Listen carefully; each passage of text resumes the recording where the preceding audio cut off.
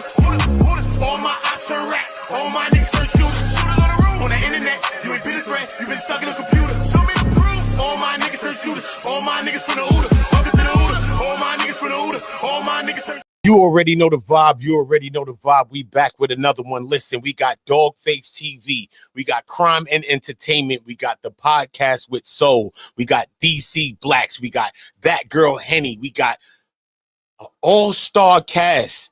And they're talking Big Meech, Tammy Cowins, Cuffy Gatlin, Keith Cromer, Agent Jack Harvey. This whole ordeal, this whole scandal. This is what they're talking about. Salute to everybody. This is the Go Neck. Listen, man. Ain't nowhere else to go, man. This is the Go sector. This is the Go network. And this is on Go. All right. I'm Uda. I'm on Go. You on Go. We all on Go. But the difference about this channel from any other YouTube channel is that we on Go together. Okay. That's the only difference. Everything else is the same. Salute to y'all, though. You already know. Big up yourselves. Make sure that y'all dropping likes, leaning on that like button. It costs you nothing to George Bush. That button. Yeah, you know, he wanted the war and all that. So, you know what I mean when I say George Bush the buttons. You know what I mean? George Bush the buttons. Because I'm about to get the sample loaded up in my roadcaster when he say, y'all going to have to get it cracking and come back. Y'all going to have to get it cracking and come back. Get it cracking on the like button or come back, homie. Straight. Know what I'm talking about. Don't let me play the sample, my nigga Black Sam. All right, I got him loaded up, y'all. Don't let me bring back Sam out. Salute to everybody. Let's get to this work, y'all. Hold up. Some stuff, you just gotta see it to believe it. Look at this. Somebody come look at this. But it ain't nothing like hearing it straight from the dog's mouth, because he tells it just like it is. The word on the street. Here's what's popping. Here's what's popping, people. My name is Dawgfacetv. This is Dawgfacetv podcast live on everything. Every superhero needs fucking superhero theme music. I have my own. I suggest you get your own. Hey, we're back. We're back. We're back. We're back. We always listen. I want to shout out Hollywood Wade. Because Hollywood Wade came on the YouTube streets with a big fucking gun the other day. Wasn't afraid. He didn't bring any help with him. He bring the gang with him. He came and he stood tall like a fucking man. And for that, we can appreciate him. We had a beautiful conversation. It was packed and chock full of information. It was chock full of facts. Whether you agreed or disagreed, we don't give a fuck whether you agree or not. We're not here to try to sway you from right to left. We're just here to present information as we see it. You don't agree with it, that's cool. We're not going to kill anybody about it. We're not going to cuss anybody out about not agreeing with us for any particular thing. Hey, listen, you believe what you want to believe. You take from the conversation what you take from it, and you make your own. You make your own fucking mind up about the shit. It is what it is. I want to welcome Hollywood Wade back of the Crime and Entertainment Podcast. I have Miss Kalitha Bush in the building, Thatgirlhenny, Uncle Juice, aka the Beat Factory, and I have everybody's favorite villain from Baltimore to fucking upstate New York. We have Eon Williams in the building. I'm Dawgface, call it wrong. Nobody likes me, but hey, who cares? Salute, man. Appreciate the love. Who cares? Sean G just tapped in. Sean G, what's the word with you, brother? Sean G of the Podcast with Soul podcast. He just tapped in. He's here. Hey, let's get right into it. So we had a conversation. Let's pick up where we left off with Hollywood Wade a couple of days ago. Was it yesterday or day before yesterday? Day before. Yeah, day before yesterday. So we Hollywood Wade. Let's just go right into it. We're gonna go right into. You had some questions and you had some things you want to bring up, and then we have a couple of. I want to ask you first before we do that. No, I will let you get off first. You come in and then we'll follow up what you got to do. Because I have questions for you, Wade. Okay. So first off, I want to jump off on what DC had his theory of what could have happened of why Suarez was set up in the beginning with Cuffy. And DC, if I remember correctly, you said that, you know, we all agreed that he met Suarez while he was in jail. And that's what I believe.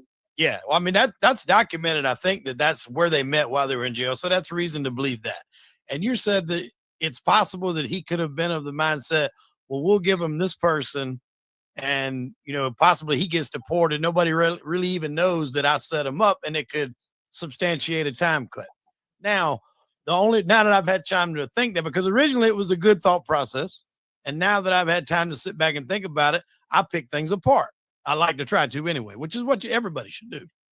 So, in saying that, number one, why I don't know if Suarez will be of the level to get Meech a time cut.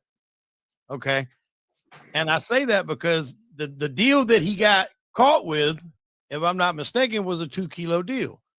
And while 2 keys might be big to some people on the streets, that's not a significant amount of product. I think everybody here would agree with that. In the grand scheme of things, that's not a significant deal. Then you have him at his own transaction. He's driving. If you're a big guy that's going to be worthy of giving Meech a time cut, you're not going to be sitting there at the transaction.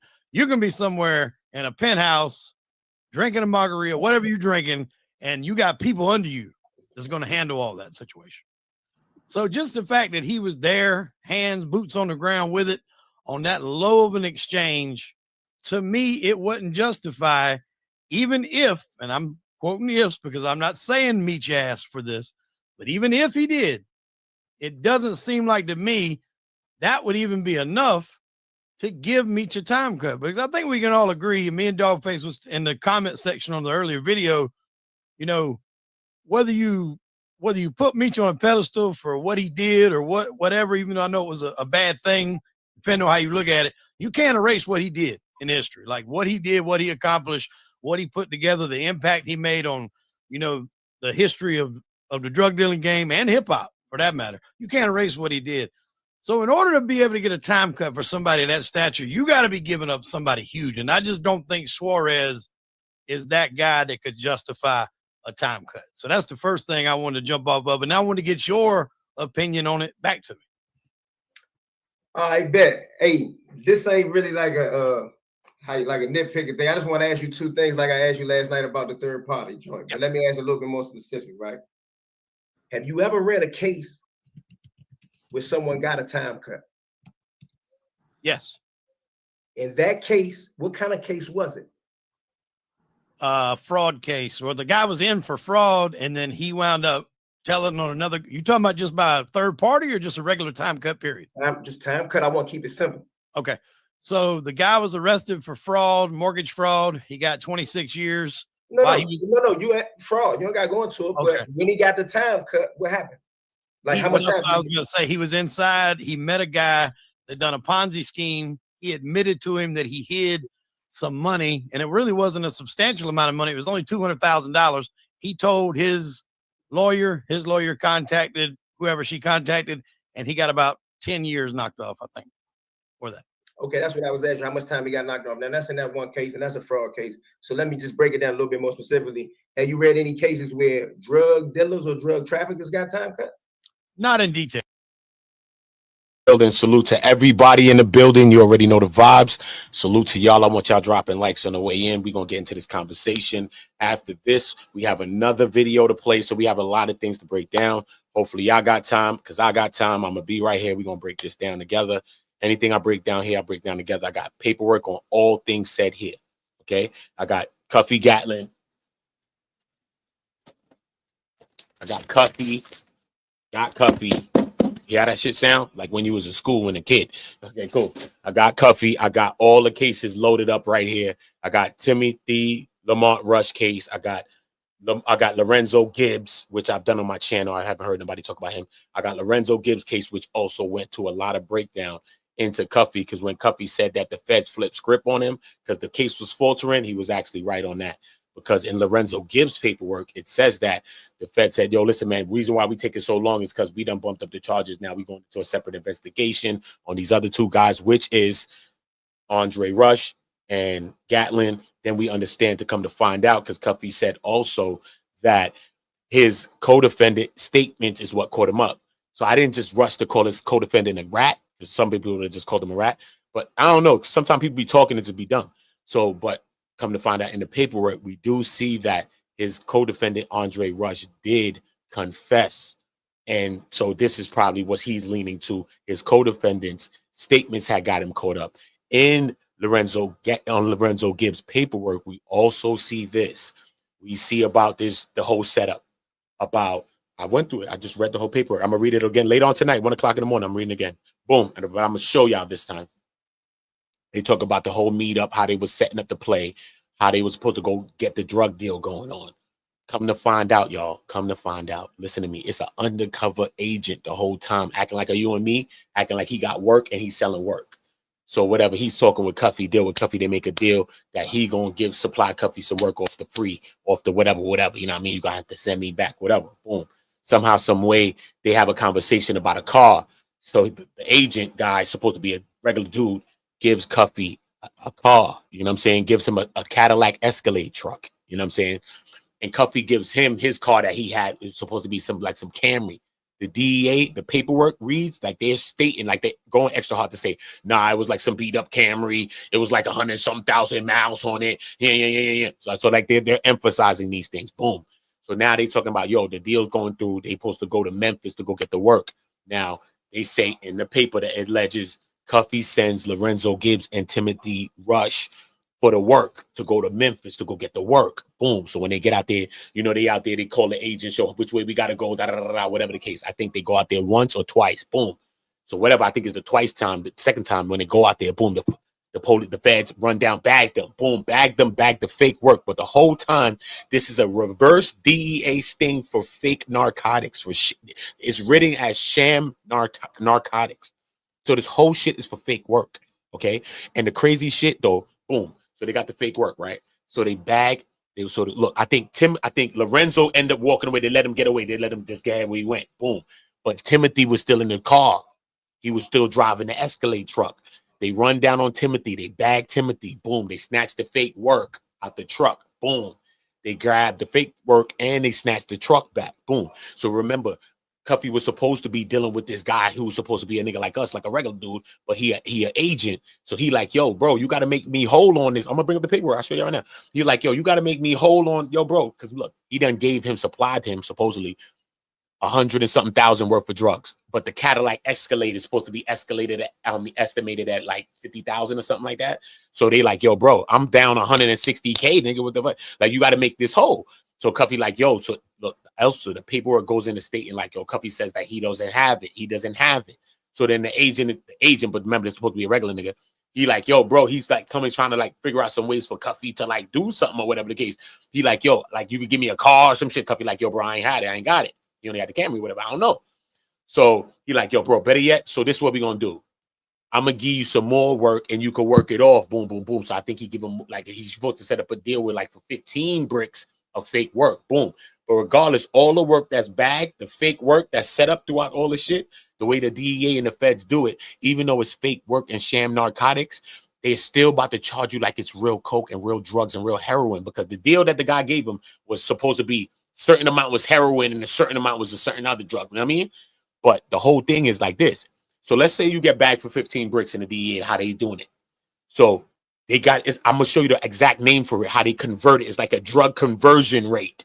So they convert the weight, you know what I'm saying? The drug conversion weight. So they convert the weight of what you got, what you're supposed to be like. Let's say it's a fake deal. You say, yo, bro, I got 15 bricks. I'm like, yo, fuck it. I'm going to buy the 15 bricks. But I don't got to see the 15 bricks. Conspiracy alone is me saying I want the 15 bricks. I'm locked. But look, boom. So it's 15 bricks was supposed to be the deal. So I'm about to be locked for no 15 bricks is even hit. I'm about to be in jail for this shit. Doing 10 probably. But look, so it's a conspiracy charge. So boom. So the 15 bricks was supposed to be our deal, right?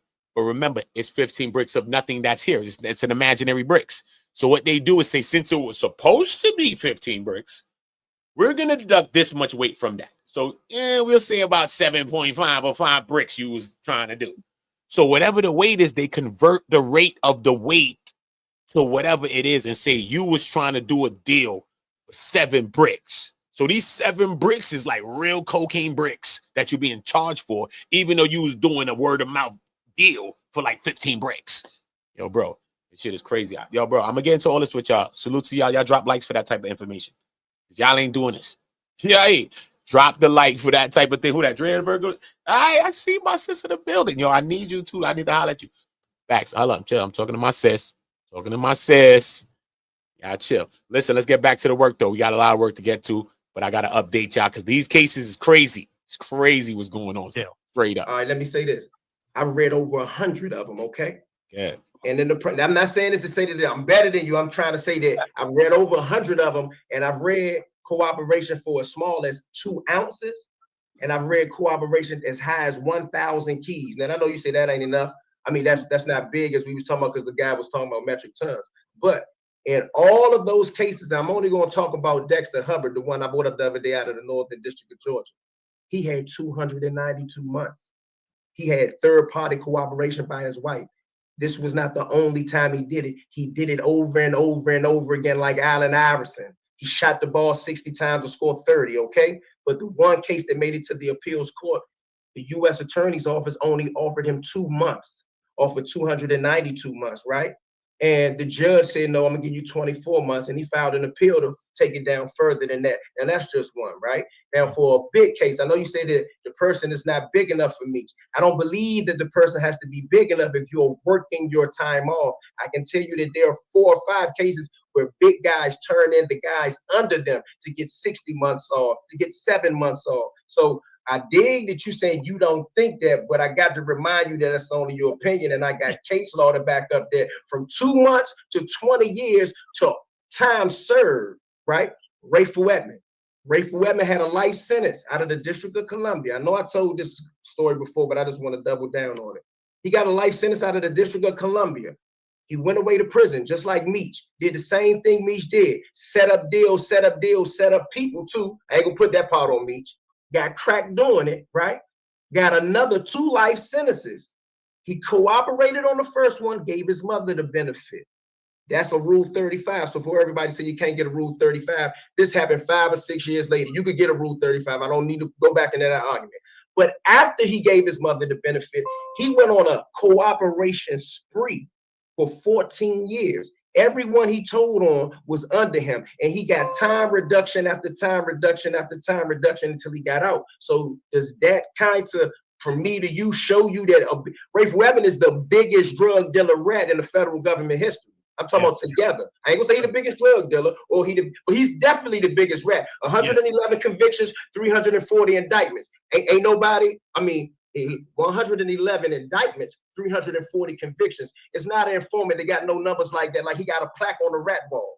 But he did it for 14 years is what I'm telling you, Wade. And I don't believe that Meech is above doing that. And I don't believe that Suarez would have been as small for that particular bust that you mentioned, because that's only the bust that got him to jail. If they could have busted him with 2,500 keys and another connection, that would have been worth at least a year cut. It would have been worth at least 2 months like Dexter Hubbard, which I got the case law for. I'm going to stop there. So, I mean, and that's very valid in what you're saying.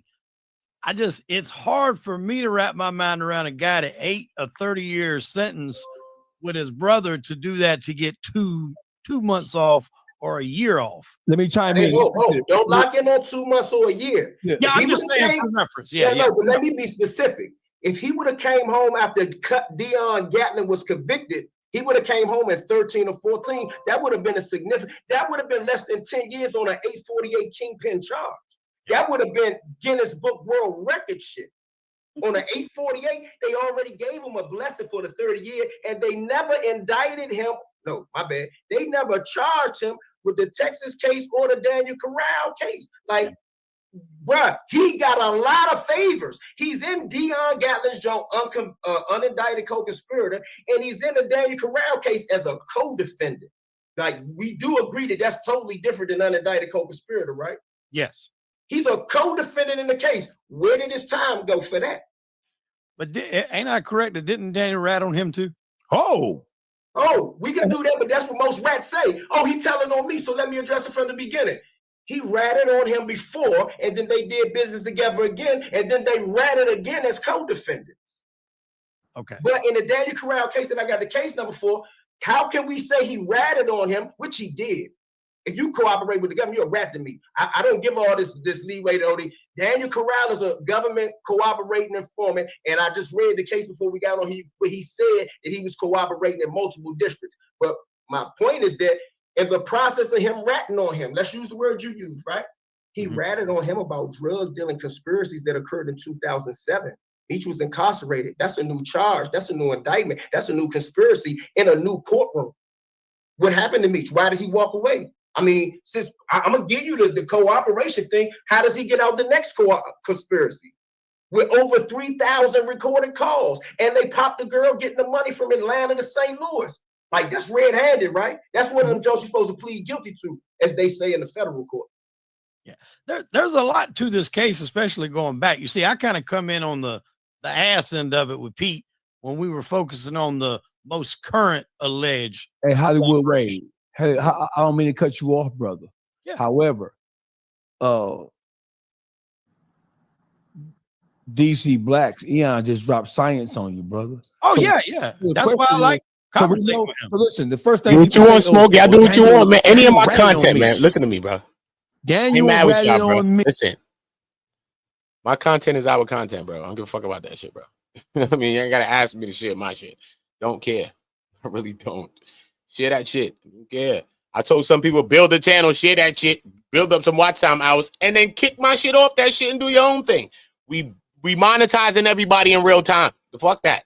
Everybody create. Let's get to a bag, y'all. This is called Go Sector on Go. Every time you pass Go, you got $200, nigga. So we need this type of vibe going on around. We know when we come around Go, we on Go. Straight up. Do what y'all need to do. Don't ask me to share nothing around my shit. Share that shit. Do what you want to do. Don't care. Win, win, win. Win, win, win, win. Y'all know what I'm saying? Everybody fucking win, nigga. Win, win, win, y'all. About a drug conspiracy case took place almost 2 years after Meech was incarcerated for drug trafficking, for drug conspiracy. So my question to you is, what was the disposition? Meech was cited. He was an indicted co-conspirator with Mr. Corrales. Where is the disposition of what happened with Big Meech as it relates to that case with the rat Corrales? What happened to it? It just went away. You don't know. Yeah, it's about what y'all think. We're gonna watch these people on the screen. That don't mean none of these niggas, not me, not nobody, no professional, and none of this shit. The fuck? Only people know about this shit. Big Meech, Cuffy, okay, Tammy, all right, Agent Jack Harvey, Keith Cromer, Keith Sweat Cromer was gonna be Craig David if his ass was by Tammy crib one more damn day. Monday, took it for a drink on damn Tuesday. The hell?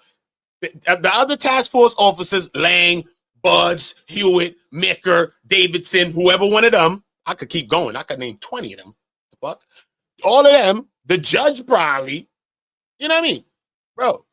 So we all speculating, bro. That's why I don't speculate that much. I just let the paperwork speak. That's why I got all the paperwork. That's why I went through the Timothy Rush on my channel. I went through the everything, bro. The OIG report, which was the Keith Cromer and Tammy shit. That's the separate report with just Keith and Tammy and a sexual liaison. That's why I started the joke with Tammy. This is where it all came from, too.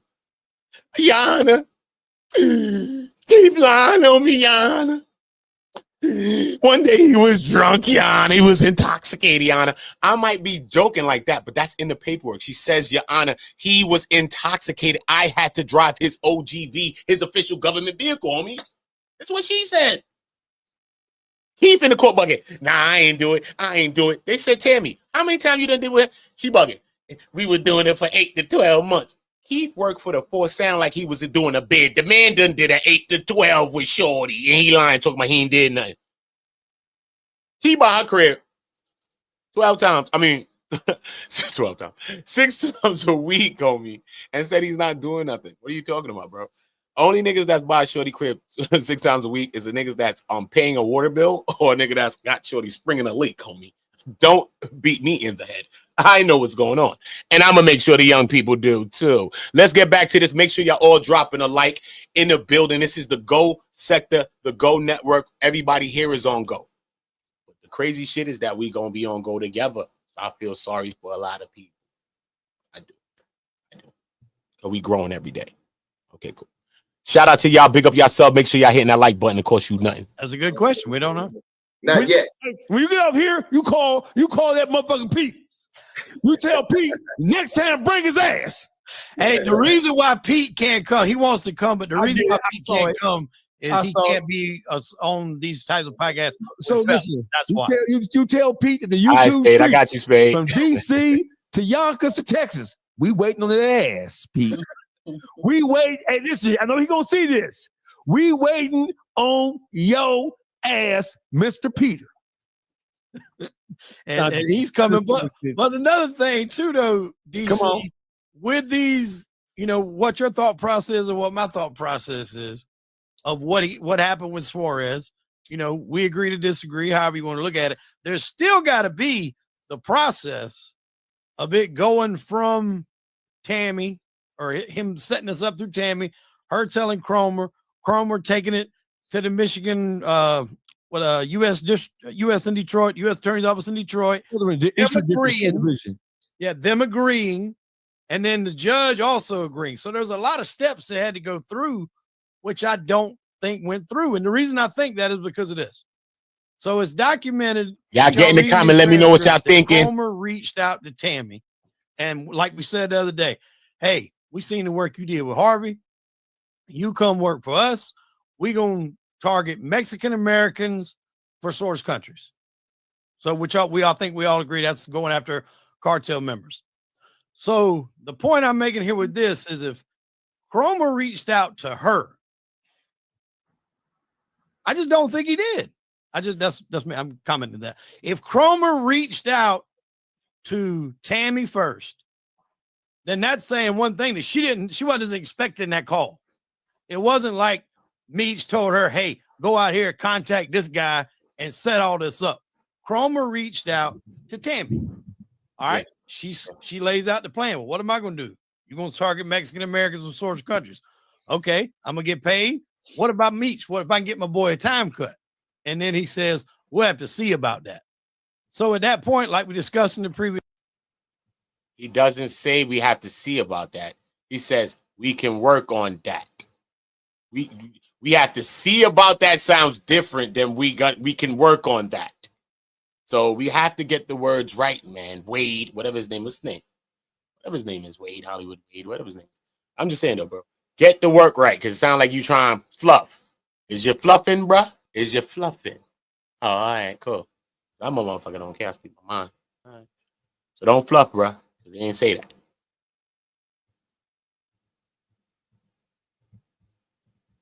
Previous episode, he cannot make that deal. He can say we'll try. He can make the deal for money, but he can say we'll try. So whether he did or he didn't take it back, he didn't agree though, to the U.S. Attorney's Office in Detroit and even ask. He said he'll try. I don't know. He probably did. They probably said, who's he going to give? That's the first thing they're going to ask is, who's he going to give up? And I agree. I don't know what he would say, but either way, we know that didn't happen, or at least I believe it didn't happen. Let me take a stab at that. Because when it comes back, it wasn't a third party with Meech because she got paid. When she got paid, then it's a first party. Let me take a stab at that. Let me take a stab at the first part of what you said. All right. So your question, the first part of your question is, I don't believe that Cromer would have did reach out to her or would have reached out to her. Why would he have reached out to her? Keith Cromer was working. He was based out of the Atlanta DEA office. Mm-hmm.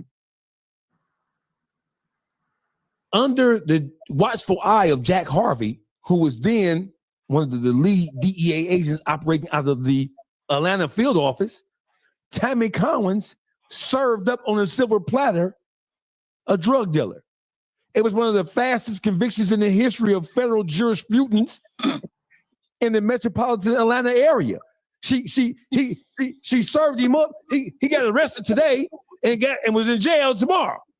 Yeah. He's a gold star fucking rat. So it's She creamed Terry. Creamed him, bro. Terry told the people in the court that he broke up with Tammy middle of the year, like July or something like that. The people in the court or the feds or whoever the hell said, listen, man, Tammy was debriefed in early spring, April. So she already was telling on this nigga. Wow, so that whole time she was getting phone calls on this nigga.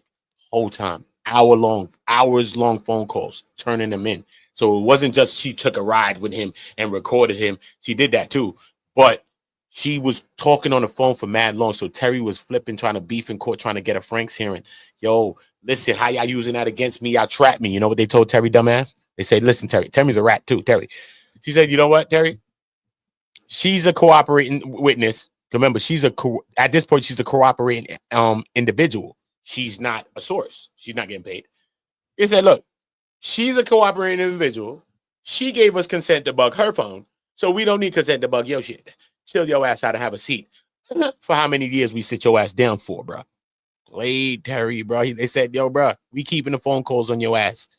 Played all them shits in court and did them dirty, slung them. Bang, boom, bow, bang. Y'all get a like in the building. If you just pulled up, salute to y'all. You already know this is the Go sector, man. Make sure the likes is on go. And it's the reason that, don't forget, Keith Cromer took over for Jack Harvey. So, of course, Jack Harvey would have briefed Keith Cromer, the person who's taking his place, on all active investigations. He would have briefed them on all active CIs, confidential witnesses, confidential informants. So once Jack Harvey explained to him the value and how much work and how proficient she was, it stands to reason that that Keith Cromer would have reached out to this high-powered gold star fucking rat. Yeah, Well, that's let me just interject for a second. She was handed over to him from Jack Harvey. When he retired, she then went to Cromer. And then from there, he knew about, he knew about how valuable she was because, like you said, Jack Harvey. Yeah, so he passed Tammy off. All the work that she had done, yada, yada, yada, yada, yada. So that's when they joined. So it wasn't a matter of him reaching out to her. It was a matter of her being passed on and Cromer becoming her handler. Okay, so the information that I got was yes, when Henny. Harvey Yes, retired, Henny. he gave That's her right, y'all. $55,000 after the Terry White investigation was concluded, and he went to jail. She didn't even technically ask for anything beforehand, but he paid her the $55,000, and then he considered her closed as the CI for that situation. Then when he retired, then Cromer reached out. So you're saying you have conflicting information that she was never closed out. I don't know where you got that from because in the testament, and oh, go ahead. You're muted. Go ahead. She didn't really have to keep working, but remember, she just got paid the $55,000 after she did it for free.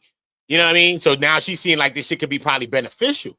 So now remember, so when she talked to Keith Cromer, the first conversation, remember Keith hit her and Keith said, I want you to stay on board. And she was like, okay, what will I have to do? And then he was like, yo, you will be setting up Hispanic people. And you won't have to testify because we just going to deport them anyway after we lock them up with the big seizures. So you ain't got to worry about that. And she said, yo, can I make money? And she said, yeah, you can make some money depending on what you do, especially if you do something big. And then she said, can I get Demetrius Flenory a time cut? And then Cromer says, we can work on that. Real talk. Y'all drop a like in the building. Make sure the likes is on go. I know you on go. I'm on go. We on go together. This shit about to break the internet, son. We're about to break the internet on this channel. We've already gained like 4,000 subscribers in a couple of months. How much you think we're going to gain when everybody gets on to us? Okay, cool. Make sure you're dropping likes and supporting the thing because God said he liked me and he like us together building. So let's work. Facts. Let's get back to that thing. I ain't talking too much on this. DC. My bad. I think you be getting tripped up on the word reached out. She was in an office, the same office she debriefed in prior to. He walked in the office according to the transcript and introductions was made there and at a bar and somewhere else outside. But this discussion about how she would be compensated happened inside a DEA office. Like, I don't know what you mean by reached out. She came in to do her regular debriefing and this conversation came up. Well, I think I know where he's saying the reached out part comes from is because he emailed her and she met up with him. But at that point, she was passed on from Harvey to Cromer. So Harvey had passed on information to him according to the transcripts. He knew how valuable she was to 2011 DEA. is when he retired. So he picked her up. That became her handler at that time. And she was off and running to the races. Okay. So do we all agree that at that point, if she said, what about getting my boy Meech a time cut? Are we all in agreement that at that point we know that Cromer did not have the ability to do that? Nah, I don't agree with that at all. I actually feel like for real, you interjecting your opinion in it because DEA agents and FBI agents are the first agents that present the cooperation to you. And the next play is to go to the U.S. Attorney's Office. He told her at a later time when she bought that third-party cooperation ship in Florida that no, we not doing it. Like this dude that took it out of context and say, no, we don't do it here. He was telling her ass, no, this situation, and I'm using the word verbatim. He said, this situation is so convoluted. We're not doing it with them. So he is the quarterback of any cooperation. It will have to start there. She ain't gonna be able to get to the U.S. attorney without him saying that it's the deal. I disagree with you that he can't do it. He can't file the motion because the motion got to come from the U.S. attorney, but he can tell her that this the play we running. Oh yeah. He can say that. He can pitch it. Yeah. He can definitely pitch it. But I'm saying for it to get stamped and done and set in motion. But that's like that for even successful ones, though, Wade. Even the ones that are successful. Like we saying this one was successful. But let me reiterate to you my point. I never said he got the cooperation on the third. I said he attempted it. And my thing to you, even in private, is when did Meech know she was an informant? In my world, you're gonna die just for fucking with an informant. You get what I'm saying? And we discussed with an informant and set up people through the informant. So I know that the narrative of what we're talking with now is that I want to stay on that. But I'm saying for me to you, I never said that they were successful. I said he introduced this man to an informant and this man is arrested for that. But back to what our conversation is, I do believe that the motherfucking third party cooperation starts with the DEA agent or the FBI agent that the informant is dealing with. That's what I believe. Before we continue, Hollywood Wade, I want to introduce you to Miss Khalita Bush. Miss Khalita Bush and her ex-husband, right? She just was released from federal custody not too long ago after serving 10 years in prison. Her husband, I believe, is still in prison. They operated one of the most successful third-party cooperation firms in the great state of fucking Texas, where in which they had employees who were informants on payroll. They made millions of dollars off of providing information to people who were incarcerated, primarily in federal custody, that those people didn't use that information to get their sentences reduced in some form, shape, or fashion. Ms. Bush, Mr. Wade. Hey, it's a pleasure to meet you. He mentioned you on the last episode a little bit about your story. I'd love to have you on to dive into that, because when I first heard that was an actual thing, it kind of blew me away. And when he told me that that's what you and your husband was into, I definitely love to have you on. Okay, well, maybe we can talk about that. But as the situation goes with Meech, I haven't read into his case or his paperwork. My stance on the whole situation is when we're talking about the DEA speaking with Ms. Cowins and basically saying, not saying okay, but not saying no, that's because that's the way that they work. Like, I've actually made phone calls to DEA agents and started just giving a name, and all of a sudden, hold on one second, because the name is so big. Hold on one second. Next thing you know, I'm on the phone with the United States attorney. So, I mean, it depends on how they want to do it. I've called attorneys and spoke to attorneys on behalf of clients who were incarcerated, who wanted some relief on their sentence. And sometimes these guys are incarcerated for some time before they decide that, hey, I want to work with the government. And when it comes to my ex, so I'm thinking that basically that's the way that he came up with this third party cooperation firm, was because he was an informant with the federal government, with the DEA for some time. And he did one night in jail. In Texas, they will tell you that he had a deal that nobody ever got. The work was that good. And he took down little fish to big sharks to get that. And he did it in a matter of less than 2 years. And I'd like to elaborate on that. See, they don't have to start nasty work, yo. Big that's just as powerful. You're talking some real shit. Don't have no problem with working their way up the chain of command. They'll take 5 little fish.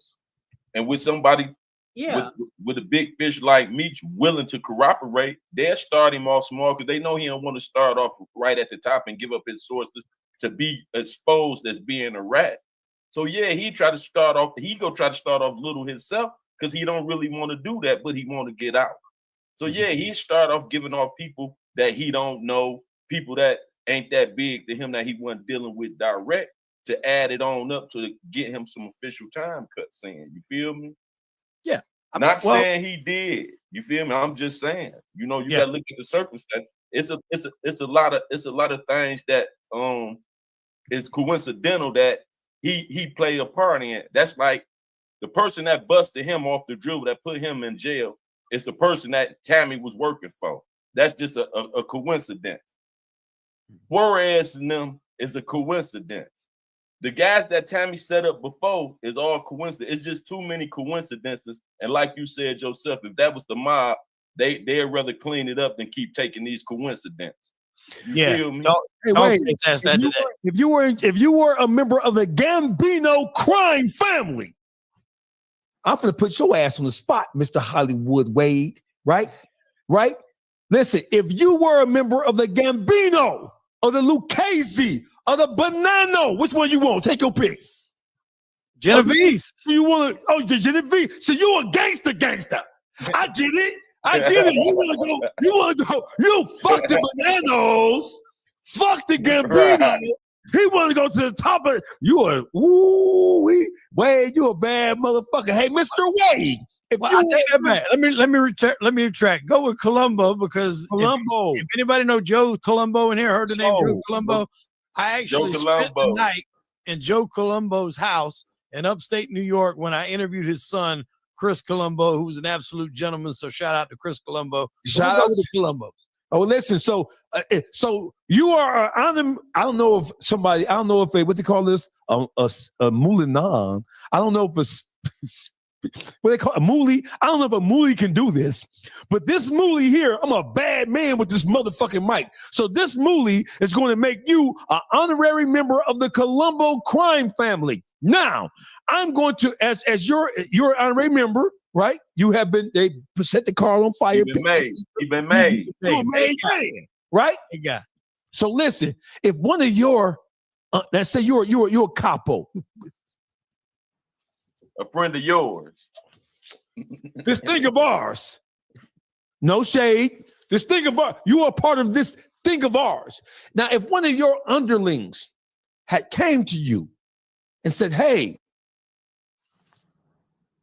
boss of all bosses, Hollywood Colombo, the person who you're dealing with, this moolie, Demetrius, here are all the facts that we have to look at right here. And they presented the Corrales thing with no disposition. There's no end point. They present to you all this shit with Cuffy. They present to you the fact that this motherfucker is not the brightest tool in the shed to begin with, right? If they lay out everything that we have laid out to you over the last 2 sessions that we have had a conversation with you, and you are in a position to protect the interests of the Colombo crime family and the interests of the greater fucking mafia. We can't say mafia because you ain't supposed to say that. You would get whacked for saying mafia.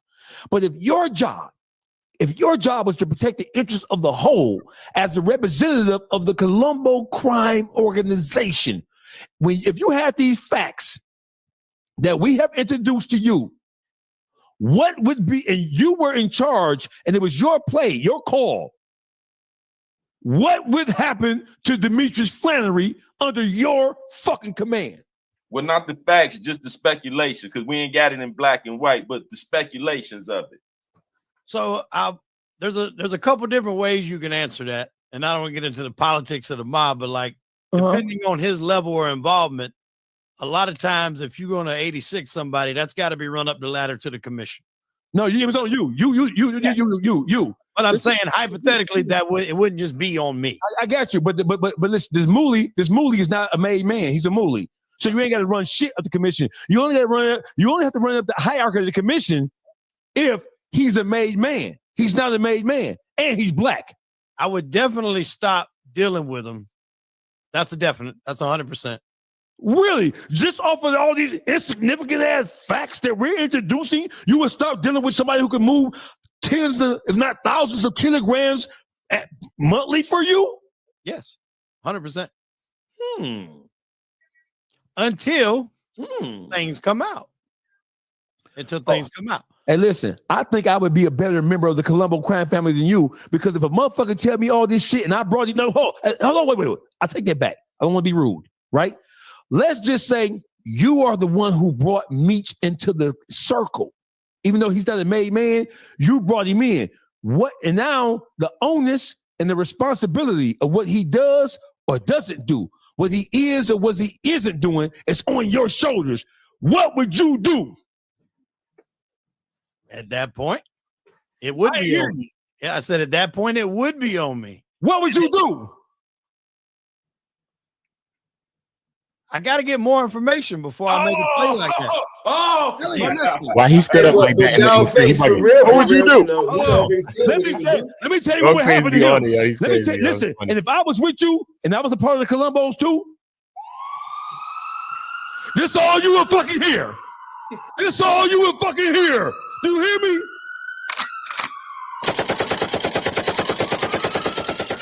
That's all you would fucking hear, Wade.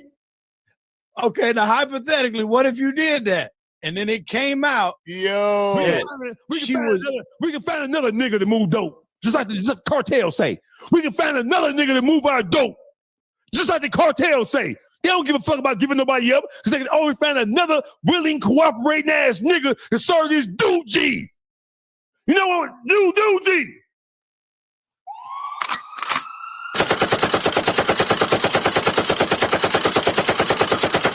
Shout out to Alina. Thank you, love. You know that. Always love to you, man. You know that. Hitting from Ukraine. Shout out to her, man. Shout out to you, Queen. Always. Know that. Shout out to you, Queen. Shout out to you. Know the vibes. How everything now. God damn it, he gotta go. I'm not gonna risk my life when I've been presented with all these facts about all these maybes and hypotheticals and this mooly. It's not, if I go to him, he tell me I ain't gotta tell you shit. Who are you? I'm him. You'll be an unalived son of a bitch. And you willing to put your life, Hollywood way, on the line when you've been presented with all this evidence, where there's smoke, there's fire. They taught you that in 3rd grade. I'm still not 100% convinced, though. You ain't got to be. Hey, listen, watch this and let somebody else take over. The Mafia and how they moved from coast to coast. There have been many of men who've been walked into a room and didn't walk out. 100%.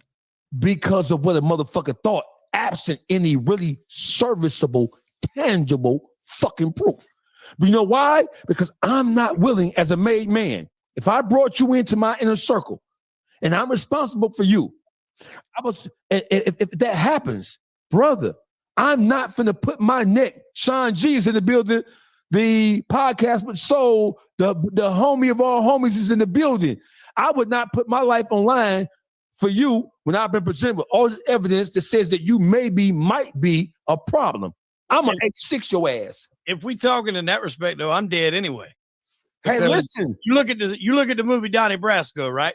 Yes. They brought Donnie Brasco in, Lefty. I forgot his name in the movie. But they killed everybody. They would have killed Lefty if he didn't go to prison. They killed Sonny Black and Napolitano. But the point, they killed Sonny Black. So even if I said, "Yo, this guy's doing this," and I take him out, I'm still probably gonna get killed. Hey, listen, but I brought him around. You just took it. You just walked around the corner when we ain't going around the corner yet. We talked about. So listen, if I come to you and I tell you, hey, if I present the case about Meech to you, right, long before it even gets to the upper bosses, the other capos, and you have an opportunity to clean this fucking potential mess up, would you clean it up based on what information that you have received right so far? Well, you got to understand, it's chess to this now. Oh, if no, you it take ain't. him out, then it's going to create issues of why you took him out. It's going to bring heat to you. And then if you are wrong, you're going to get more heat. Have you ever watched, what's the show with Forrest Whitaker? The story Godfather Harlem. Do you know the story of Madam Sinclair? Yes. We know the story of Bumpy Johnson. Yeah, Bumpy is from Charleston, where I'm from. Okay, so listen. I need you to give me a straightforward answer respectfully. If the facts that we are presenting to you, or if we don't even gonna call them facts, if the allegations that we are talking about right now if I came to you as a high-ranking member of the Colombo crime family, and I said, hey, listen, Wade, this is what I discovered about your man, the Mooly Demetrius, right? Here's the information that I'm gathering. Here's what my sources are telling me about this guy. You brought him into the family. You're going to be held responsible for him. What do you want us to do? Because at this point, he ain't told on nobody close to us yet, right? I'm your underboss. What would you tell me to do to Mr. Demetrius? Yeah, we just get into a breakdown. We just trying to let them break their thing down because I'm gonna get into. I got all the paperwork here, so if it's something for me to say on too much thing, but this is all about what we think about it. So y'all get in the chat, y'all put y'all opinions in it, because I know they're saying things up there that you are either agreeing, triggering you saying you agree or you don't agree with. So y'all just get what y'all thoughts in there, because even y'all thoughts help my thoughts, and this is what it's all about: us bringing our thoughts together. So y'all just get in the chat. Salute to everybody that has dropped a like. How much of y'all? 31 leaders have dropped a like. Be one of those leaders. Step out the crowd and drop a like. Goal on this video while we live is 100, and then we'll go from there further because I'm going to be here for a while. Because we have another video to break down after this, and we still have some time in this one. So salute to y'all. Hopefully I have time. If not, y'all going to go ahead and come back, and we're going to be here still live, man. We on go, man. Salute to everybody, y'all. Facts. Let's get back to it.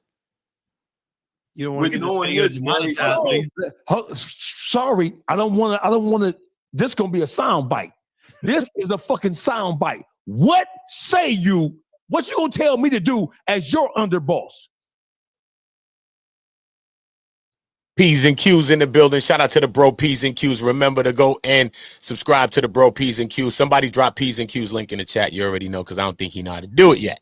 Yeah, I'll drop his link in the chat for him, man. Drop your links too if you want to. Take care of the problem. You mother. Check this out. It's what the streets want to know. Hell yeah. That real, that raw. The drug so powerful, it will make you sell the clothes off your back. It's straight drop, baby. Yeah, baby. From Thank the people you, you want to hear it from. Drop Talina link too. Everybody links. Drop y'all links. It's Unleashed, Reloaded.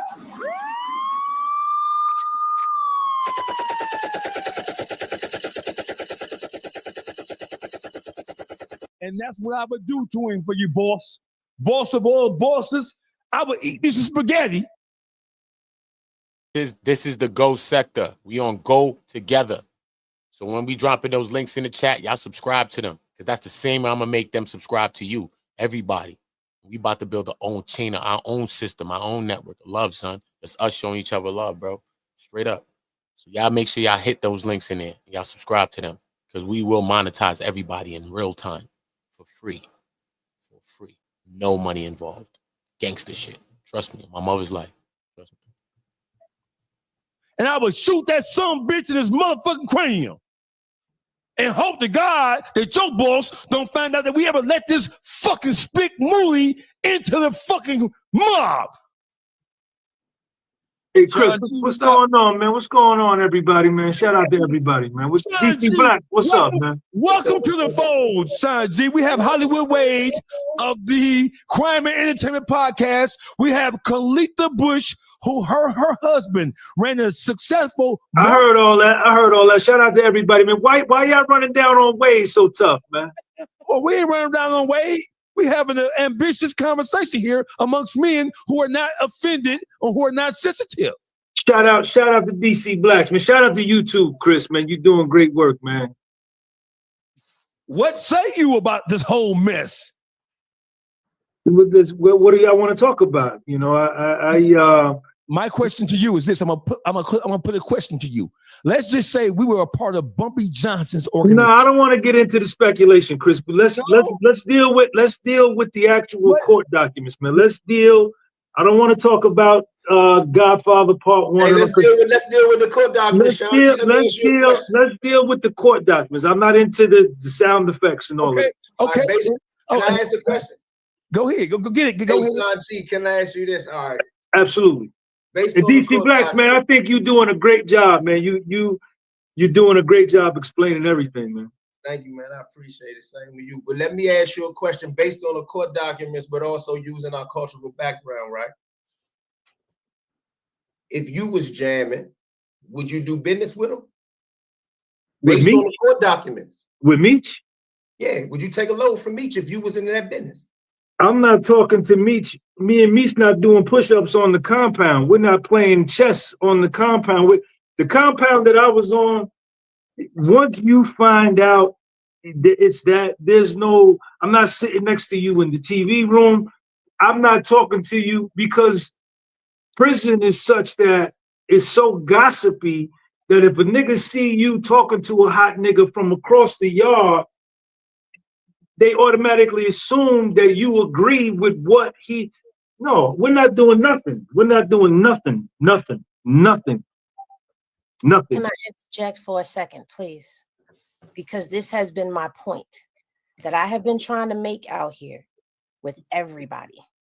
Y'all can debate the paperwork all you want to, but everything that we're talking about right now is the moral, the principle, and the rules, codes, and ethics of this lifestyle.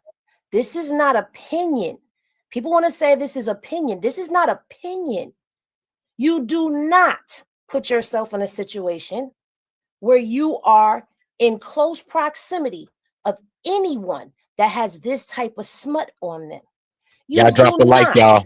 give a person with this kind of smut that much access to you or your legacy. And everyone keeps overlooking all of this stuff is side-eye worthy, where this is basically what's being said.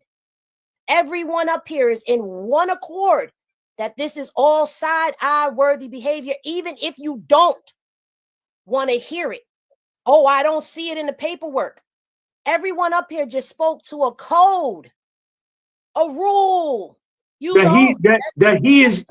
That he is familiar with, Henny, that he knows. Exactly. And when that he people knows. say that doesn't matter, it does. When It you are a does matter. person that's in the streets at the level that he was, you cannot ignore that no matter how much you try. So let me answer this real quick. DC Blacks, what about you? Same question to you, what you asked me. Is he in your workout car? Are you doing burpees with him in rec? And the word is absolutely no. I mean, I could get to talking jazzy, but you know what I mean? I ain't messing with him. But instead of me talking jazzy, let me say that the Federal Bureau of Prisons took the threat serious. They locked him down during the time when this was going on. So they even felt like something was up. I read Nobody's that. talking about that. I read that. Dawgface, what about you? Are you playing casino with him? Are you doing a push-up routine with him in the unit? I just did an interview I was a member of the Nation of Islam. I was one of the rebels. I was one of the ones who didn't follow his orders and instructions. I got suspended from the Nation of Islam on several occasions, and the person who was the person in the higher command of me in St. Louis on level 4 yard, where niggas was getting killed and drowned in the toilet, and they drowned in a toilet in a cell. Listen, I would have stabbed him in his motherfucking face. Listen, they told me when I got to Morgantown, and I know people talk a lot of shit about Morgantown. It's now a camp now, but when I was there, it was an FCI. But what they told me is that you can't even go to the bubble by yourself and talk to a CO by yourself. You have to bring somebody with you so they can hear the conversation. So when y'all leave the CO, the niggas gonna run and say, what did they talk about? Because if you talking to the CO by yourself, they don't know what you're saying. This nigga got extra bell pepper. He got 3 extra pillows. He got a phone. So this is what they told me. So that's a fact. I got one question for y'all, and I'm curious to how y'all feel, because we don't really dive into this too much, right? So the consensus of most people, and I agree, why is Meech, who he was, his reputation, dealing with Tammy Cowins, with her doing what she's doing, getting all these people jammed up? That's what a lot of Let's go around. Let's go around. Hey, Juice, you start with that. Answer that question, Juice. Oh, hold on. That ain't the main question. Oh, okay. You get 2? The point is, if everybody's agreeing with that, how do we look at it now that 50 is dealing with her? Because if you're going to say that's a business move, which is understandable, You might have to look at it the same way with Meech, because if he signed all his life rights to her, hey, listen, he's got no way to get them back. Watch this. Listen.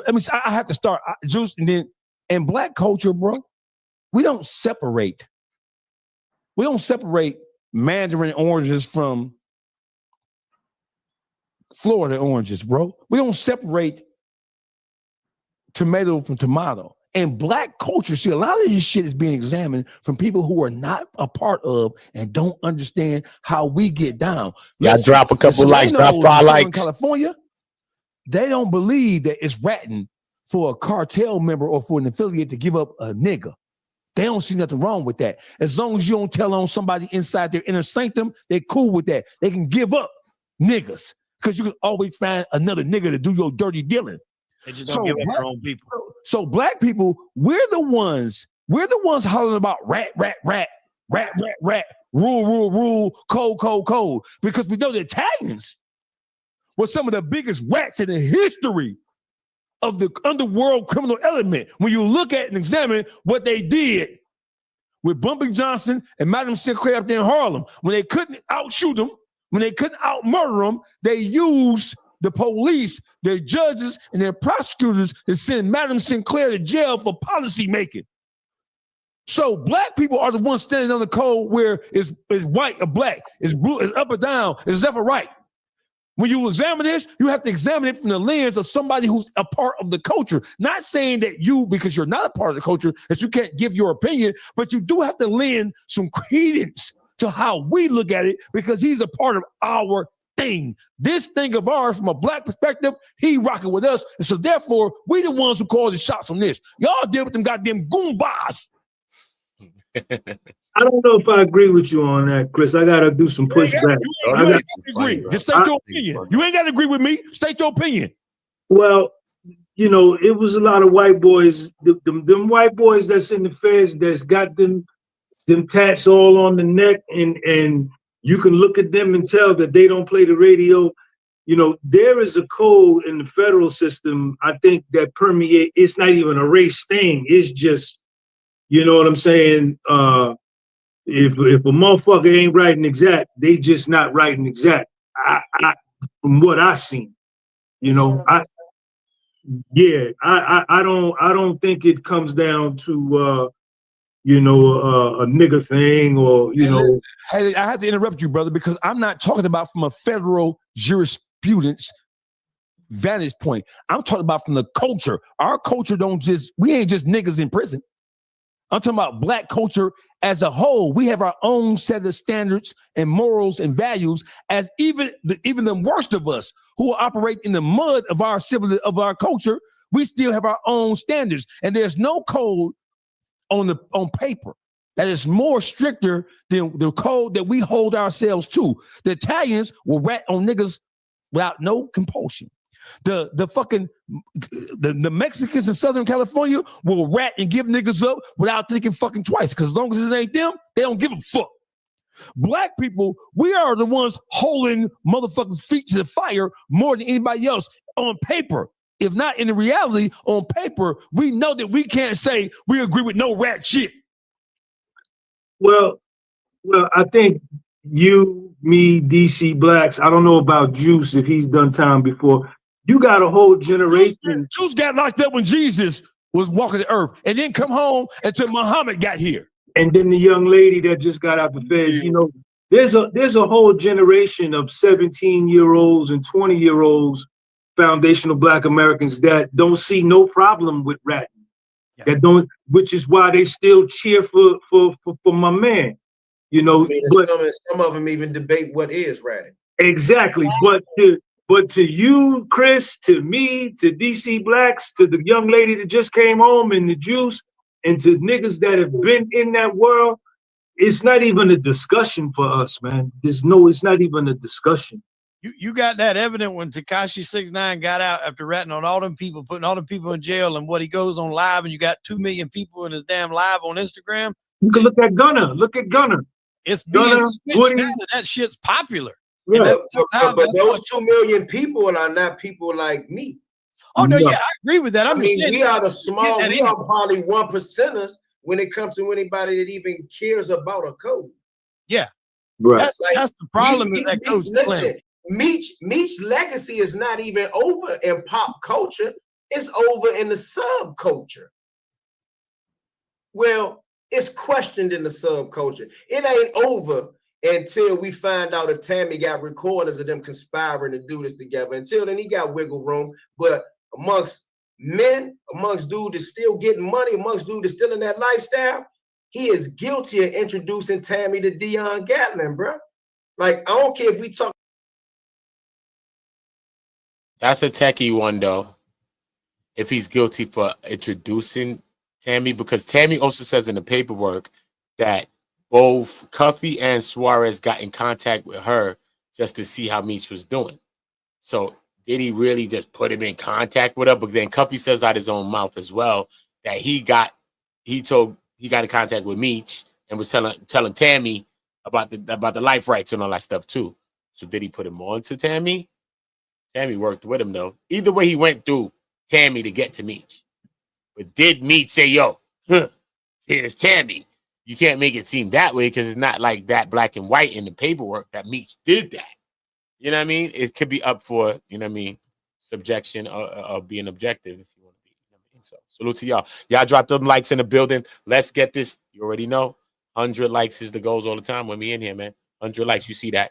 Let's put it on 100 likes. If you haven't dropped a like now, drop a like. This is the go sector. YouTube gives y'all all a like and a dislike, and I want you to use them when you're around here.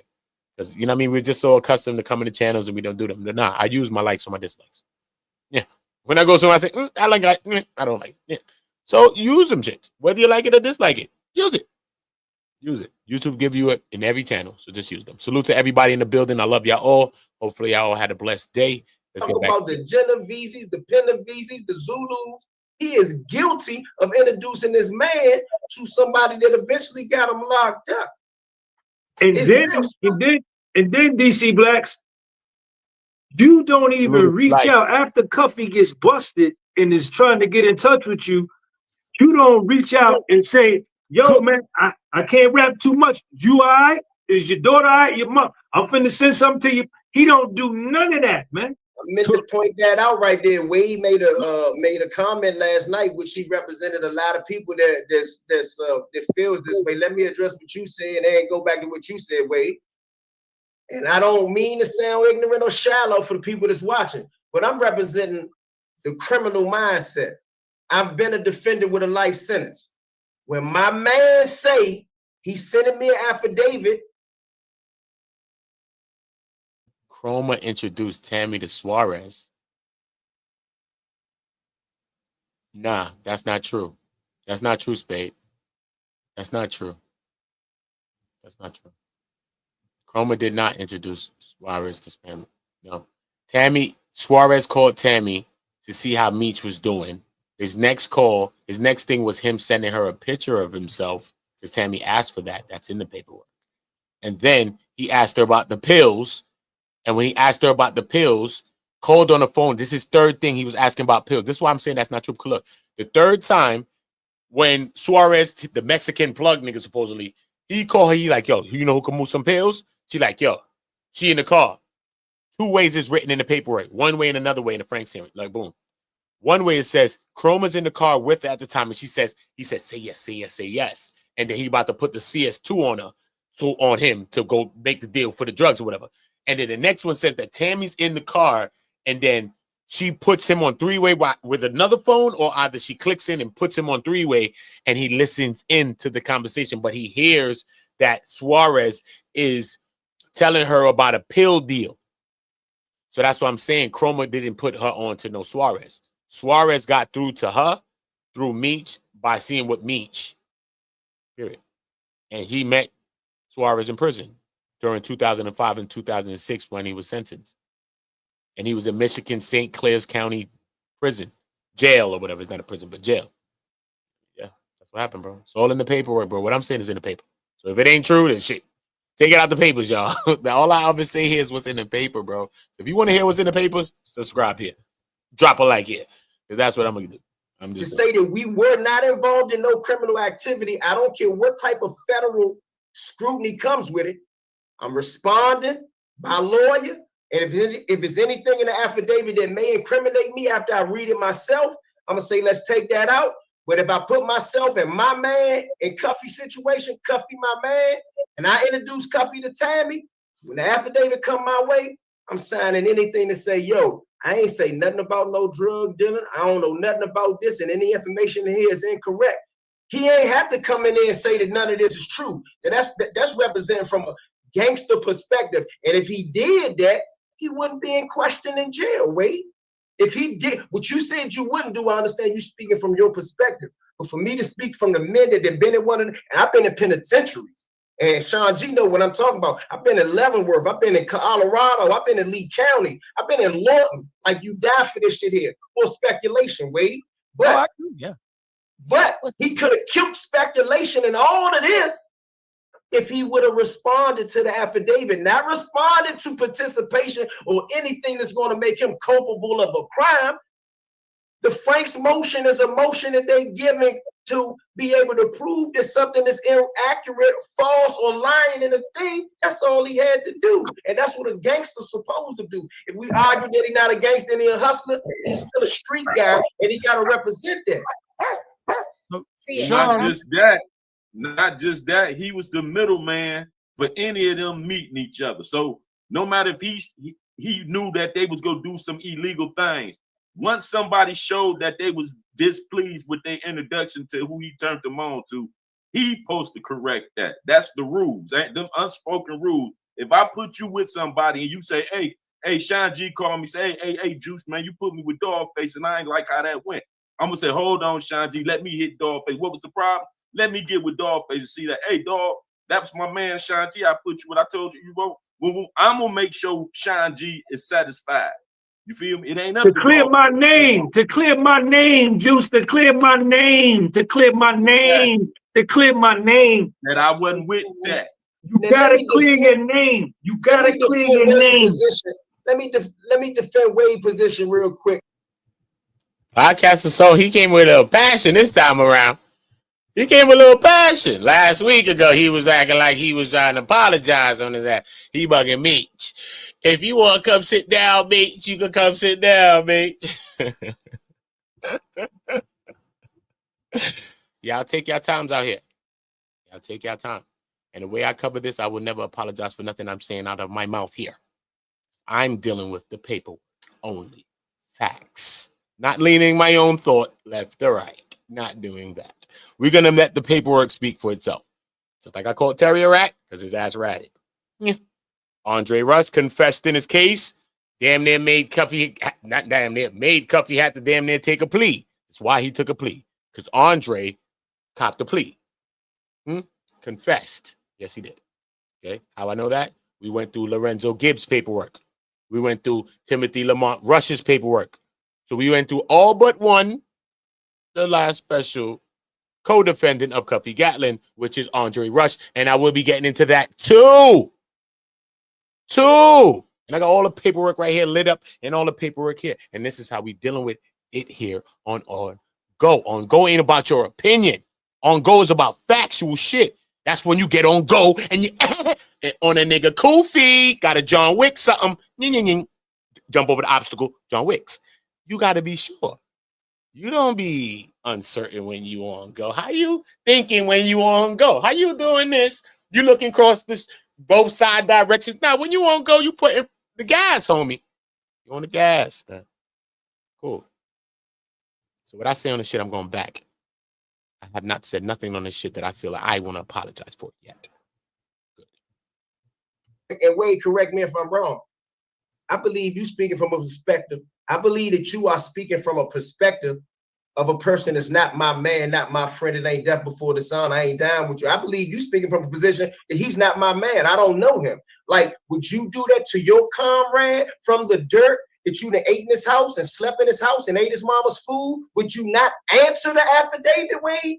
Your friend, not Cuffy, but your closest friend. I definitely think there's a way he could have gotten some sort of correspondence that wouldn't have jammed him up. Appreciate you, D-Nail. I appreciate you, bro. I'm going to talk about the insult to injury. Because when that 42 Doug's call came out, he said he don't owe nobody shit. And he do. And he did wrong. in everybody's face, because you know what? Take it a step further. Let's go a step further. I said this before. With Tammy being the nucleus of his communications with everybody, he put his whole network of people at risk for her to pick and choose who she gonna serve up to the DEA. She put them all at risk when her phone had a tap on it, for them all to get jammed up on something. So for you to say you don't owe nobody shit, that's basically sticking your middle finger and your ass up to everybody who's been standing beside you. And you can't say that he didn't know, because word travels very quickly through them jails about what she was doing. And you were told, and your people getting jammed up. Nisa came out and said she almost got her locked up for lying on her. Blue says he told you. You getting word of what she's doing, and you still working with her, but you don't owe nobody shit. How about you do? You owe a lot of people. You don't owe the general public. You owe a lot of people. Does anybody on here believe that Meech was not aware of the Terry White case, when now 1090 Jake done ran a video where he went back and found footage of it on the Atlanta News, which proves my point? Does any That was when was Meech aware of this situation? That's the question. This is the $1 million question. I've been played that Terry White shit, man. Talking about 1090 Jake. That's who you seen that from, nigga. I'm weeks ahead of you niggas then. I don't know how y'all niggas is in the lead of anything. If 1090 Jake did that shit 2 days ago, nigga, and I had that shit on my channel weeks ago, what the fuck are we talking about here, y'all? What are we talking about? Not only do I have the Frank's hearing on my channel, full paperwork reads. I want to see black people reading. Because at one time, nigga, for me to be reading how I'm reading on this shit, they'd have kicked me out the house, because I'd have been a house nigga, because I'm light skinned, right? Cool. They'd have kicked me out the crib, put me in the field, made me pick cotton. Then they'd have put me on a boat, shipped me to the Caribbean island. They'd have made me pick bananas, plantains, and sugar cane if I was in Jamaica. Then they'd have slit my damn throat, home skillet. So when you see me reading, y'all best to be dropping light. This ain't the reading rainbow, nigga. I can do anything, nigga. This ain't that. Okay, cool. We went through all of that here. We went through Terry White's case here. I also went through the separate OPR OIG investigations, which was a separate investigation of Tammy and Keith, which when I found out they was having separate shared hotel rooms and all this was going on. Found out that she was driving his OGV, his official government vehicle, and all that. Other friends coming through, chilling in Keith, chilling in the room with Keith, looking like one of Keith's friends. Was it Maurice Keith? So why in your testimony, Keith, you said you wasn't with nobody, but then people went to go spend nights with other men? What kind of men? What's all this men business, Keith Cromer? Too many men. It's raining men's. No, hallelujah. It's raining men's, Keith. Let's get in that. Okay, cool. So we went through that. We went through Terry White, so we understand Terry White, who the hell that guy is. All right. We went through the breakdown of the cars that was forfeited in the seizure. We went through the locations, the cribs. I brought the cribs up on screen and showed you the cribs. The 5 cars, the 2 Benzes, the 500 SL, the matching. No, the nigga Terry was balling though, bro. The nigga Terry was balling. Son, the nigga had the car, the coupe to the 4-door of every car. Nigga had the CL500. He had the S500. He had the G-Wagon. He had the C-Class. He had the 600. They took all that. They went through the bank accounts. They took all of that. The safety deposit. They took all of that. They said that he had a lot of jewelry and a lot of diamonds. They took a lot of that. They bulked it all into just precious jewels and stones. That's what they said. They never itemized it. They said that precious jewels and stones. They took all that from Terry, gave her $55,000. Thank you for your services, lady. Thank you for your services. Cool. We also went into Timothy Lamont Rush, who is one of Cuffy Gatlin's co-defendants, which is also the brother of another of Cuffy Gatlin's co-defendants, which is one Andre Rush. We see that Andre Rush and Cuffy Gatlin had the charges bumped up on them. So when Cuffy says that the feds flipped script on him because the case was faltering, he's actually right about that. because the separate murder thing and all that shit was something that was trumped up afterwards. So the feds really wanted Cuffy really bad. Yes, that's a fact. How do I know that? We learned that from Timothy Lamont Rush's case and Gibbs. But in Gibbs' case, we see how the reverse sting operation went and how all of that went. So this is what we're dealing with. And that's all paperwork. And I have all that shit loaded up right here on these tabs in front of me. So when we here, we don't go for real. This ain't no jokey business. I'm not talking no shit out my ass, home skillets. Shit is real. Okay? And y'all put some respect on shit. Niggas is out here facing lives in 20s and 30s and shit like that. Let the paperwork speak. I have never caught Meech or Cuffy a rat.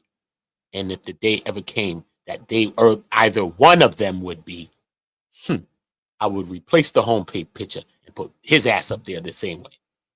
I don't give a fuck. I don't like rats. Not even the animal one or the human form ones. Period. Now that we're clear. Thank you. Anybody believe that he was not aware of who Terry White was when Terry White caught the last case? Man, I just want to ask. He knew who he was. Okay. Because a lot of people that was trolling me, they didn't know. By show of hands, if you believe that Big Meech did not know or was not aware of what Tammy Cowins was doing, raise your hand if you believe that he didn't know anything about Tammy Cowins. At that time. At that time. Because if he knew she was a rat at that time, would you say, wait? At what time specifically? Because I got some information that he gave her those life rights before the situation happened with the guy that she turned to Terry White. All right, but I don't know that. I ain't gonna dispute that. But to answer your question specifically, I'm asking anybody believe that during the Terry White takedown and he was big shit in Atlanta, do anybody believe that he was not aware of at least Terry White and what was going on? I'm going to go a step further. There's no way you were at his level and didn't even know Terry White on the outside before any of this happened, because all hustlers, dealers, gangsters, if you in the streets, everybody know everybody. And the weight that Terry White was moving, there's no way that Meech didn't know who he was, and there's no way he didn't find out what happened to him. Miss Khalita Bush, I need you to chime in here, ma'am. Okay. I mean, I believe that he knew. I mean, I told you that I spoke to so many guys who were incarcerated that y'all just wouldn't believe it. Like, he is no way he didn't know. Like, what do you gain from being even affiliated with this lady, period, even after you knew what she was and who she was? You know what's crazy? When they're cross-examining, when Welby is cross-examining Jack Harvey in 2016, Jack Harvey on the stand says they still remain in steady contact, talking about Meech in 2016. Not just hold on. Let me add something to that. Not only is that questionable, but it's questionable that after Jack Harvey has retired, he is still a mentor to Tammy. She called him when she couldn't trust no other agents. Like that, bro. They as a family of rats, bro. They all friends, man. I don't give a nobody. But he knew she was not to be trusted because he was writing down notes on everything that she said. So he was able to pull out that notebook and go back to everything she told him. If Meech Tammy was an informant and did everything that we saying that she doing, he extra wrong for introducing them to Cuffy. I ain't looking for a 35 or 5K1. Like I'm saying with two. I'm really not just talking to you, Wade, but my whole issue been he knew what she was and he dealt with it, and I believe he's under the psychosis that these guys are out here under, saying it won't happen to me. I'm Big Meech, she won't dare. Well, she did, and she did it twice. She did it to him in this paperwork and expose him, and now she coming back for pop culture to expose him again. He deserved everything she's doing to him, even if he didn't cooperate. So you saying regardless whether he said, hey, set this deal up for Suarez and Cuffy so I can get if he knew she was an informant. If she was an informant. So regardless of it was set this up so I can make some paper while I'm locked away, or if he really did know what was going on and he said, set this up for a time cut, either way, he's still wrong for bringing Cuffy to her. Whoa, can I answer that? Hold on. How did she get with her? Ain't nobody looked at that. Harvey the one that locked Meech up. She went to Harvey. She got the Harvey from another informant that she was friends with that had his number in his goddamn phone on speed dial. Yeah. And did they reveal who that? I don't hang out with no bunch of informants, even though I ain't in the streets and I ain't gonna say I'm gonna do this to you. Bruh, an informant can't stiff on me because he can't get on the field with me. Facts. So did they reveal Don't deal who with that no bunch of informant was? informants. Did they reveal who that informant was that turned her on? I haven't discovered who that was. And even when Jack Harvey talked about it all the way in 16, he wouldn't mention it by name. They keep saying friend or associate. We don't know who that is. Well, That's they another. they labeled him as an ex-con. Right. They did, right. but I still couldn't. I haven't been able to zero in on his ass. Right. Jack Harvey becomes now, is this somebody that Jack Harvey locked up already? How was she connected to? Or cooperated? Because remember this, Terry White learned to be a cooperator so well. It's in the transcripts. I'm sure Sean G. read it. After his first arrest, when he finally became a cooperator, he began cooperating from the contact with the officer. The judge or the prosecutor even asked, so you were negotiating your own cooperation rights? He said, yes, I knew. I knew the officer would not take the handcuffs off unless I was going to do this and that. And I told him unless he was going to take the handcuffs off, I was not cooperating. He knew how to cooperate technically at the time. And this is about nine. This probably was about the 2009 one or the don't quote me on that one. I go back and get it for you. He got 3 cases. He didn't turn cooperator into the second case. This is the weed case. This is the weed case to talk about. He would not talk until the police took the handcuffs off. He knew how important he was as an informant.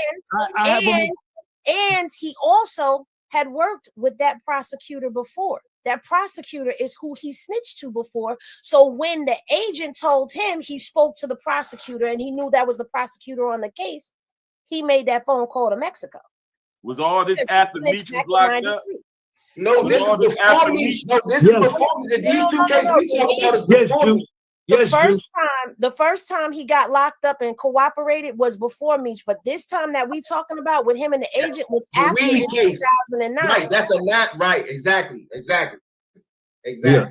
And one of the main recordings, I don't know who noticed, so I know I'm repeating it, but one of the main recordings that was used against Terry White was recorded on Tammy's cell phone while on the way to visit Meech. Yep.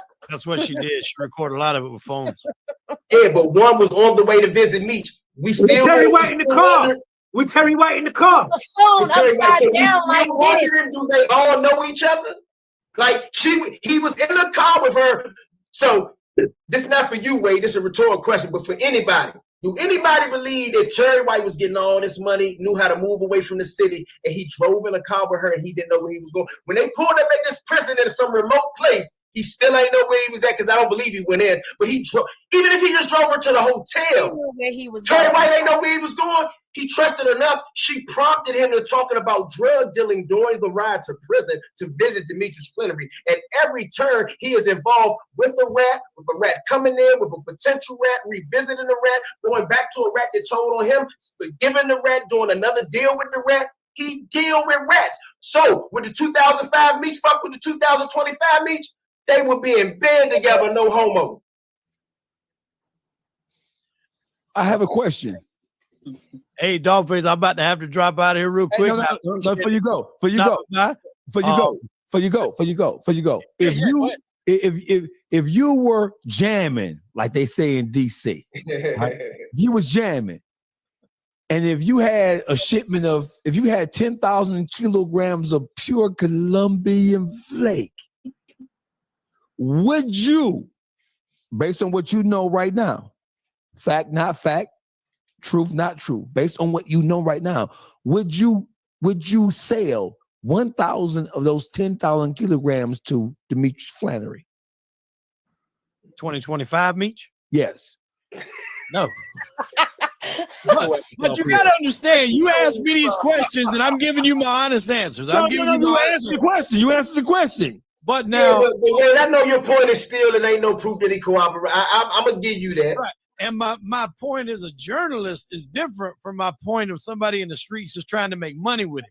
My point as a journalist is I'm trying to get facts stone cold that, yeah, he did it. I have my opinions. I have my theories. It don't mean I'm right. It don't mean anybody else is wrong or right. And listen, you send Pete a message for the YouTube streets. We can't wait till he get off federal papers so we can get his ass up here. You tell, hey Pete, I know you watching this, Pete. Wherever you at with that little cell phone with your little calculating motherfucker, you calculating that motherfucker. We can't wait to see your ass, Pete. Tell Pete he can come on here. We ain't on papers. Ain't nobody on papers no more. No, but it's still an affiliation with us criminal ass niggas. Oh, okay. See, he started a podcast with another guy who was a former felon, and then he about got jammed up for it. So he had to figure out another way to do it. I got you. I beat my case so he could come on with me. Yeah, well, we appreciate you for tapping in, Wade, man. Have a good day. Anytime you want to come back, we have to get together too, Wade. Yes, sir. I'm gonna try to link up with all y'all, man. We'll do something for sure. I love this type of conversation. Yeah. We ain't double team you, did you? Because you know the audience be on our ass. Did we make you feel uncomfortable, Wade? Did the black? Yeah, y'all double teamed him. Y'all ran down on him. I'm gonna answer that for him. Y'all ran down on him. But like I put it like this: you asking me questions that I got to answer from a lot of different sides. As a journalist, I'm gonna have a different answer as opposed to if I'm a mob guy or a street guy. Yeah, there's all different answers. We're all journalists. We're all operating in the auspices of journalism here. Yeah, right? But a journalist ain't gonna do all them sound effects you was doing in real life. You ain't got no journalists offering nobody. Girl, bye. This is new age journalism. This ain't your granddaddy CNN. This ain't your granddaddy Channel 7. This the YouTube motherfucking streets. Thank you, brother. I'll be good, man. Appreciate y'all. You, Hollywood. Appreciate y'all. Sean G, Khalita Bush, Sean G, Miss Khalita Bush, as you already probably aware, her ex-husband operated a third-party cooperation firm in which they made millions of dollars, providing information to people who were incarcerated, from gangbangers to drug traffickers, in an attempt to use that information to get themselves out of jail long before they guys had been in prison 10, 15 years trying to get out by giving information to the DEA so the DEA can make cases and then backhand give them credit for it without them even being in paper. Yeah, I heard your introduction of her, man. That blows my mind, man. I must be just a fucking corny, lame nigga, just straight up and down follow the rules, because I can't even fathom somebody would even do something like that, man. Well, my ex did, and I heard that I'm thinking that he started this whole third-party cooperation firm that he had based off of the government and what he had learned from working with the government. Yeah. What's most shocking is though how the government had these informers would leave us with this content to create, because certain people looking for specifics and paperwork, and we very well know, us that's been incarcerated, know all rats ain't gonna be in the paperwork. The feds got up on when the inmate come to the fed joint, he got to show his paperwork and all that, and the guys go be on him. So what they start doing is giving out fake paperwork as well as just keeping their names out the paperwork. So it depends on the level and banning certain paperwork. Right. Certain paperwork can't even bring in the institution because someone was hurt behind it. Right. Because people was getting extorted. Dudes was getting extorted and assaulted behind their paperwork. Yeah. A PSI in the feds is contraband. If they catch you with it, they gonna take it and write you up. You're gonna get a shot. Oh, and Juice, I ain't really trying to debate it, but I forgot to say this. With Meech being on a halfway house and technically still being in, if he do talk about a certain thing, he can get a write-up and he will have to revisit the DHO just like in jail and will go back to the hole to a county jail. Now, when he all the way off in the BOP, like right now, if he pissed dirty or he take his bracelet off, he's going to get a shot. He's not going to necessarily automatically get an escape, but he's going to get a shot. You know what a shot is. He's going to get a shot and he got to go back to DHO and they will send his ass back to jail if he do anything dumb. I got to defend him on that because the feds is a different monster. Right. And I ain't necessarily defending him. I just know a dude that was on house arrest. He had an eye problem. They had to answer the phone. He a dangerous dude, okay? And I don't mean that like I'm just he dead. I mean on his paperwork, you know what I'm saying, Sean G, they said that he had violent charges.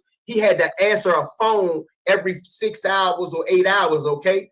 His eye problem didn't allow him to answer the phone, so they put him down for escape and they wrote him up, but they left the escape alone, but they gave him a shot and sent him back to prison for 6 months. Back to the prison that he came from. He from Washington, D.C. They sent him all the way back to Terre Haute, Indiana for 6 months for missing the phone call. On house arrest. The same shit Meech on. Home confinement, whatever the proper term is. It's house arrest to me. Just like supervised release is parole to me. I don't give a fuck they talking about they got rid of parole. If you come home on a system of supervision that you violate, you go back to prison. In layman's terms, that's parole, bro. Violate that shit. For real. Violate that shit. I was on parole. I was on federal parole for 10 years, bro. I came home on a life sentence. They don't even get a sentence out no more. I'm like a dinosaur. But I caught the case so young that I'm my age and the dudes that had it don't exist no more. It's probably not even one other person in DC right now that's on parole with an elbow from a regular DC sentence. You get what I'm saying? Like they don't even get a sentence out no more.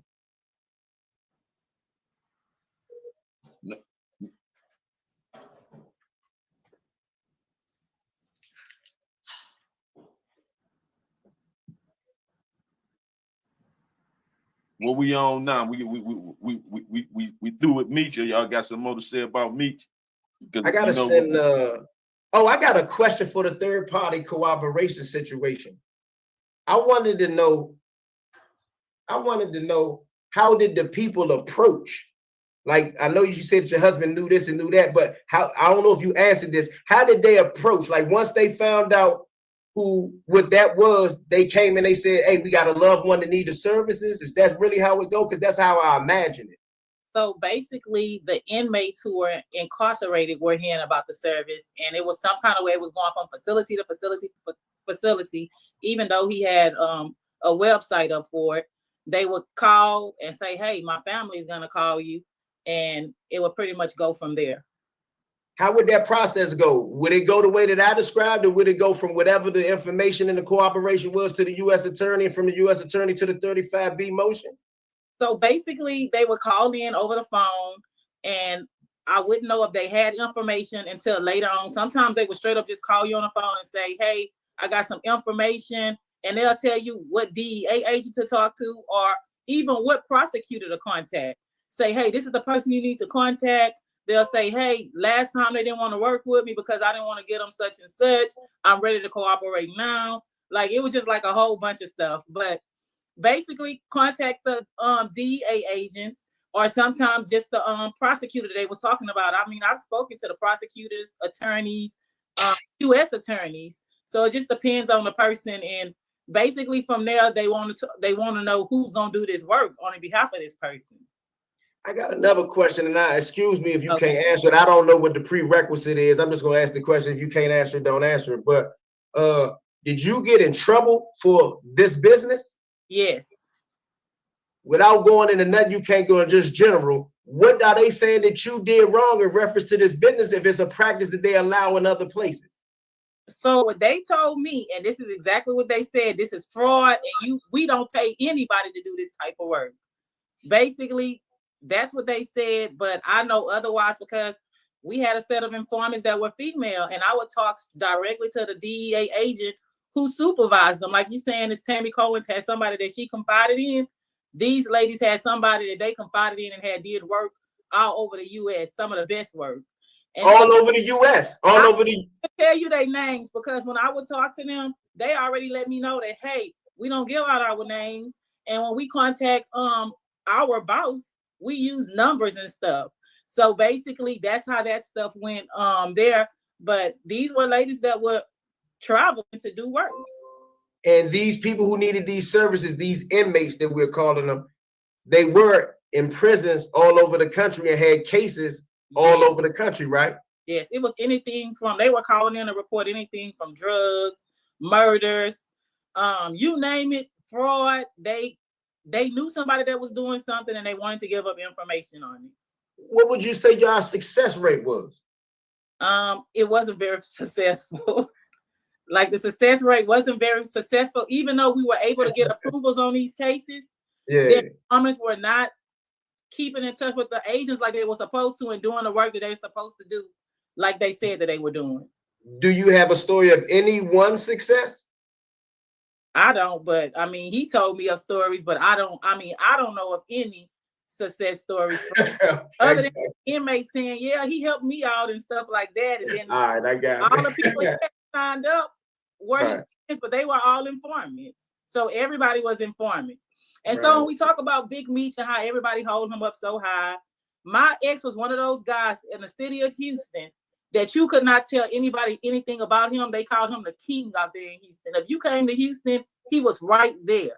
And so I remember it was a time where some guys that knew that he was an informant came down and said it was a big event at a club, and they started calling him out, telling the people that he was a rat and throwing stuff, and it was like getting real crazy. But the people in Club Dreams Houston got real crazy bad. And they were basically like, this is the realest MF we ever met, the realest person we know. Y'all can't tell us S about him. And they had like all these police officers and bodyguards just swipe all the people out the club that were saying the stuff. Like it was nothing that you could say. So people are going to believe what they want to believe because if they think this is a real person, he's out here, he's doing this, this, and that. You can't tell us nothing about him. They're not going to believe it. And now, so I know you said he was big like that in Houston, but just hypothetically for all of us, who don't think that Meech can't go to certain big cities and get that same love still? He can. I mean, it's people that's gonna when I was telling like when I was telling Dogface, like it's unbelievable if you believe that you can get 200 phone calls in a day from facilities. They have their own phones, they're calling, they passing the phones around, everybody trying to get work done, everybody want to get out of prison.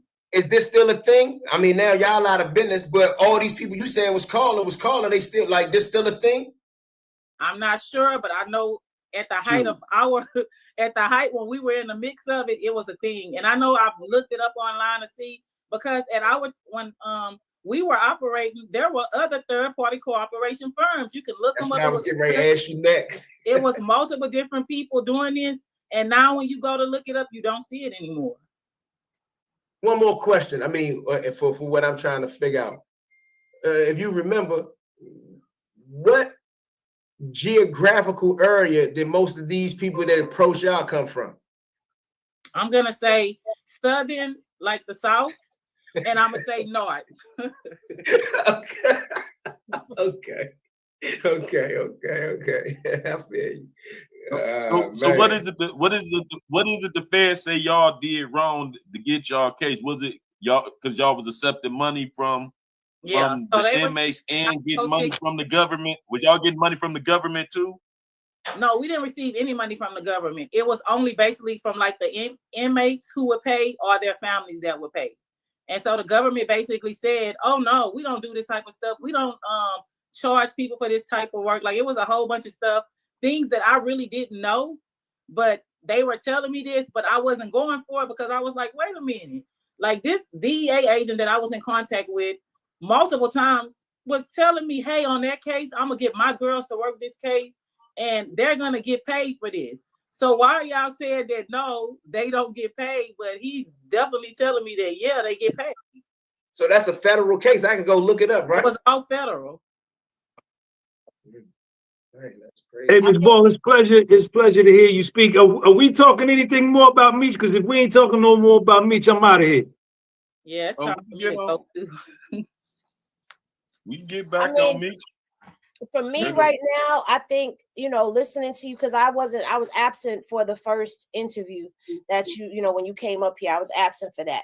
But when I was sitting back listening. We appreciate you, Sean G, man. If you gotta go, cut out, bro. We appreciate you stopping by. All right. Appreciate you, Chris. Shout out to everybody. Peace. All right. I think the thing that carried with me the most is the thing that it's majority females who are informants, correct? I would say, but from where the information is coming from, it's the men.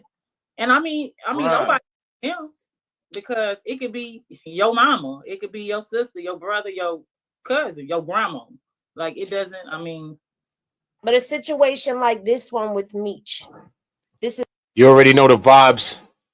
Let me see how much. Yeah. Exactly on time. You already know the vibes. Like I said, link is in the chat. Lift your voice. That's what this thing is about. It's not about just us writing. One thing my older brother taught me is that, you know what I mean? When you send in a message to somebody, like even with your girlfriend, sometimes you might write a message. I'll be going through something. And he said, don't ever send that message. Pick up the phone and call. Because words can get mistaken. One, you could throw one word off and then somebody take your whole sentence to mean something else. You know what I mean? And you're like, that ain't my intentions. That's what y'all talking about. So we got to begin to start lifting our voices. You know what I mean? So the link is in the chat for those that want to lift their voice. It's not uncommon. And when you were in business doing this, this wasn't an uncommon thing to have a female working for the inmate, feeding the information, doing it wasn't uncommon. What's being alleged? Let me say allegedly for the platform. No, absolutely not. That's crazy work. And if it was running rampant back then, imagine what it is they now. Call it nasty. Hey, here they call it nasty work. It ain't crazy. It's nasty. Now, I gotta find a different word for this because it's beyond nasty or diabolical. What her and her husband was doing on the streets, they got the guys already in the federal joints in the penitentiaries with these rat hookups, teaching each other how to rat and how to go about it and try to hide their identity while they doing so. So this ain't the first time I heard it, but it's the first time I heard it in her case where they had started a corporation on the streets where they was getting paid and people was paying the rat. You feel me? So that's what really tripped me out. But I understand why they was paying. They was trying to pay for their freedom. They weren't paying to a rat. They was paying for their freedom, but they wanted the rat to secure their freedom. You feel me? The money wasn't go get them out. It was what information they had now to give. Hold on, just we got name with it. Mike Jackson. Bang, bang. You already know the vibes. We got that girl Henny in the building. That girl Henny is in the building. You know what I mean? We've been both that did this. Nice guys. I know y'all want to see the mix up. Yeah, we about to fix up. That's what's going on. That's what happened. That's what happened, y'all. Hear me? Salute to that girl, Henny. We live in the building. We was just listening to her. You know, when she chime in, she be having some shit to say. I mean, I most definitely shout out to the queens that got something to say. Shout out to the queens that, you know what I mean, speaking on topics like this too. You know what I mean? We can all speak on different topics. Doesn't matter. Different things trigger different people in different ways.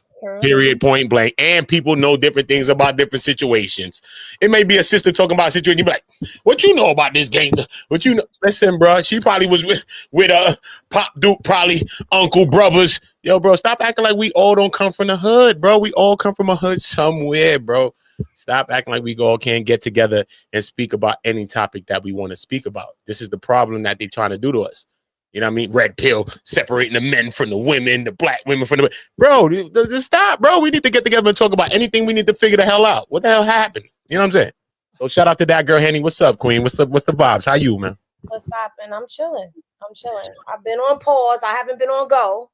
Okay. I ain't mad. On pause, but make sure you don't stop. Just don't stop. I threw a couple things out there just for the channel, but I'll be back on my pivot. First off, I just want to say this, you know, shout out to everybody in the comments. You know what I'm saying? Whether you rock with me or you don't rock with me, that's cool. Your opinion is valid. Whatever you feel for you is what you feel for you. I don't have to feel the way you feel about this. And at the end of the day, the way I've been approaching this, because I can say I am a woman who is able to admit when they've done a foul. And when I first heard about all of this is when I first sat with Cuffy. I didn't have all the paperwork. I didn't have all of this. I didn't have all of that. So my views from then to now is my view on it. And I feel like this, whether you believe he did it or you believe he didn't, you could end up being wrong. And I'm going to explain why. Paperwork is not always 100. And you know why I say that? Because in this paperwork, we've heard people lie. We've seen people lie. We've read it. People were lying. Somebody's lying. Cromer says he ain't hit it. Tammy says he hit it. Cromer made it seem like she was stalking him. Tammy says that she wasn't stalking. It was just set up. Boom, boom, boom, boom, boom. Mm-hmm. Somebody's lying. People go to court, put their hand on a Bible, say that oath, and lie every day. So what I'm saying is, if you're a person who's saying the paperwork, you could end up being wrong. People who are saying that he did it, you could end up being wrong because we don't know what's happening. behind the scenes. We weren't there. We weren't the flies on the wall. We weren't the agents listening in. We weren't none of that. My stance is from the street perspective of everything, whether you like it or not. The facts are the facts. None of us would deal with no chick like Tammy. None of us would deal with nobody who was moving like Tammy if you was out. Hold on, Henny. I might have had to get the dolphin. I heard she had the bottlenose dolphin neck. I might have had to, allegedly, Tammy, allegedly. Don't send your hitters for me. But I'd have had to, Tammy, call me. Call me, Tammy. Call me. My bad, y'all. My bad. I keep telling you, you don't want none of that, Tammy. You see what happens. You get jammed up. I said, listen, man. I'd have told Meech, tell Tammy, free me, bro, because I'd have been in the building. I heard she had the goat's throat, bro. Like, I'd have been Back to the Future, bro. I'm sorry, allegedly. I'm so done with you. Land your plans, man. Candle your scandal. Handle your candle, queen. Get. I ain't gonna stop your business. That's where I'm coming from. Okay. And yeah, you're right. You know, I got a lot of people, all this men's business, you know, stay out of men's business and all of that. I've said this already. I even opened my platform and sat and let people just come in and say what they was gonna say. But as you see, I stand solid on my square. And the reason I stand solid on my square is because I've been out there. Now, I already see Spade 9, you like to come for me. And I didn't send for you. You like to say that to me, but you come for me. Hold up, let me play a sound effect. I don't know if y'all gonna hear this shit clear. I need to hook up my shit better. Look. I don't know if you hear it. Hold on, wait. We heard a think. We gonna figure it out. We gonna figure it out real time. Gary, you said Spade 9. What happened? You come for Spade 9? What happened, Spade 9? Listen, Spade 9 has a difference of opinion than I do. I don't know you. I really don't know you. So I really don't. You know what I'm saying? I don't have no smoke with you. But at the end of the day, did you go on the chat to try to adjust me? No, you came at me. You said my name, so I came at you. And then you tell me, don't come for you unless you send for me, but you called for me. So that's why I came at you. Anytime you come for me, I'm going to come back. It don't matter. That's me. But at the end of the day, you're entitled to your feelings, your point of view, your perspective of things and all of that. But as y'all saw, even when I'm talking, I'm still referring to the paperwork. I read. The only thing I haven't read is this paperwork that Uda got now. The Rush brothers and all that. I haven't read none of that. Yeah, but everything else, you know, I've read it because we've politicked about it behind the scenes. But it's basically the stuff that's out there. Basically, it's just tying in. It's just confirming. It's just confirming certain little things. That's all it's really doing. And you know that I paused it, but you know that I'm also telling the story of how she's been moving. If you pay attention to my channel, the best story on that timeline of Tammy, on that Tammy timeline, and all that, how you putting together that timeline with Tammy. Because you the first person to come out with Tammy first, man, this and that, R.I.P. You know what I'm saying? I gotta say I mean, real's real. Yeah, I mean, the man is gone. Like, I mean, Tammy, yeah, I ain't. I've been on your body for a minute. I've been on your bumper, y'all. How you gonna say R.I.P. to the husband and then be like, Tammy, I'm on your bumper? Call me. I'm from Brooklyn. We grimy. We get slimy sometimes. Barbie, I'm just saying, I love her. I have to send my condolences to that thing. So that's not a joke to me. But when I joke with Tammy, I just joke with Tammy. Tammy know what me and Tammy on.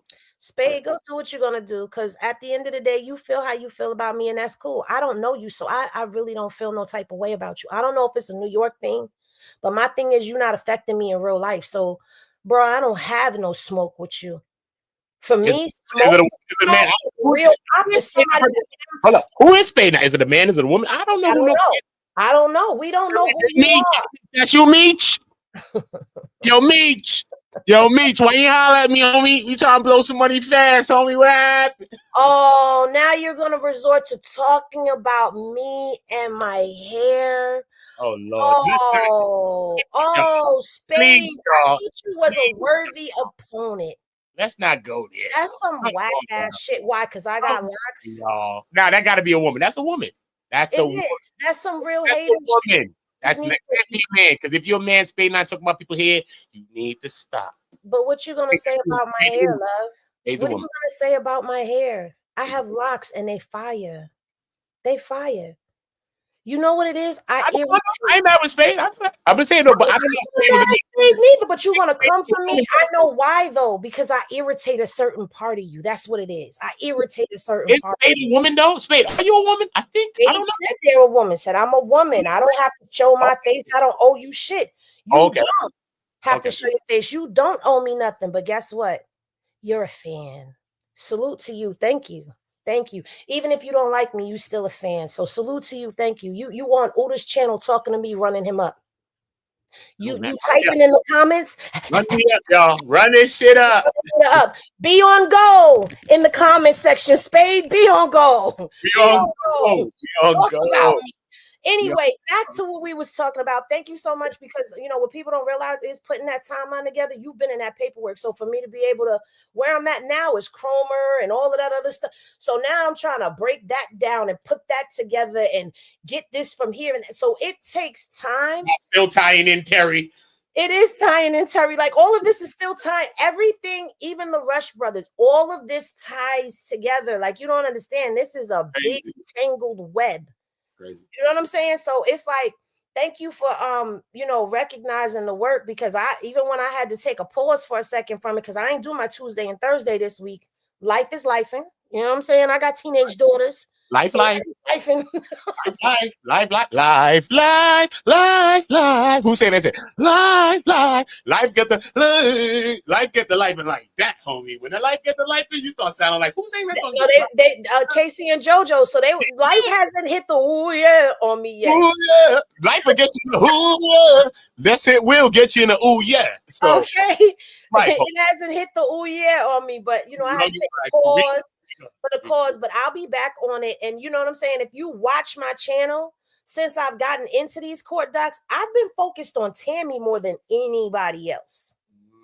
Because at the end of the day, how introduced to us was this is a woman at the center point of all of this who's moving.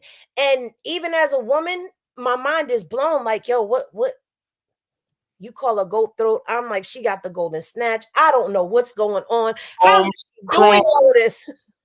Chrome dome, silver surfer head, whatever you want to say, long neck from Land Before Time. I don't care. Tammy, call me. Like in Martin, you don't know how to call nobody. Yeah, call me. I'm dead serious, Tammy. I'm dead serious.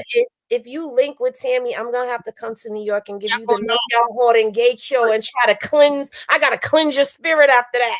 It's so good. It's not like I can't hide. I always get caught when I cheat, but I'm just saying, look, I can't hide. But look, y'all gonna know when I got Tammy. I'm gonna come on the shit like, yo, all that shit y'all saying about Tammy gotta stop. I don't care if y'all said she was a rat. She was a little mice, bro. She wasn't even a big mice, homie. She was a little mice. I'm gonna be defending her, so that's how you know, because I'm not gonna be able to say nothing. So when I get Tammy, just know when my tone change.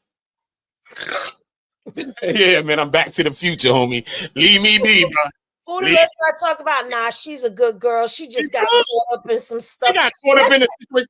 Nah, she ran in it. It's Meech and Cuffy did it to her. Okay, allegedly, I believe that allegedly, Jack Harvey got something allegedly, because I think that allegedly, because there's nothing to back that up. But come on, bro. She can't move like this without having some street knowledge. You making it seem like she green. She not green. Not green, man. You know what I think? Can I this look? I don't give y'all too many opinions. I just keep my shit to the paper. But can I give you a real opinion? What I think for real? I think that she knew about Terry's cooperation, and I think that she probably was helping Terry in some ways, or she knew about that. Maybe she got onto that rat and shit before that shit around Terry, because she was dealing with Terry from. Listen, I learned this from Henny. The timeline, real shit. R.I.P. to her man. I'm not gonna get back. But after that, because you could say she was dealing with that. You know how it be when you're in a relationship. So I don't know about all that. But all I know is after him, she was dealing. So we could say 2006. We get that from Henny. She brought the timeline, right? Around 2006. She was dealing with Terry. Okay, because there was supposed to be divorces happening in 2005. Got that from Henny. But you know what? That 2006 is actually in the Terry paperwork. I think it's in the affidavit. Or one of them documents. Look, all them documents are like a blur. There's a lot of, it said that she's known him for about 4 to 5 years. That's what it said. So if you count back from 2009, that brings you to about 4 years. You know, that's where I got that. You've been dealing with Terry for a minute, way before that. Then we talking about like 2004. We talking about, so that would make sense too as well. But remember, Terry would be 3. 2005 would be 4 years. So okay. You know what I'm saying? Like yeah. 3 to 4 years. I said 4 to 5. 3 to 4 years is what they said. 3 to 4 years. I was thinking like 2, but yeah, you're right though. It's probably like 3 to 4 years. So it takes you to 2006, 2005. So either way it goes, she was dealing with Terry when she was trying to divorce the husband. That's what I'm saying. Look, so with Terry, we know that Terry been ratting since day one. Remember, Terry got bagged in his first case, 82, around 82, 83, whatever. That was the heroin shit. He was like 20, 21 at that time. Then he got the drug conspiracy that he caught. And that one right there, he's supposed to got like a 19, I think, but he ended up serving 9 out that shit because Terry was ratting just like 3. And then he was ratting the Prada. Remember, you did someone on Prada. He was ratting the Prada, and then he done ratted to the prosecutor. He damn near snitched on the prosecutor in court and said, when I cooperated with you, you let me go. So I thought the agent was gonna let me go. So all this ratting he doing, and you got a fire chick like Tammy because she looking nice when she was young. I like her. I like I like an older lady though, y'all. I like a seasoned bird. Okay, I like my bird well seasoned. So don't mind me, y'all. I like my bird well seasoned. My baby could be like this. Excuse me. She can say, "Move out my way, baby." My baby can do this, y'all. She can do that. She can do that, and I'm gonna be right there behind her, like y'all niggas best to move out my bad back behind my baby. So I saw okay. But around these times, Tammy was looking like a thing, and she had that thing. You know what I'm saying? That farm animal allegedly. You know what I mean? So I don't know. I'll be running to the farm, man. I'm a city boy, so when it's time to the farm, I run to the farm. So that's all I'm saying. Keep building, Queen. Keep building. No, but you know, it's just that's where all of this is taking a turn. But I do believe she was doing this before. I do. That's what I'm saying. That's what I'm saying. She did not jump out the window. Even when she set him up, this is what I came up with today. It came to me. I swear I was walking my dog in like Prospect Park somewhere. I swear, listen to me. When it came to me, I was like, wait a minute, yo. What if she was helping Terry? Because listen, when Prosecutor Martin was in there asking him the questions, he asked him, were you cooperating? Did you work from inside as well? Because he knew that he was cooperating. He done cooperated with him, Martin himself, the guy in the court. Talking to him. He said, yo, were you cooperating while you was in the courtroom? You know what I mean? When you was in jail? He said, nah, I actually wasn't cooperating when I was in jail. But if you got a shorty outside that's working and lining up, maybe that she was close to all of that from then. And maybe some of the same thing that her and him was working on, she ended up turning on his ass and fucking him with it. That's too far back, though, because that case was like, what, 93, somewhere around there? It was like 93. I'm talking about from the time when she was around him. Remember, she was around Terry. Around Terry. Remember, Terry been ratting since when? Remember, Terry was bagged around a certain time.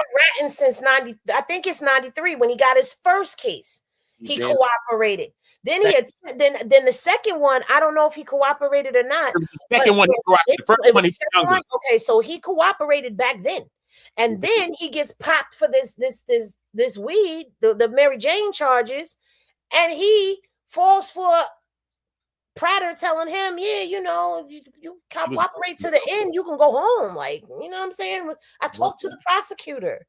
He was like, all right, well, hand me the phone, take the cuffs off. Let me call down to Mexico. And he calling down to Mexico to the cars that tell. I don't know if you say them words over here or not. I call it a scartel. Yes. Down there making a call in front of Prater. So you attempted to cooperate, but it backfired on you. And then he tried to snitch on Tammy. But see, now when I listened to the girl Khalifa. Who tried to snitch on Terry? Terry? Remember, he was. You heard how the lawyers was talking in the paperwork. He brought Big Meech into the court case too. Said, "Look, why didn't Tammy disclose her relationship with Meech? I think that her relationship with Meech should have been on the table." He's the one who also looked like he was snitching on Meech. That's in the paperwork. That is in the paperwork. We talking paperwork. He called him Demetrius Flenory. That's how he spelled to set his name. He said Flowernoi. Flournoy. What the hell is that? That is that. I know who he mean, but. And they corrected him in the subtitle on the bottom and said, actually, he means the man who's the reported BMF Dimitri Flenory. What is he talking about? The feds corrected his dumb ass. I'm telling you, bro. You know what I'm saying? When you listen to how his lawyers was coming at it, that's all of them. They're trying to make it, yo, she's doing this, and yo, she was doing that. She was sleeping with him the whole time. But when you listen to that girl Kalitha, she's coming to the platform tomorrow, so you may want to make sure you get on that. I'm gonna get on that. When I was listening to her talk, and she was saying how sometimes one informant is more valuable than the other informant. So when you're trying to snitch on that person, they don't care about you snitching on them. So when you think about it, Tammy saying what she's saying to them is more valuable than Terry coming in with his lawyers saying, oh, listen, Your Honor, she was doing X, Y, and Z and this, that, and the third. They don't care about that because she was more valuable than Terry was. Of course. So I'm like, damn, that makes sense now as to why they didn't pay her no mind and moved her right along and promoted her from a with a cooperating individual to a confidential source who's getting paid now. And percentages. Don't forget, and percentages off of the bus that she's doing. Because remember, in the Cuffy paperwork, she took $200K. She got $200K out of that, and majority of that belonged to CS2. 250K, supposedly. 250K, thank you. And that most of that belonged to CS2. But see, we ain't even get to CS2. She took her work. She did her work. But I gotta show you something though. This is why I gotta show you something. This is why I've been through all this paperwork the way I've been on it. Like only God telling me to do this shit. I swear to God, only God doing it. Because I'm telling you, I can't remember shit. Listen, on God, listen. In this paperwork here, you got to do this. I don't know how you ain't do this. You have to add this to your collection because remember, I did this about 3 weeks ago. This is my fourth time probably showing this thing. This is the OIG investigation. Oh, okay, yeah. I haven't gotten to that. Which goes right into Keith and Tammy and the car, and then she driving the whip and all this shit. Like bro, keep bringing her around his family and friends, y'all. Keith is introducing Tammy as his girlfriend to several people, but he still want to tell. I did do that. I did do the OIG report. I did that. I did. I know you had to did this. Yeah. I did that. I did that when I was doing the Cuffy paperwork, though. I don't think you made the connection about this in here because when I look, didn't at the time. I didn't. I CS2, did not make it at the time. They're referring to CS2 here. That's CS2. When I was reading the transcripts, though, I remember this report, and I'm like, oh, that's where, and that's when they went to Biloxi and Tennessee, and because some of that stuff is redacted. That's a part of the redactions that are in this report.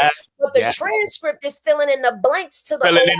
That's how come you got to get every paperwork to fill out all the blanks. But look, the woman that's talking is CS2. I'm telling you, I want you to look back and see it because the CS2 says the person said, I never seen, look what they say in this paperwork right here in the same OIG. I think that's CS2 because look, the person was like, yo, remember they was taking trips as well with Cromer and Tammy. Tammy invited them to go with them. And they was like, yo, I never seen Tammy. No, the person actually said, I seen Tammy be affectionate, Then they also was testifying saying like, yo, I seen Tammy. Remember, Keith said in this testimony he never let Tammy drive his car. He never would let her sleep in the room with him. He stayed in, which was all lies. But then the CS2, the woman comes out in this paperwork. I'm gonna find it to say, yo, she was like, nah, actually, I seen Tammy have that car by herself on like at least 6 to 7 occasions. I even seen that car, him and his car parked in front of her crib. So Keith come out to say I wasn't outside her crib professing my love. All of that shit is in the paperwork, bro. Right here. In this shit right here. Right? Bro, I'm gonna show y'all right here because I'm gonna tell y'all, look, boom. I'm gonna show you exactly where it changes. Look. Smoked Out TV. Shout out, smoked out. We in here cooking up. I'm to the Henny gang watching. Henny gang, we in the building. That's what we doing, man. We cooking up live together, man. Can't stop that type of energy. Yeah, hold up. Let me see. Boom. Because they get to the part where they go, okay, I think the interview process, and then it gets to the testimony of Frank's hearings. All right, cool. I think it's down here. Okay, boom. Let me see. Sexual relationship.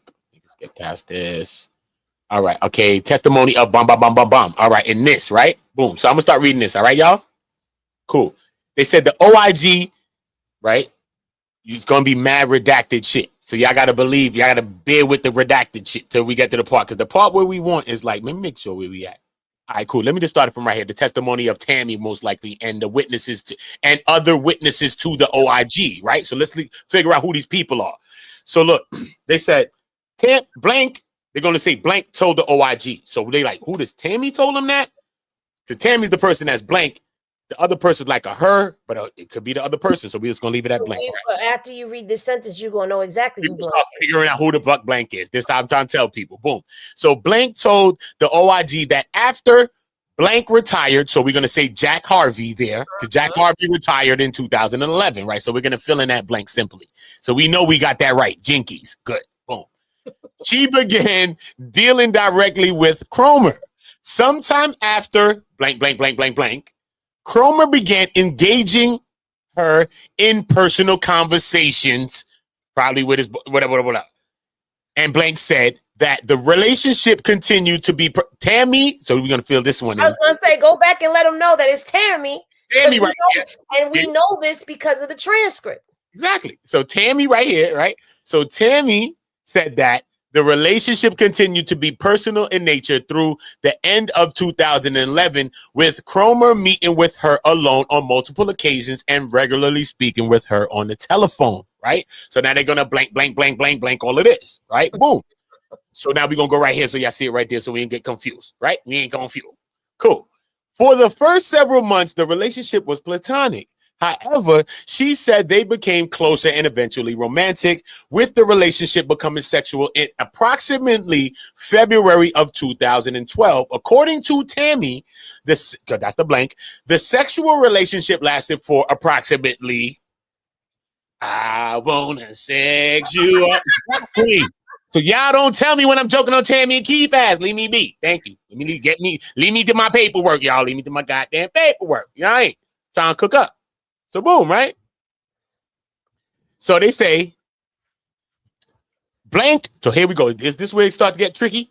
I don't know if this is a Tammy or not. So someone at one point, these blanks is going to start looking weird, like when fucking Michael Jackson when fucking Thriller or some shit. Look, so blank told the OIG that she ended. So this is Tammy.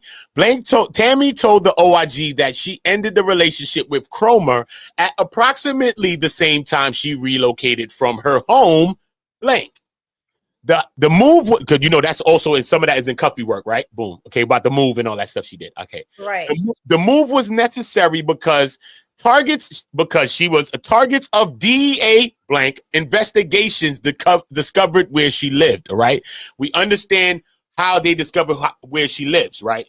Because who discovered she was a rat first out of everybody on Earth? Cuffy Gatling, because Cuffy's prior lawyer, his previous lawyer, filed motions to suppress things. Right. And in those suppressions, because if you're on Pacer and stuff like that, you'll see that there's attachments and all kinds of things. Just so happens within these attachments, Tammy's name ends up leaking.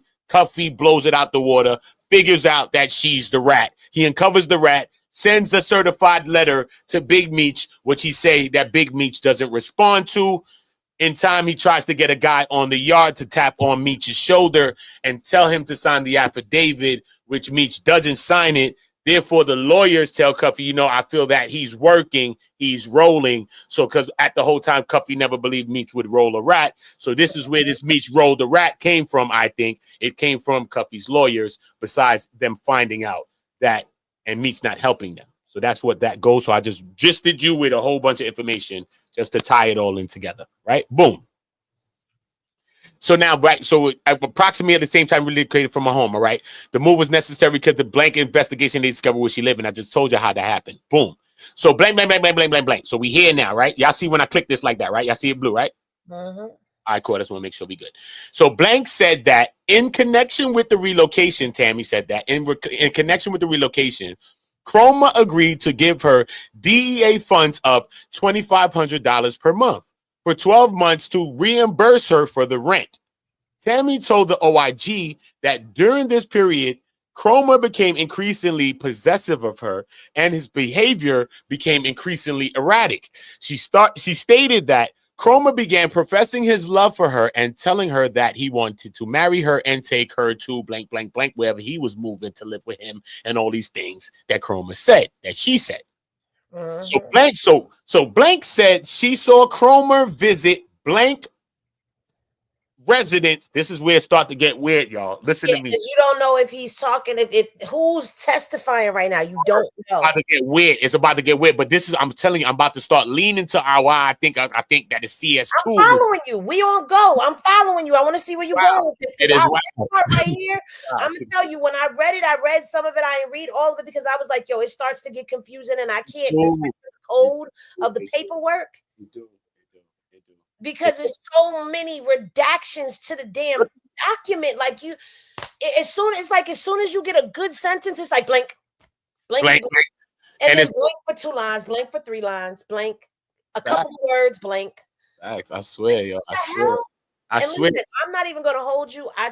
We tried to unredact it. You can't. You can't. In that way. It's done, bro. I was like, yo, but if you stare at it long enough, you will swear you see letters under it.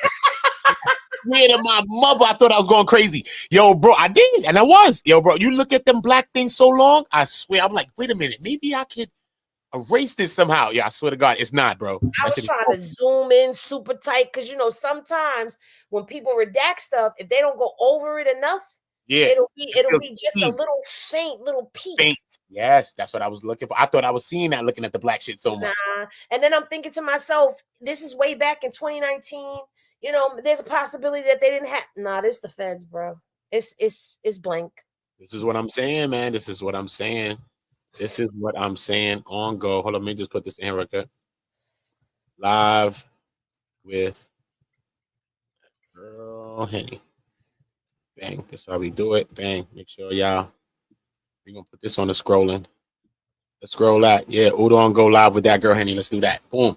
So so where we at now? Boom. So Blank said this is where we at with the Blank. Blank said which one? This one, right? Blank said that she saw Cromer visit Blank's residence on multiple occasions, right? Because look, this shit's gonna get weird because look, it's gonna go from because remember it's Tammy at first, but then it's gonna switch to a female's perspective, and then it's gonna flip to a male's perspective. Right.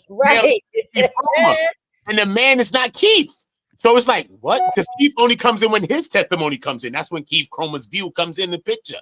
So it's a whole nother man because she understands that Keith had college friends. I read other paperwork. We know we had Maurice and other college friends he was around. So I'm like, ooh, listen, bro, we got to read and break it down. Look, man, I thought Keith was playing sticks with no pucks, playing hockey with no pucks. Like, he with the men and they like, it's raining, man. No hallelujahs. I'm like, Keith, I ain't judging nobody. My sister's down with the force. Y'all can get my conversation if it's true. I'm not knocking nobody. I love my sister. I love everybody. So I'm just saying, Keith, that's what happened. I don't know if you was like this, Keith. Hold on, let me show you. Keith, I don't know if you was like this. Let me get this brown paper bag. That's all I need. Look, Keith. I don't know if you was like this, Keith. I don't know if you was in a little swingers thing. Allegedly, you and Tammy was in a little swingers thing like this. Did y'all bump into Will and Jada? Allegedly, with the little masquerade thing, little swingers thing. What's going on with you and Tammy? A little mask like this. All that on them. The spot like this, Keith. You know what I mean? What happened? What happened, Keith? I'm just trying to say, bro. Because it's like one too many menses in the little paperwork. Me, homie, and I ain't put in the paperwork, homie. That's all I'm saying. That's all I'm saying. Allegedly, leave me be. Don't let my lawyer work, because my lawyer know me since a baby. He burped me. And he will burp something in the courtroom. So y'all chill. He gonna burp. One second. D. Neal, her marriage ended because her husband passed away in a motorcycle accident. And at that time, she was dealing with Terry White. Uda reviewed it. You can check it on his channel. You can check it on my channel. I went through it. It's Tammy Cowins' first husband, Anthony Cowins. You can check that out. And the marriage, it's there. I have all the documents. I got the marriage certificate, the divorce decree. I've got the charges and all of that. Like, yo, bro, she wild out, son. She went into Lachelle, the last middle names, all kind of first names. Tammy had Tammy like baloney. She had a first name, second name, all kinds of shit. Oscar Myers, homie. She bought in all that, bro. Yo, son, I'm gonna tell you, that's why you gotta see. She lied on her bankruptcy paperwork and all that. You went into it, bro. You gotta go check. You went into it. That's why I tell her sisters is needed in these kinds of conversations too. Now, I mean, we need these kind of conversations. We need all forms. We need to all be together on these types of things. So you gotta all go and make sure y'all checking Tammy's Twisted Truth. That series, The Twisted Truth of Tammy. Y'all need to all go and see that series because it ain't even done yet. The thing's still, you already know. This Tammy we talking about, my ex. my next. So, yeah, hey, this is my baby we talking about. Yeah, hey. She can't lock me up no more. I changed my life. So, you know, hey, unless I do some hot shit to one of your YouTube, nigga. Unless I do some hot shit to one of your YouTube, nigga, try to bring me back to the streets. I think I'm in the... We're civilians. We retired. That's what I'm saying. I'm in the clear. So Tammy can't do that. You know what I mean? She gonna burp and be mad. That's what she gonna have to have did. Allegedly, she gonna have to burp and then be mad. That's all that's gonna happen, Tammy. And you're gonna like burp. Then burp and be gone. That's what you're saying? Slurp and burp, slurp and burp. You know the fact. That's the first name, slurp, last name burp. You know the bops. So look now, boom. So look where we at, right? So Blank told her that. Right? Paperwork back up. They can't see the paperwork. Oh my bad. Oh my shit. I already switched screens. My bad. I already switched screens. I want the paperwork like this, y'all. I'm like, what happened? Hold on, y'all. But I don't want to clip us though. Hold on, wait. Let me put us on the side, right? We good there. Bang. There you go, boom. Here we go, boom. So now I think I read this, right? Cromer visited our residence, boom, boom, boom. The relationship came to residence. I don't think I read that yet. So let's go back again. So Blank said that Cromer came to a residence on multiple occasions. Blank told OIG that Blank told her that Cromer said he was blank going to marry her, probably Tammy. No, wait, this is why this get confusing because maybe this is another person because they're saying that she told her that Cromer was gonna do and that. So this is where this gets confusing at. It's gonna get confusing, y'all. It's gonna know who's talking. It doesn't say. No. Remember at the top it says Tammy and other witnesses. That's what I'm saying. It says other witnesses. So we got to see it's going to change from a woman to a man. And then we're going to go to Cromer. Watch how it flips. Right. So boom. So he said, so Blank told her, right? So Blank told her. So let's try Tammy and then we tried CS2 right first. So Tammy told her that Cromer said he was going to marry Tammy. That could be good. CS2 told her that Cromer. That don't make sense. So Tammy told her, right? Tammy told her. So Tammy told this person this. See what I'm saying? So this is another person we're talking about. This her. And Tammy's not the her. This is Tammy. Tammy's the black thing. This is the person that we're talking about. So this is the next person we have in question that we need to figure out who it is. Another person sounds like an agent as a guy. I thought it was a friend, but it's a guy. I hope you wasn't sleeping with no agent, Keith, allegedly. Anyway, but look, right? So look, shit get tricky. So boom. So Blank was going to marry Tammy and that he wanted Tammy, right? That makes sense, to move to whatever place he was going to move to with him. And Tammy also said that after, or is this somebody else? Look how it gets weird because Tammy's the one that ended the relationship. So this is where my arrow is. It's going to be Tammy ended the relationship because we know that from the paperwork that Tammy said she ended it when Keith became erratic, right? There's two in there and read it. It could be Tammy telling that Tammy. It don't make sense. No. What? That he wanted to move to Blank with him. Yeah. Also said that after Blank Tammy into the relationship, Cromer came to their residence. So this is why I'm with you in agreement that this could be CS2 talking because Cromer knows the person. Yeah, and if and see, I didn't get to this yet. But I'll just give it to y'all now. I'm still going to give y'all the story that I was going to give y'all. Yeah. Tammy already said on the stand that she believed that Cromer was sleeping with CS2 because of little things that she saw. You know, as a woman, you watch how your man is moving around this female. She's seeing little things, little female. She did a little female thing like, oh, does he call you every morning and say good morning? Because he calls me every morning. So it's like that type of thing. You know, as females, that's the type of like, oh, you digging? Oh, so you sleeping with him. You trying to let me know you sleeping with him. So now when she go to him like on some, oh, you sleeping with her too? And he's like, nah, what you talking about? You call her every morning. You call me every morning. How she know that? This is what I'm saying. You know, Tammy already was feeling, you know, some type of way about CS2. I think you need to re-bring this back. And re-bring this back on the ass. I'm telling you, because when you run down on this shit, you are going to body them when you run back down on this shit. I'm telling you. Because that is CS. I'm telling you. Because who else is around them? Because the person is testifying this shit to say, I seen Keith at the crib pulling. He was there. No, I seen Tammy. Tammy pulled up on me with Keith car with the OGV when Keith lying. She pulled up on me with the car. She had the car like 6-7 times. I seen Keith's DEA equipment in the car. I seen all of that in the car. I seen him outside in front of the crib like Ray J bucket. One wish spinning in the rain. I saw Keith spinning in the rain like Ray J, the real Ray J. The new Ray J is a clone. So this new nigga, I don't know the nigga. The old Ray J, One Wish Ray J, up until the sex tape, I don't know the next nigga. But you know what I'm saying? That's the last of the best Ray J. I'm just saying. CS2 were working together. This is what I'm saying. So they was, remember, she was cool with CS2. She invited her on trips with Cromer. They was going out. This is why it's looking like they was clipping. So look, you're going to hear the person talk about, I seen her and Keith, Tammy and Keith kissing, da-da-da-da-da-da. Watch, look how we going to break it down. Trust me. This is why we got to read all the paperwork. Because every other thing, because this is predicated from Cuffy's case. Cuffy's case made this case happen, this OIG investigation happen. Yep. So this thing is going to explain other little details of their relationship or other little parts of the case that they're not talking about in that paperwork, because that's not so beneficial to them in this shit. They trying to slay who they trying to slay in this. And I want to say this, though. While you're listening to people reading the paperwork, like me, I'm reading the paperwork. I'm giving you the story from the paperwork, but I'm also not going line for line, line for line, line for line. What I'm doing is pulling up and showing you it's right here in this document on this page at this line. This is where you're going to find it at. So that way, if you have the paperwork and you like, you don't say that, you can go pull it up for yourself. What page did she say? What document? What line? Oh, it does say that. But what does it say before that? What does it say after that? Then you'll see why I pulled those pieces from that part, because when they're testifying, it's going all over the place. So when you're just reading it straight through, unless you're honing in, you ain't gonna catch it. So that's why I'm pulling it to give you the whole story. And like I said, that takes a lot of time. That's why a lot of people ain't doing that shit, because it's very time consuming, because you're not looking at just one document. You got to go through all the documents to pull everything from everywhere. And it's not just me. I have a team helping me.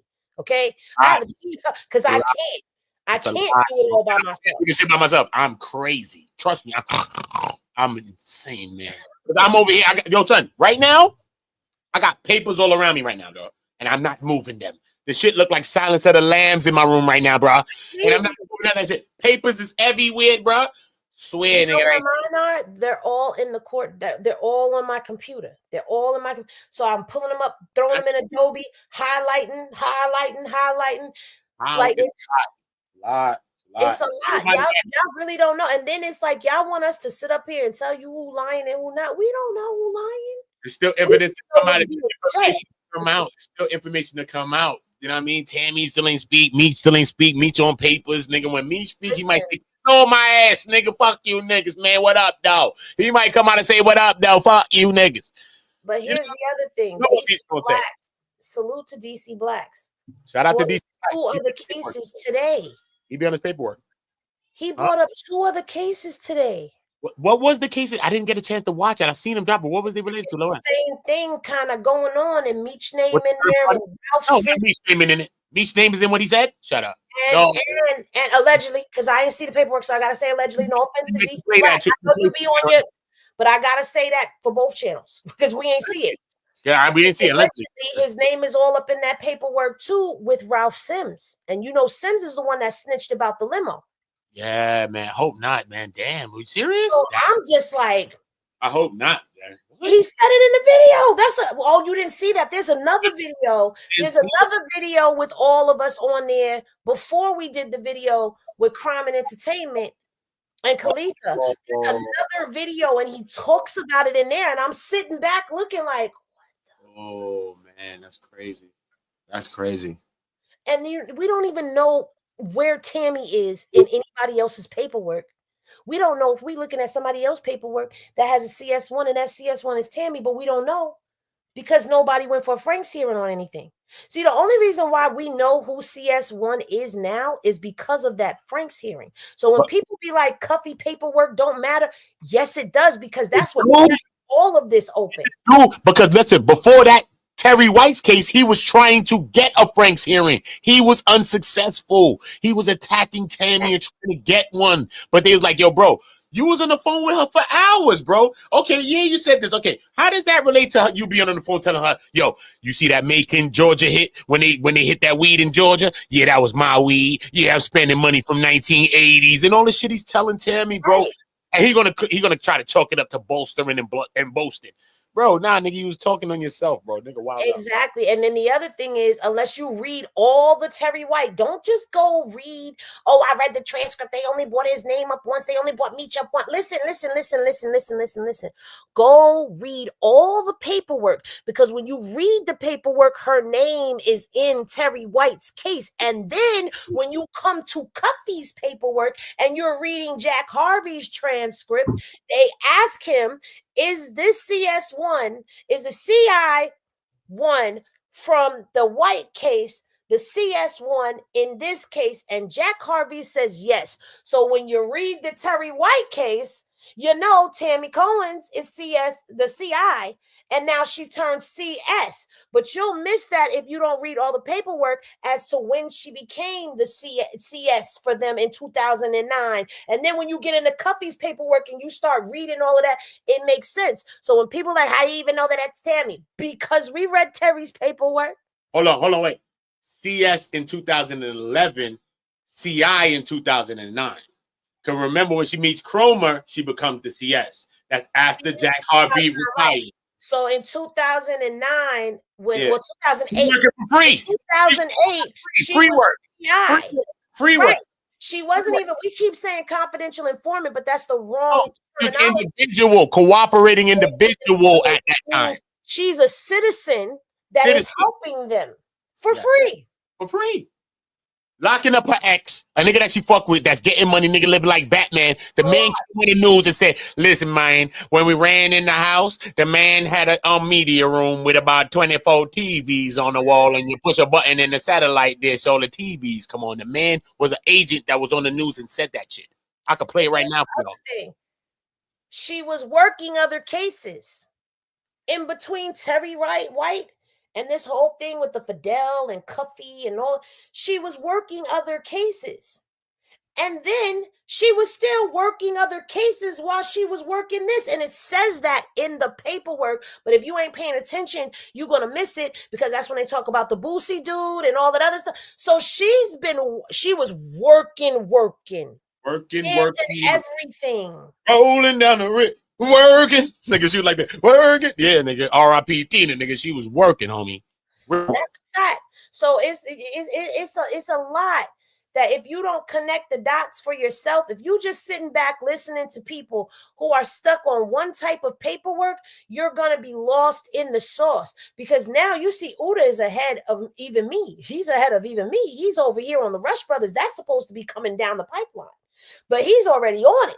You know what I'm saying? So it's like you got to pay attention to what's going on and then read for yourselves. You got to read for yourselves. No one's trying to be in no C-U-L. Wait a minute. I don't spell things all the way. Last letters, homie. Time out. Nobody need to be that, bro. Read it for yourself, son, because years ago I used to do real conversations with people that was in CU last letters. Beast. But I'm telling you. Beast. Please don't make us turn this from a Meech and Tammy. I'm gonna stay there. I'm gonna stay where we at. Let's stay where we at, sister. Let's stay with it. We ain't gonna say on the ass. It's all right. We're gonna stay where we at. All right, go. No. Y'all get him up out of here, because in a minute I'm gonna blow this whole thing up. And Beast, I'm gonna expose you. Don't stop playing with me. Go back to the 100 side, my nigga. I'm not even on whack right now. Shit. I'm not even on whack right now. What's going on, Beast? How you, man? What's going on, brother? What's up, man? What's going on, man? How you, man? I heard of him. I don't know him personally, but I've heard of him. You don't want to. I seen him on one video. I think I got one reaction to it was him and Wack one day. I was on I think it was. I saw it one day. I saw one reaction.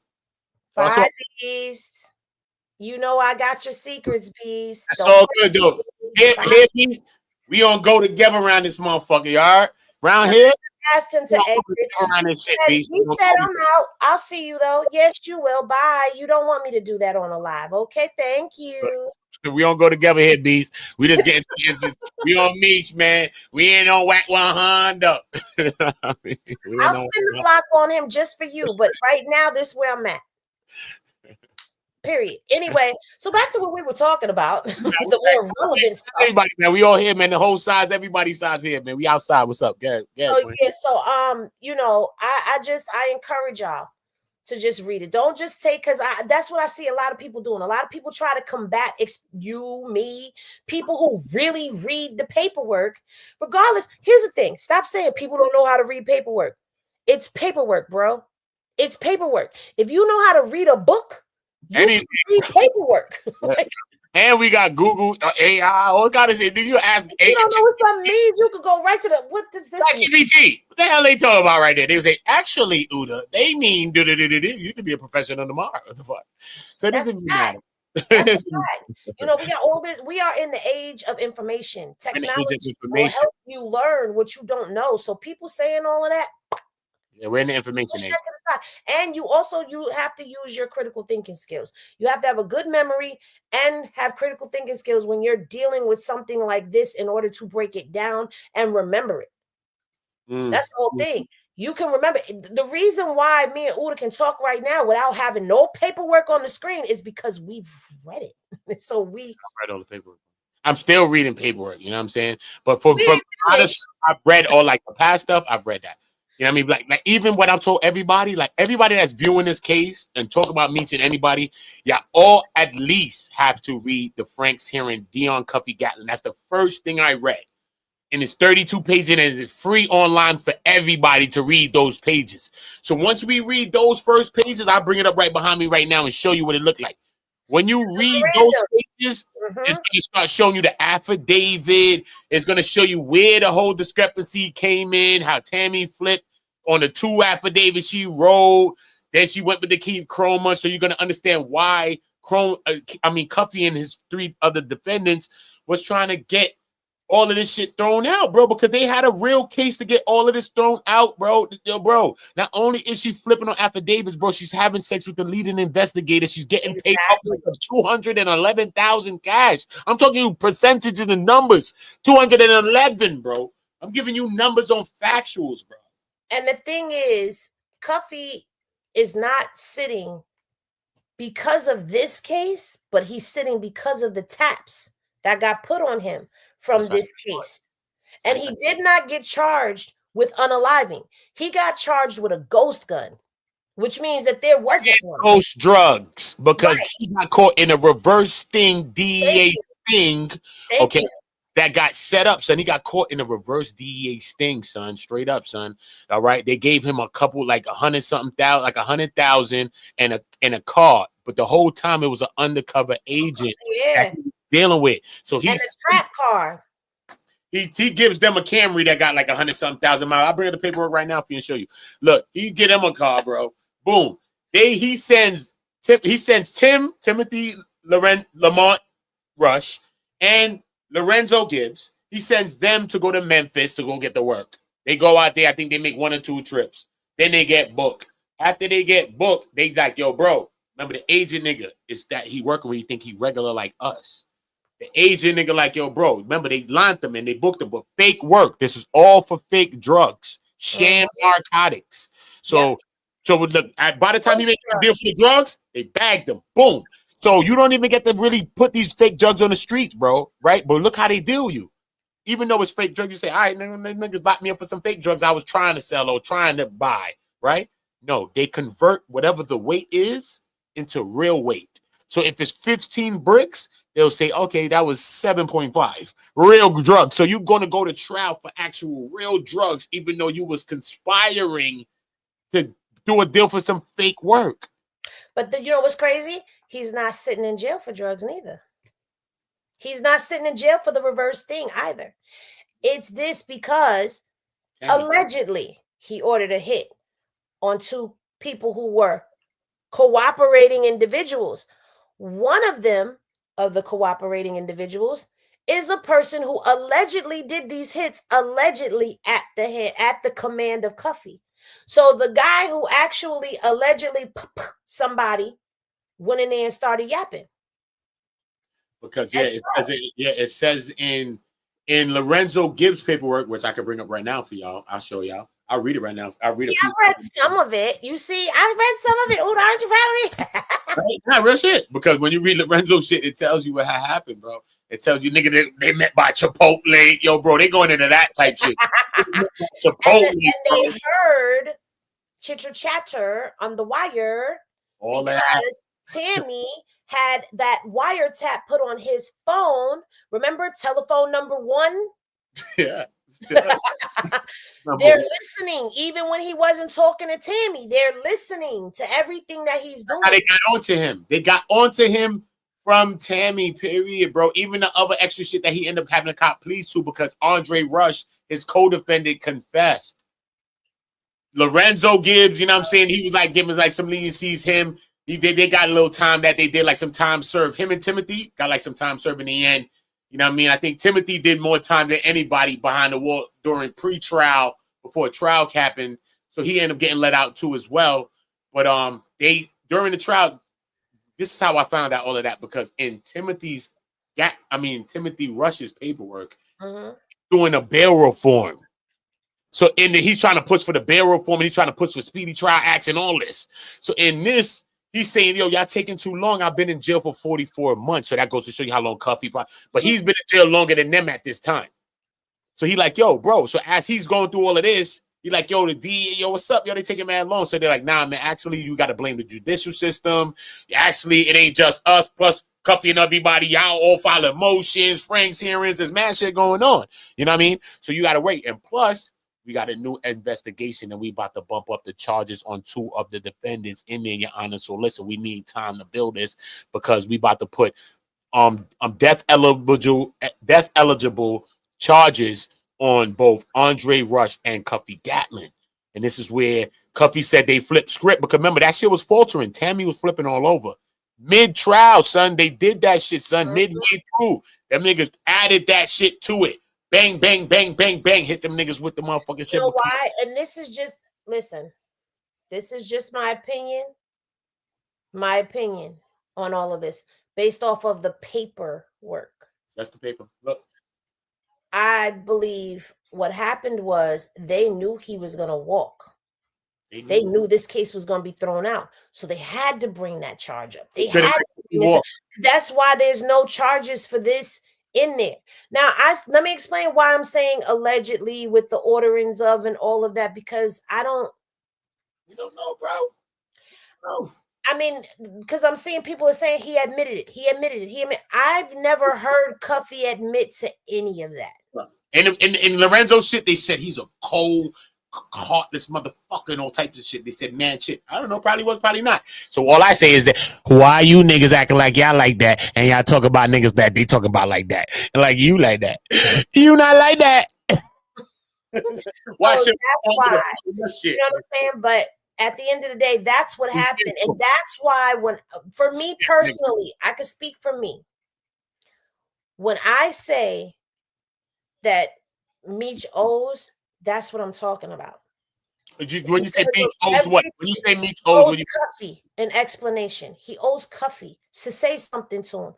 I say that. Uda doesn't say that. No, they brothers at a time. Why wouldn't they? They were brothers. I don't want to speak for you, so I don't want to say. I'll take I'm just saying they were brothers, bro, at a time, bro. That way, come on. Regardless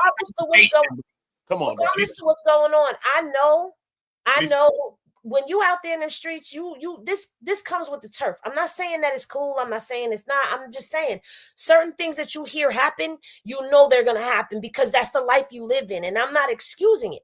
But what I'm saying is, had the wiretap not been there, I'm going to find a link to the PDF where Uda on go on Instagram, send it. Uda on go on Gmail, send it. Send it. I share whatever you want. Email is in my description. It says send it. Please send it. Please send it. Thank you. We display it right now if you want to. That was before Tammy and Suarez. Oh no, he admitted to it. It's in Missouri DEA court file from their mouth. It was part of his deal. Oh, okay. Add me close to. Add me on the gram too. Send me what you know. Tell me. Princess, my email is in my description for my channel. hennypoursitup@gmail.com. Please send that to me.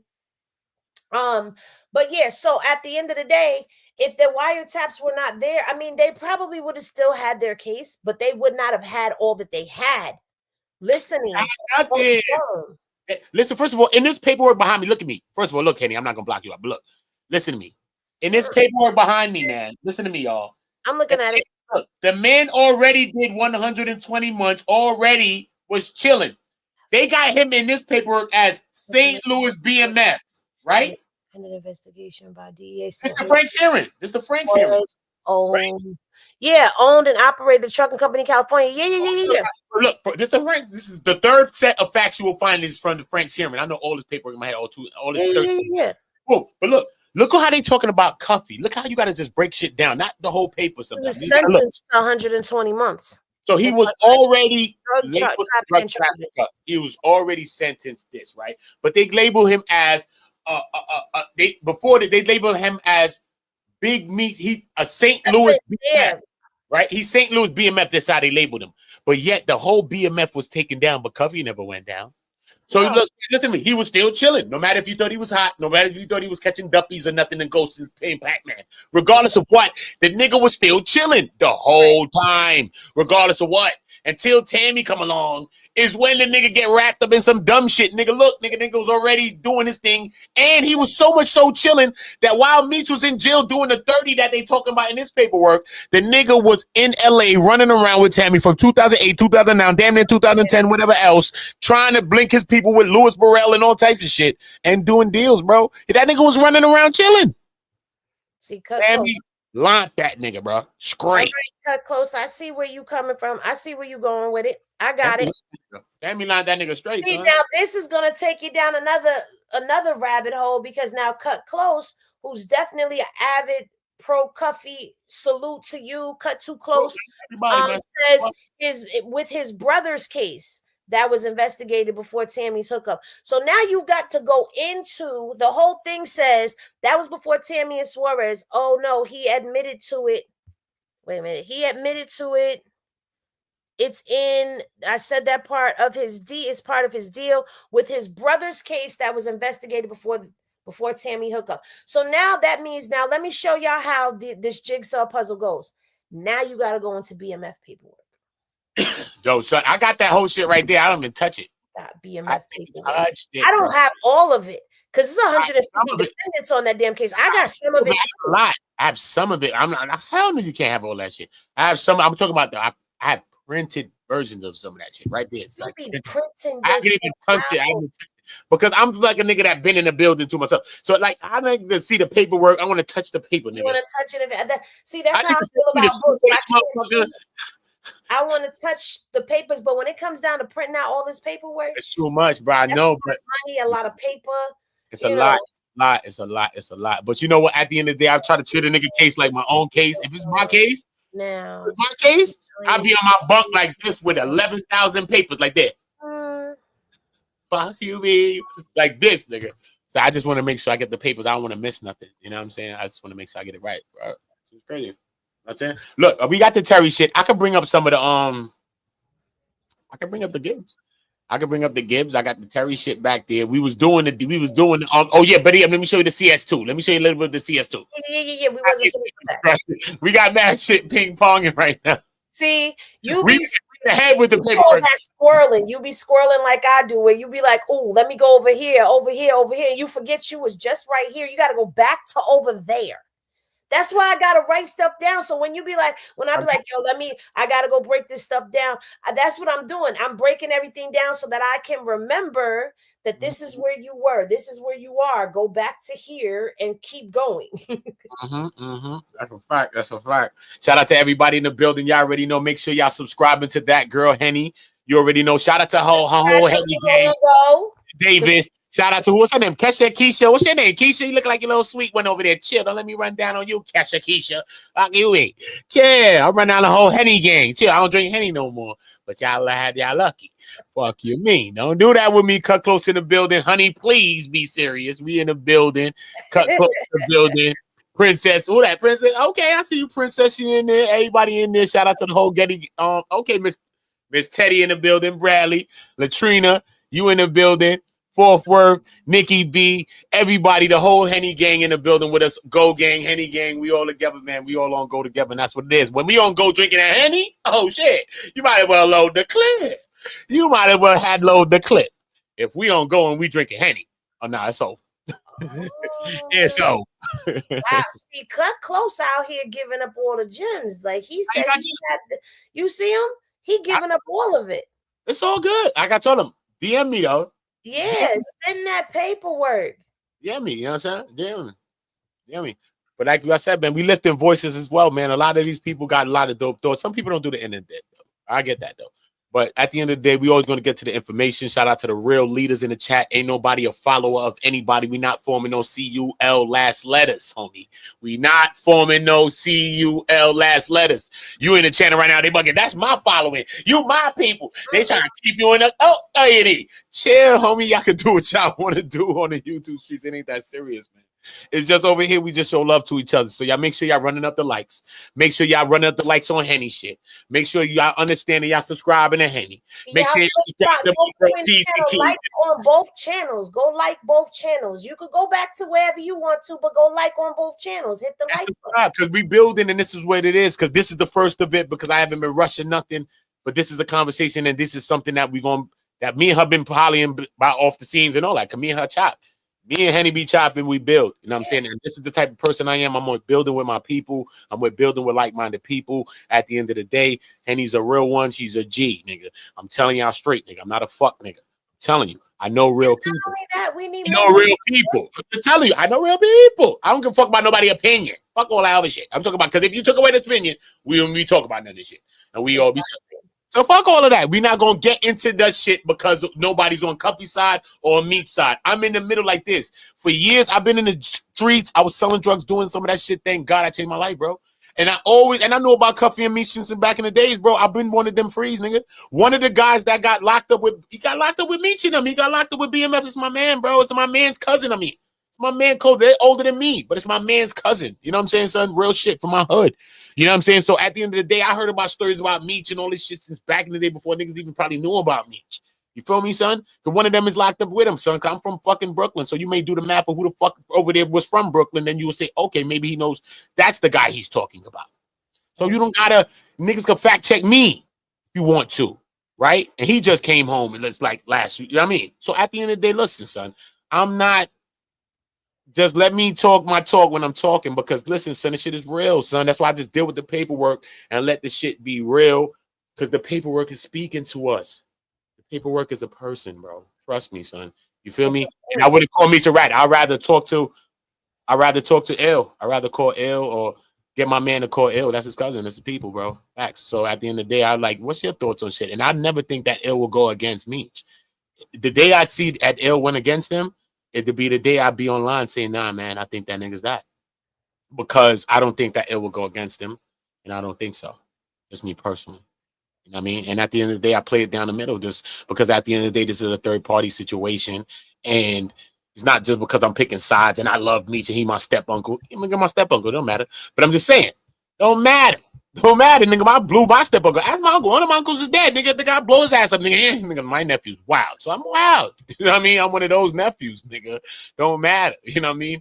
We're going to get to the truth, but we still got so much evidence, so much information, so much things to still come out still that I think that we need to reserve our left or right. Stay on the side you think you on. You know what I mean? But calling anybody a rat in it, I think you should just chill. Unless you Cuffy or unless you close to the situation and you're able to do those things. You know what I'm saying? But if you don't know certain paperwork and if you haven't read mad paperwork, I don't think you should be coming up to them conclusions, because I read all this paperwork and I'm like, yeah, this look funny. Even this paperwork behind me, I'm like, this shaky, but still know Tammy wrote this and Tammy said this. Meech didn't say it. You know what I'm saying? In this paperwork behind me, look what it says. The shit says Flenory arranged through Tammy, CS1, for Suarez to provide cocaine in multiple kilogram quantities to Gatlin, which is crazy. Right. Because that means that this whole paperwork that we read in this affidavit, Flenory arranged this shit. But yet Cuffy's going to jail for it. But yet he's not even listed as the man that arranged this whole deal and this whole fucking spiel. So that means if he didn't know Meech and he said fuck Meech because he's in jail and he didn't know Tammy, that nigga probably be chilling. Or they'd have bagged him for some other shit, but he'd never been bagged for this. Right. And that's what I was saying earlier. Like, yeah. You know what I'm saying? I think people get it confused when they hear, because and I'm speaking for what people were saying in the comments when I popped in. You know, I was saying, oh, he owes, he don't owe nobody, he don't owe nobody. Listen, I think you do. You don't owe me, you don't owe me, you don't owe Uda, you don't owe anybody in the chat unless they're personal. You don't owe us nothing, but you owe your goddaughter and you owe Cuffy an explanation. No, I don't think he owe him nothing. Fuck an explanation. Don't say nothing, Meech. Sign the paper. I started a Go petition. That's how much. And nigga, Meech, you my step uncle, nigga. I love you, nigga.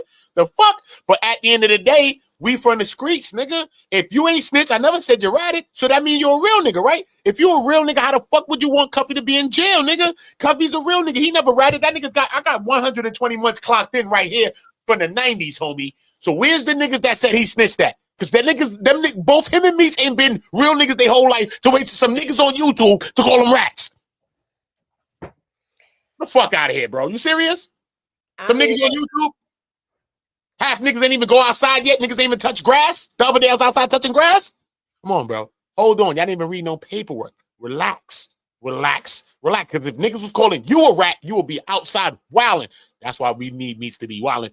But you'll be wilding. If niggas call you a rat. I do understand that there is no, and I admit that there is no statement from him, but his name is in places. Hold on, yo. Hold on. P's and Q's running down. All right, yo, Keys. Chill, what happened? Yo, remember, yo, listen, everybody in the building, make sure y'all subscribe to my bro, man. That's my bro, P's and Q's. I want you to subscribe. I'm going to do a lot. I've been on this channel a lot. Trust me, he'll be on the channel. These are my co-hosts, man. These people that you don't see up here. Trust me, man, we building something. Y'all some of my co-hosts that's watching me. You don't even know it because you're not lifting your voice yet or popping out yet.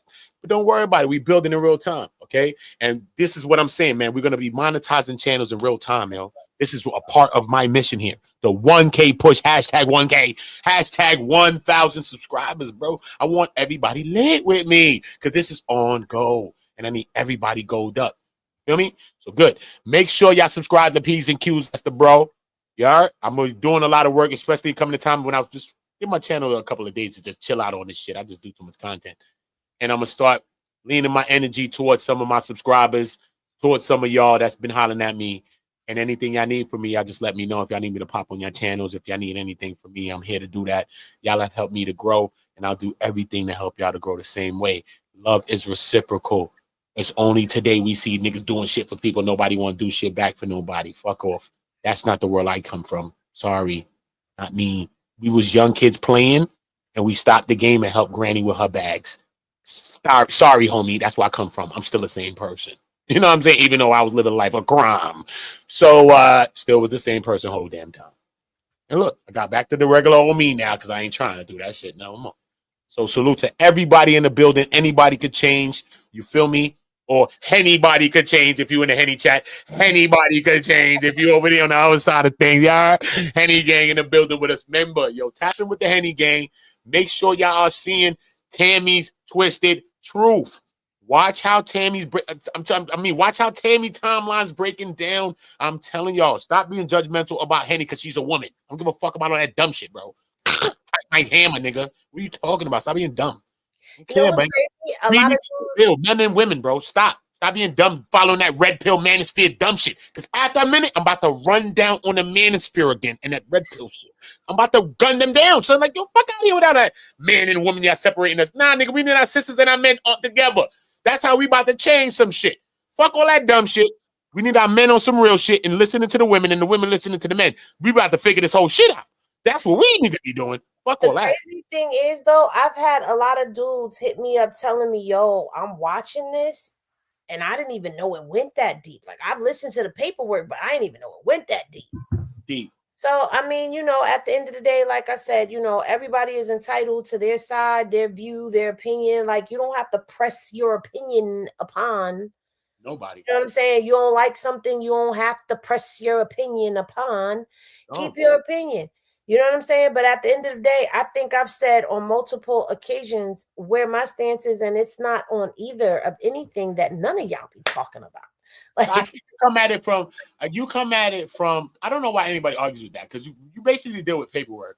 But I've just seen you lean on one stance, because I've never seen you say nobody's a rat either, really. I just seen you lean to say, from a moral perspective, I think that he should have some affinity to to Cuffy or something like that. Which I don't see nothing wrong with you saying that. You know what I'm saying? At the end of the day, I don't. I never really seen you saying that other shit. Like, Dawgface be like, that nigga rat. I don't care. We ain't stirring in on cheese. And I respect and I love Dog. You know what I'm saying? And I respect everybody's view on this. Like, you don't know which way this is gonna go. You don't. But it don't make sense. We fight with each other about it, because none of us got locked up in this case, and I don't see none of our names on the paperwork. So what the hell we arguing about? I said when I went live on my channel, what did I say? I said he ain't locked me up. He ain't locked none of my loved ones up. Like, none of my loved ones are in that pit. I don't either way. Like, some people be too emotionally invested for me in a lot of the content, because it's people that they like. You know what I'm saying? And I see it in every sector, no matter where you go. People, all this, all that. You don't have to like it. You don't. I don't have to like it. But at the end of the day, if you listen, maybe you'll hear something that resonates with you. Maybe you won't. So what are you fighting for? You want to hear how people are thinking about it? There's podcasters that give you their opinion. Like, when I get on my channel, I'm talking on the paperwork. When I'm up there with Dog, that platform is about opinion. It goes off of paperwork, but it goes off of opinion too. This is what everybody is thinking. So you can't be mad if there's multiple people up on a platform that all are on one frequency or some way, form, shape, or whatever. You can't get mad at that. I mean, you can. But that's what that platform is. Don't go over there. Go where you resonate. I think, you know what I mean? To me, I just think, everybody gonna have their own opinion on shit.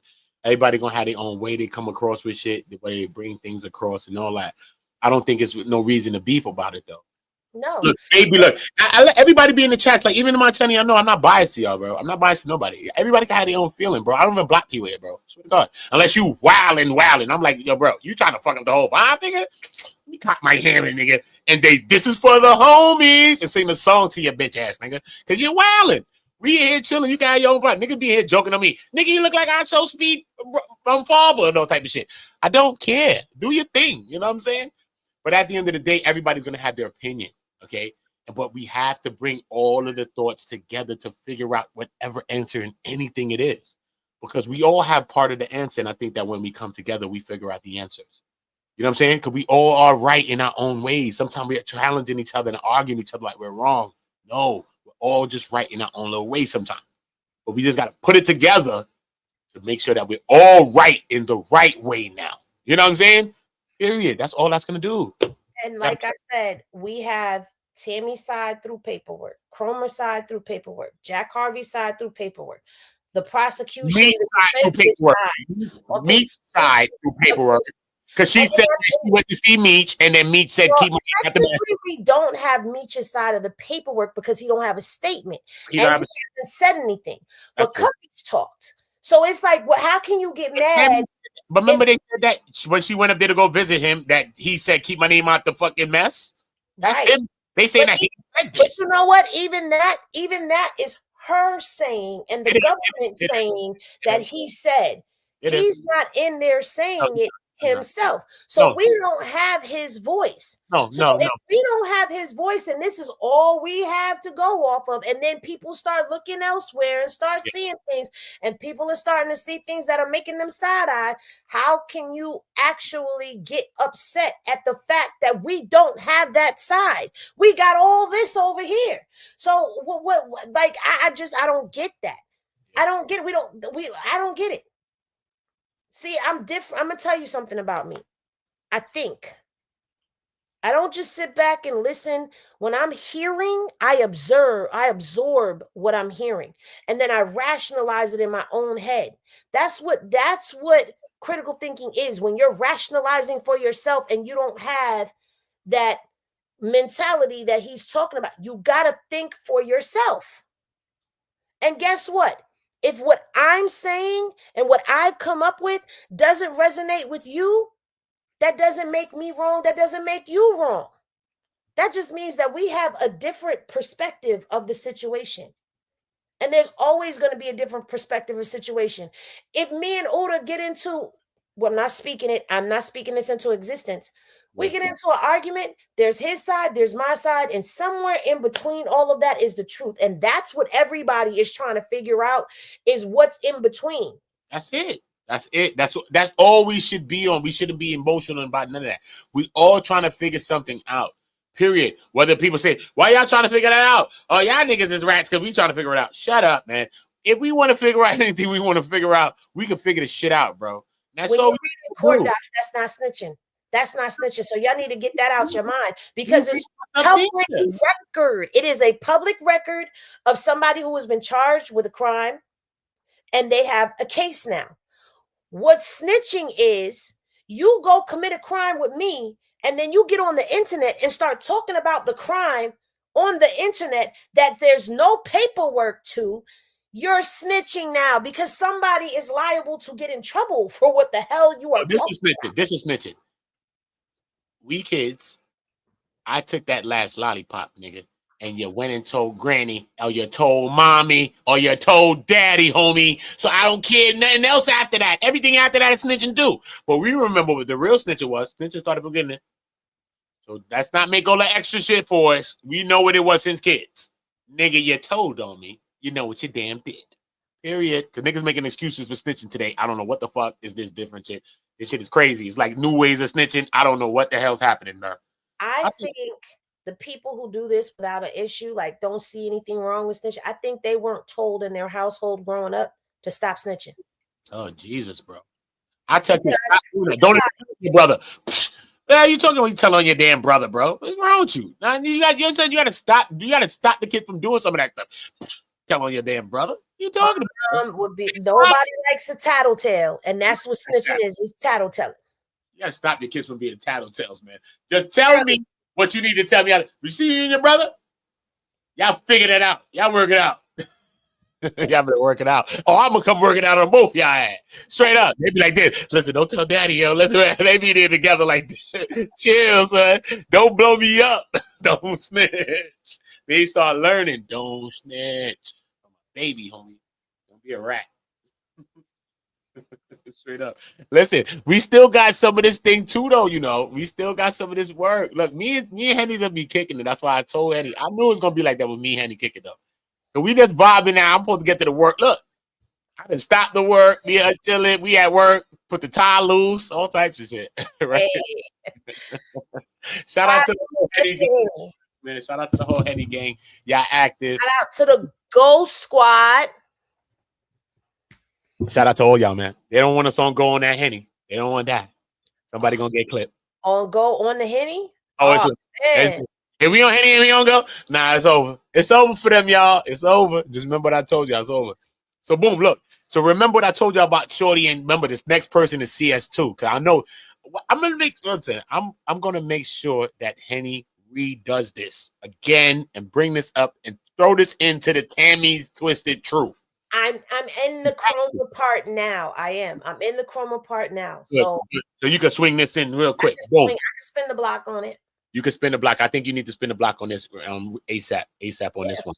So I'm not even gonna go all the way down on to Cromer side. So I'm gonna leave that to when you get in the Cromer, right? So boom. Right? Listen, that's crazy work when you get this part is crazy. But go ahead. That's why I'm gonna get the Cromer, because I want you to do the Cromer. I just want to see what's going on with if this was men's and like he was playing hockey with the sticks with no puck when he had a puck, which is Tammy laying in the other room. I don't know what's going on, y'all. You have to figure it out though. Look, boom. So blank and told OIG that Cromer was at their residence between 3 and 5 days per week, and that on occasion he bought blank Cromer with him. Blank said that on one occasion Cromer bought a college friend with him. Thinking it's Maurice, sort of one of the college friends that I probably heard of, right?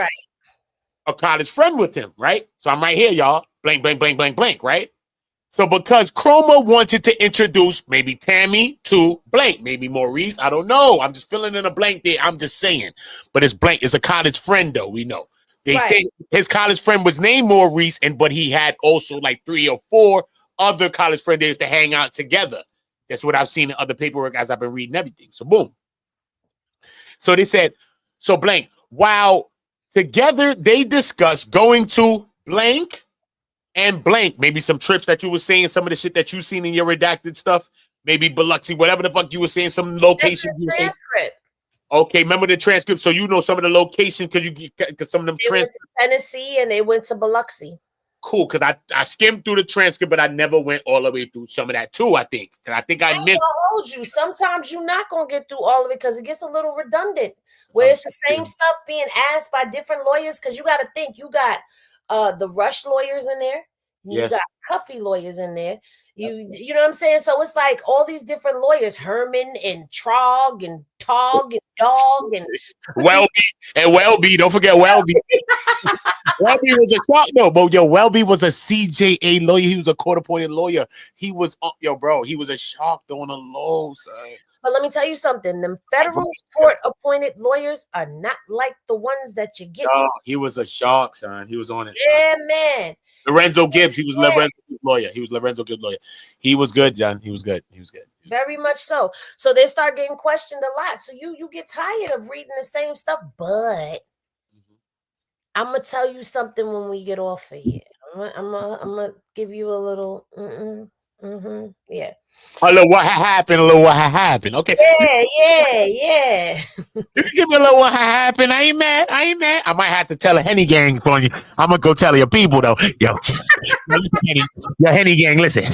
I'm gonna tell the secrets. I ain't gonna keep the secret from the Henny gang. I got to put that on game. Y'all my people. Fuck that. I gotta blow it up. Right? So boom, keep it. So look, 3 to 5 days per week. We already know Keith was I want to fix you up. Yeah, nigga. You don't stop. The talk you don't stop. That's what Keith was on. He lying, talking about he wasn't doing. He lying, y'all. He lying. So boom, right? So remember, he bought the college friend. We went through that, right? We went there together. They discussed going to the location, the blank right here that they went, boom, and they convinced blank to go. Look, here we go. Look, boom. Look, this is what I'm saying, that she convinced them to go. Look, boom. Because Cromer wanted to introduce what? Tammy or the other person, however, to Tammy or the other person, however it's going, right? Or who, or the man, or the college friend. It's men. I ain't know no women college friend. So look, boom. While together they discussed going to blank and blank. So blank tried to convince blank to go. Blank also said that she witnessed Cromer. So this is not Tammy, because blank witnessed Cromer and blank kiss on the mouth. So that must be Tammy, because at first I'm saying, what? Is Keith pimping? Is he kissing another lady that Tammy's seeing? Is this nigga limping? Is he back on Fig? Is he on Figueroa? I don't know what happened. I think the nigga Keith was on Figueroa Street. So I don't know. So boom. So I'm like, yo, what happened? So look. She said, also said that she witnessed Cromer and blank kiss on the mouth and hold hands, as well as Tammy. I'm saying it's got to be Tammy, right? Unless he's limping, he's on Figueroa Street in LA. Look, boom. He's on Brokeback Mountain. He about to be in Brokeback. Right now, he's breaking a back. But later, he's about to get his back broke. Pause, no Diddy. But look, B. Allegedly, Keith, allegedly as well. But look, boom. Allegedly as well. But look, I ain't dumb. I ain't Tasha K. Y'all ain't gonna get me. So look, boom, right? I ain't dumb, nigga. I learned from the best, nigga. Look, so boom, right? So look. So as well as blank, I'm saying Tammy, right? Sits on Cromer's lap, right? So now look where we about to get. Now we about to get tricky, y'all. Look, this is all blank, right? So let me just go right there so y'all know exactly where I'm at. So you don't get confused because it's mad blanks on this dumb shit. So look. So look now. While blank, we don't know who this blank is yet, right? So who the fuck is this blank, y'all? Look, while blank never witnessed them having sex, this is a she. This ain't Tammy. This is a she. So this is why I'm saying this is CS2, because CS2 is a she, right? So boom, like, right? So she said that Blank, Tammy, and Cromer was sometimes in the bedroom alone together. That makes sense. That's Tammy, right, y'all? Tammy and Cromer were sometimes in the bedroom alone together. Sometimes she said that while Cromer would at times stay until after midnight, she did not witness him spend the night. So Blank also told the OIG that she, against this she, right? We see this she, my bad, y'all. We see this she that we dealing with. Once overheard a conversation between Tammy and Cromer, wherein Cromer discussed moving to blank with Tammy and blank, right? So we hear now, right? Boom. This is what I'm saying, because this blank knows mad shit about Cromer and Tammy. And remember these CSs, and she also thought that CS2 was having sex with Cromer because they was close, they was taking trips, and it was doing things together. It was mad shit. So boom.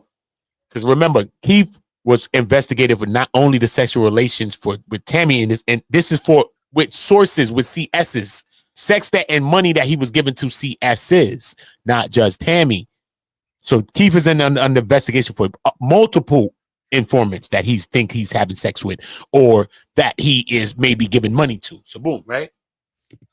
Blank also told the OIG that she went on trips with Cromer.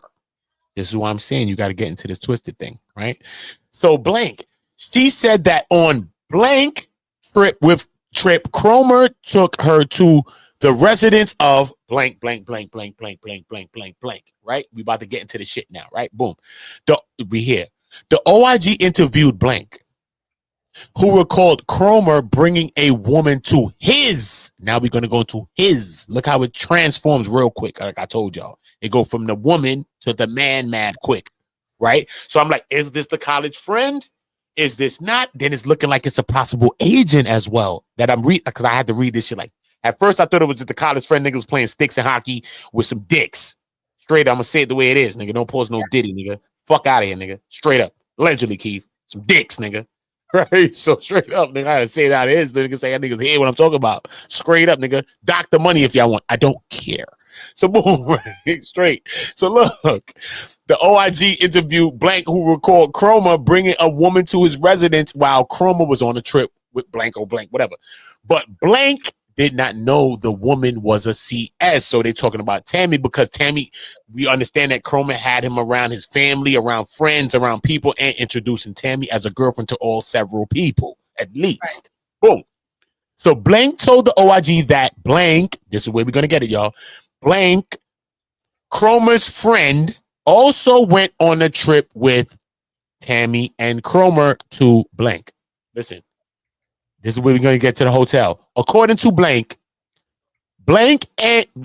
stayed in a separate hotel room from her and Cromer. So this is the next person, right? Wait a minute. Hold on, wait. That's Tammy, the college friend. Tammy, right? That's the college friend talking. It's the college friend, right? So look now. So look. Remember, think about it. Remember, in Cromer's testimony, they asked him about that hotel room. And this is why I'm saying it. This is why I'm saying it. They asked him about the hotel room. And Cromer claimed that him and his college buddy bunkered down in one room and gave her a room all to herself. No, look. No, wait. Actually, the college friend said that. And then Cromer says, nah, man, she went by herself. And actually, the college friend stayed with some other niggas. That's why I said, what kind of nigga business is it? And that's why I said the men's is raining men's. I'm telling you. That's what I'm saying. When he gave his testimony, when you read it, when they first asked him in the transcript, Cromer talking about. They first asked him in the transcript. I read the transcript because I did. You remember? I didn't read the full transcript. But look, I read this, but you got the full transcript. So tomorrow I'm gonna do the transcripts, and you need to do this. I'm gonna do the transcripts tomorrow, and you need to. So yeah, in that transcript, he said, that when we went to the trip, because he says the brother was supposed to go. Oh, yeah, and the brother backed out. Like the brother was like, "Oh yeah, Tammy said we should drive," and he's like, "Nah, I already paid for the plane ticket." So the brother backed out. They get to the airport, and then boom, when they get to the airport, he says Tammy was mysteriously there. He don't know how she got there. They were in the plane. Hold your thought. I want you to start right there again. Remember the point you're at. All right, your memory's better than mine. I don't know how I remember this fucking case. Listen to me, son. Listen to me. She telling me shit right now in real time that I'm learning, nigga. Nobody even telling me shit. I ain't learning this. That nigga named Flenory.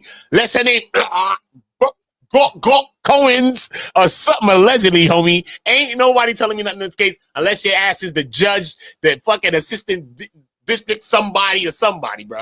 Because I'm reading on the paperwork. She just put me onto some shit just now, right now, in front of y'all live, bro. So this is why I think this is them. Because when they went away to that trip, that's when they started asking him, okay, so did you pay for a hotel room? He's like, yeah, I already paid for the hotel room, but me and my ex-college roommate, we bunked up in one room and gave her the room to herself.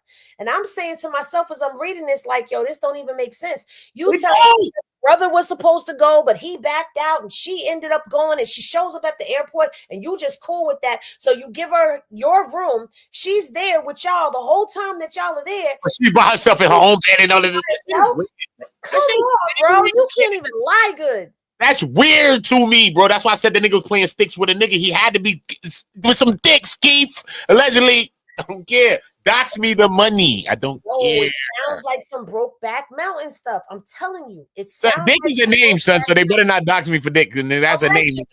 Allegedly, Keith. Word, son. But what's going on with all these niggas? It's raining menses. I don't know what happened. I'm trying to tell you. Look, the paperwork tell you. Look, boom, where I'm at. This spot. Look. So look. Did not know the woman was a CS. So Blank told the OIG that Blank Cromer's friend also went on the trip. Boom, boom, boom, boom, boom, boom, boom, right? And stayed in the hotel from her and Cromer. Blank told the OIG that he went to Blank with Blank and Cromer, but that he shared. Look, he is going to say this. Listen to what I'm saying, Henny. He is the one that's going to say this shit right here. Look, he says that Blank shared a room with Cromer while Blank stayed in her own. Her is Tammy, obviously. So Blank shared a room. That's the college friend, obviously. The college friend shares a room with Cromer, right? And Tammy stayed in her own room, right? Blank also told the OIG that this is why I said that I think the nigga's playing with sticks.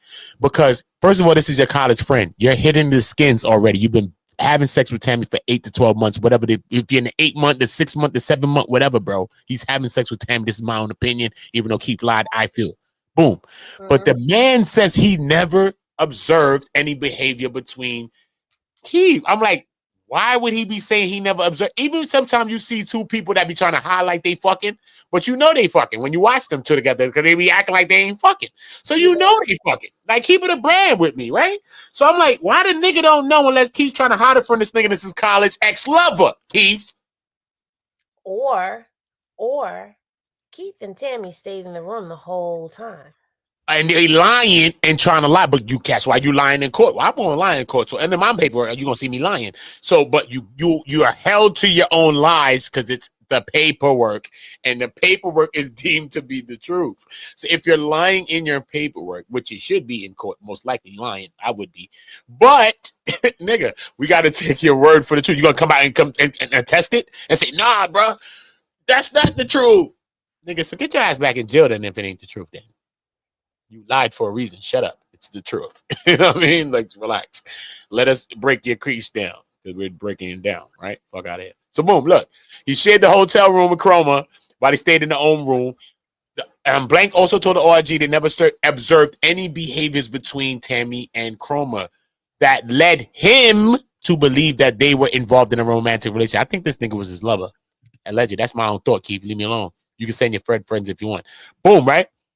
The OIG retrieved a photograph from Tammy's phone of Cromer in bed, remember? In a hotel room while on this trip, and he was in there half naked, all type of shit. Cromer was was half under the sheets wearing a t-shirt and appeared to be asleep. Blank also alleged to now retired ASAC Blank and the OIG that Cromer shared non-public information with her related to other agents in Cromer's group. So this is what I'm saying. I think this is CS2. Cromer's doing too much. He's even talking to this person about shit. You know what I'm saying, huh? Oh, shit. Back on his screen. My bad. Fuck, my bad. You gotta tell me. You know I'm high. Like, right, right. Yeah, no, I'm over here at 420, nigga. 420 every day I'm on it. Right? So, boom. So look, so you already see that. Look, boom. So look, blank that to now retire ASAC and the OIG that Cromer shared non-public information with her too related to other agents in Cromer's group. Why would Cromer be relating information by his group to this woman unless she's a CS2 as well? I think that's Tammy though. With who? Tammy also alleges she that did now do that. Retired, yeah. Look, but I think that's Tammy also alleges that now retired ASAC blank. All right, I'll put you there. That Cromer shared non-public information with her related to other agents in Cromer's group. I got you. I agree with you. I agree with that is because go back to her transcript. Okay, but remember, I'm gonna do the transcripts tomorrow. Then I gotta get to the fullest. You're gonna have to send me something. We're gonna figure it out tomorrow. But look, boom, I gotta get to the transcripts too as well. Because remember, I've been watching your reads on the transcripts as well, and you've been breaking them down. So salute to that. Remember, Thatgirlhenny, because I'm telling you, everybody's needed, son. I'm telling you, everybody got their own angle at this shit. Everybody got their own angle, and we chipping away at the fucking mountain, bro. So we need to all fucking spread out. And she got her own view, and we all got our own view, bro. And when we bring it together, it's gonna be powerful. Just like that panel when it was together today. That was some dope shit, bro. Cromer is this weekend. Okay. Cromer is tomorrow. Okay. I'm going to start on Cromer because I have a lot to say about this whole thing with Cromer. I mean, you know, I try not to make them too long when I do them. They're like 45 minutes long. So I try not to go too far above that because I could, but when people look at the time, they're going to be like, well, I ain't watching that. You know? So, and I think I can't, even though it was a good idea, like it was a nice idea to say, oh, Tuesday and Thursday, I'm going to do that. Yeah, but there's 7 days in the week. That means that for 5 days, you ain't touching this. For 5 days, you could be breaking all of this. I could have been done. I could have been done doing this every day. So, real, yeah. Man. To break this shit down is real, man. It's real. It's painstaking work to break this down, to even be reading this. Bro, motherfuckers ain't been reading since when? Niggas is on the reading rainbow with this fucking paperwork. You know, I do read.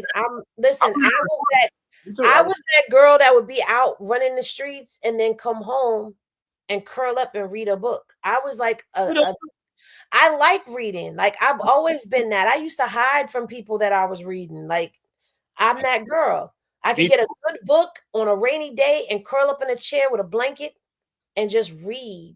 And I got to hold the book and turn the pages. And I can't do this ebook scroll. It's got to be old school. It's old school, bro. I need the paper, bro. I'm telling you, that digital reading is weird to me, bro. I can do it, but long reading like that, like I can, but at some point I'll just be like, sometimes you gotta let it be read to you as well. I can do. I need to try that. I need to try that. But I had to train myself to be able to use the documents online. But a book, I can't do it. Paperwork, I'm okay with it now. But books, no. Give me the book. Give me the book. If this was a short case, then maybe. But because it's so much paperwork, where the hell am I gonna store all this paperwork? Where are you gonna store all this paperwork? No, bro. I don't know. Give me a file cabinet. I don't know. I'm about to buy like some shit from Amazon, some fucking Temu shit. Something from Temu, nigga. The first thing I ever bought from Temu is gonna be this filing shit that I'm about to buy for $1.99 from Temu. It better be $1.99, like y'all been advertising me for the last damn months on my damn Instagram. So yeah, I'm about to buy a filing cabinet for like $2 and put all the paper. Look, I got paper all over me, bro. Yo, bro, it shit look like Silence of the Lambs over here, bro. I swear. It puts the lotion on its skin, or else it gets the hose. I'm not even capping. That shit look like a crime scene over here, bro. I'm not even capping. Nuts. I swear to God. Word though, bro. This is what it is, though, man. Let's see what we breaking down too as well. But what we said also, you said DC Black was saying some bring down. Do you want me to play some audio from some of that too? But some DC Black, you said he brought us some cases that's tying. Anything we want to do that we could do. Anything you want me to bring up some Twisted Truth, I could bring up. I don't know if you want to smack some Twisted because there's some disgruntledness. I don't know if you want to slap the beehive. So you may not want to do that, especially not with me up here, because I'm not going. I clap back. I'm one of those. And the thing is, I'll clap back at you and then be like, "Yo, what's good?" It's all good. It ain't that serious to me. That's it. So we bipolar in this motherfucker. It's all right. So we done got over it, nigga. You Okay, heard? so it's a New York thing. Okay, all right, it's a New York thing. It ain't just me. Like, oh yeah, yeah. It's like Waterboy. But my mama said, happiness like rays of sunshine to come down when you're feeling blue, homie. We happy again, homie. We happy again, bro. It's all right, bro. All right. We good, bro. You know what I'm saying? Bring up Bobby Boucher, though. Bobby Boucher, a legend. You know Bobby's a legend. Come on. Bobby's a legend. He said, cut his head off. You can do it. You can do it. I'm going to have the sample in here. You can do it. When we got to clip somebody on the channel, nigga, that say, cut his head off. You can do it. You're going to hear that shit, and you're going to hear somebody going in on somebody goofy. Facts. Not playing with none of y'all. But look, if you do want me to play anything like that, I could get into a little Twisted Truth, or you said it was some connection in the DC Black thing. I still had some. I had some another. You was on another podcast with Dawgface just now as well. Get into anything we doing, man. We talking. I like us building though. We don't have to play anything really, but you know what I mean? I'm just giving you your options to let you know that we could debut things, we could preview things, we can do anything we want to do now. I'm just letting you know. I'm just giving you that option. That yeah. Anything you want to do, anything you want to say, anything you want to show, you can show as well. I don't want to show anything. Honestly, I'm really tired. So okay, I am going to end up dropping down and do my usual, go take my shower and then go curl up in the bed and I'll be like, oh, Uda's live. Let me go see what Uda's talking about. We do it. You know how we do it. After you drop out, you know I'm not clocking, and then you know I'm gonna be right after. Regardless to how you feel, regardless to how you feel about me, regardless how you feel about the paperwork, regardless how you feel about the case, regardless how you feel about Uda, regardless how you feel about each other, I still want y'all to rest well, wake up in high vibes, and have a great day in the morning. And we do it all again. You know what I'm saying? Do another 24. Learn something, grow. Don't be closed off. I'm not closed off. I read everything that y'all say. I'm looking at what y'all are saying. I'm absorbing. But if it don't go in here and make sense, it's not going to make sense to me. That don't make you wrong. That don't make me wrong. But I think this right here is the most debated and heated topic because this is somebody that a lot of us, this is our era. This is our generation. This was our Bumpy Johnson. This was our, you know what I'm saying? Like this is our Frank Lucas of our generation. So no, nobody wants this to be on a bad note. So nobody's hating. But if somebody thinks it's side eye, it's side eye. If you don't, then you don't. That's you. But at the end of the day, Henny Gang, y'all know what it is. Salute and shout out to all of y'all. Thank y'all for rocking out with me and rocking out with Uda and being on go. You know what I'm saying? Bang, bang. Go Squad, salute to y'all. All of y'all. All of you. You already know. Y'all subscribe over there. Y'all come over here. You know, so I know we were supposed to have a subscribers live on IG. I will when you do that? I will do that in the morning. I'll do that in the morning with you. Hit me before you doing shit, man. You know you got. I don't be sleeping. You gotta wake my ass up. Well, no, this is a subscribers chat. So you gotta be subscribed to me on IG in order to be a part of the chat. And then we have to be comfortable with you staying with us, okay? Everybody subscribe to her and get comfortable then, so she can let you in. But I do, like I said, I have the Khalitha Bush interview coming tomorrow. That's the lady. Ooh, that's tomorrow? Tomorrow. Tomorrow at 8:30 my time, Eastern. Boy, you bugging the whole time right now. You bugging. I ain't know that. Yeah, she's coming to my. That's what I said to you. I was like, yo, you want to be on that when I do it? God, you just told me shit, man. It's a lot going on. Yeah. So you know, he's coming. I got questions. Shorty real too. Shorty spit some truth. I hear some people trying to tell her don't speak. Shut up. Shorty sound like she real deal. Almost 3 hours on the phone talking to her, and she's telling me stuff, and it's just like bang, bang. She sound real. Like, whoa, and it's crazy because it could be your man sitting right next to you. It could be your granny. You don't know who's doing what because it just, yo, it's crazy. She's gonna break it down. She's gonna tell us her story, like all of it, not just bits and she's gonna give us the story, how she got locked up, how much time, how did she find out that a man was an informant, what was he doing before how did she not know? And like she's going into all of it, and then she's gonna break it down even further and get into it. And like I said, when I was reviewing the interview, because I was supposed to be on the one that they did with Dogface, but I was asleep. Okay. I was why you was in there. I was wondering. I was asleep, just like I missed the first one with Crime and Entertainment because I was busy doing something else. Yeah. But you know, it all came full circle for me. Shout out to them as well. But yeah, so she's gonna come. But when one of the things that I said when I was reviewing it was, fellas, just because she looked good, body right, smelling good, pushing a foreign, rocking them labels, be careful. Be careful. Because she told us already when she did this the first time, she told us it's women working all over the country. All over. So she got ends, she got paper, and she ain't got no business. You don't know what she doing. Real shit. Back away slowly, because you don't know what shorty will build a case on you. Your shorty could be building a case on you, and you don't even know she's an informant. So scary, man. That's so scary. It's scary. So scary, and dudes are doing this too, ladies. Don't think you safe. Yeah, that shit is weird shit. Niggas doing that. But yeah, niggas is doing that shit too. That's scary as hell though, bro. That's scary as hell, yo. Listening to her, I'm like, yo. Scary as hell.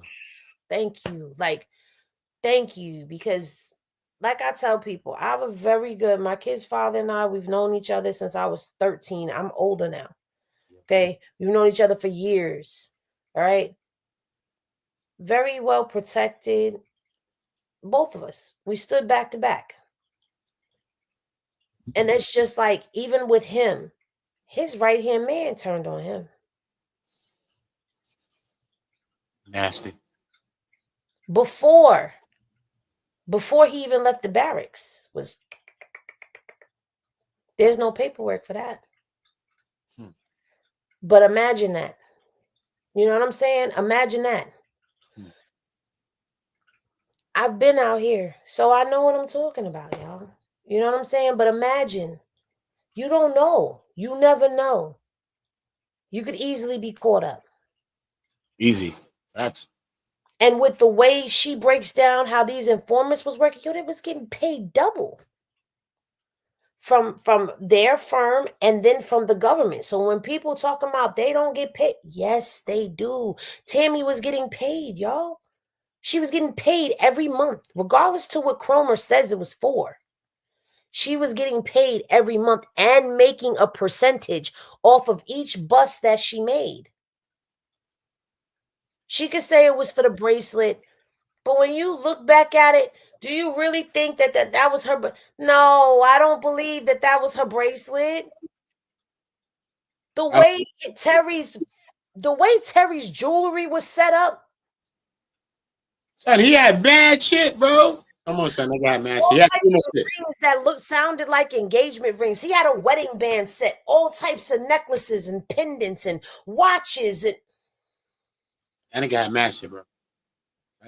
She was beefing about supposedly a Chapard bracelet or some 1-2. Yeah, and guess what? And she estimated like 40,000. She estimated them bracelets that she was talking about in there.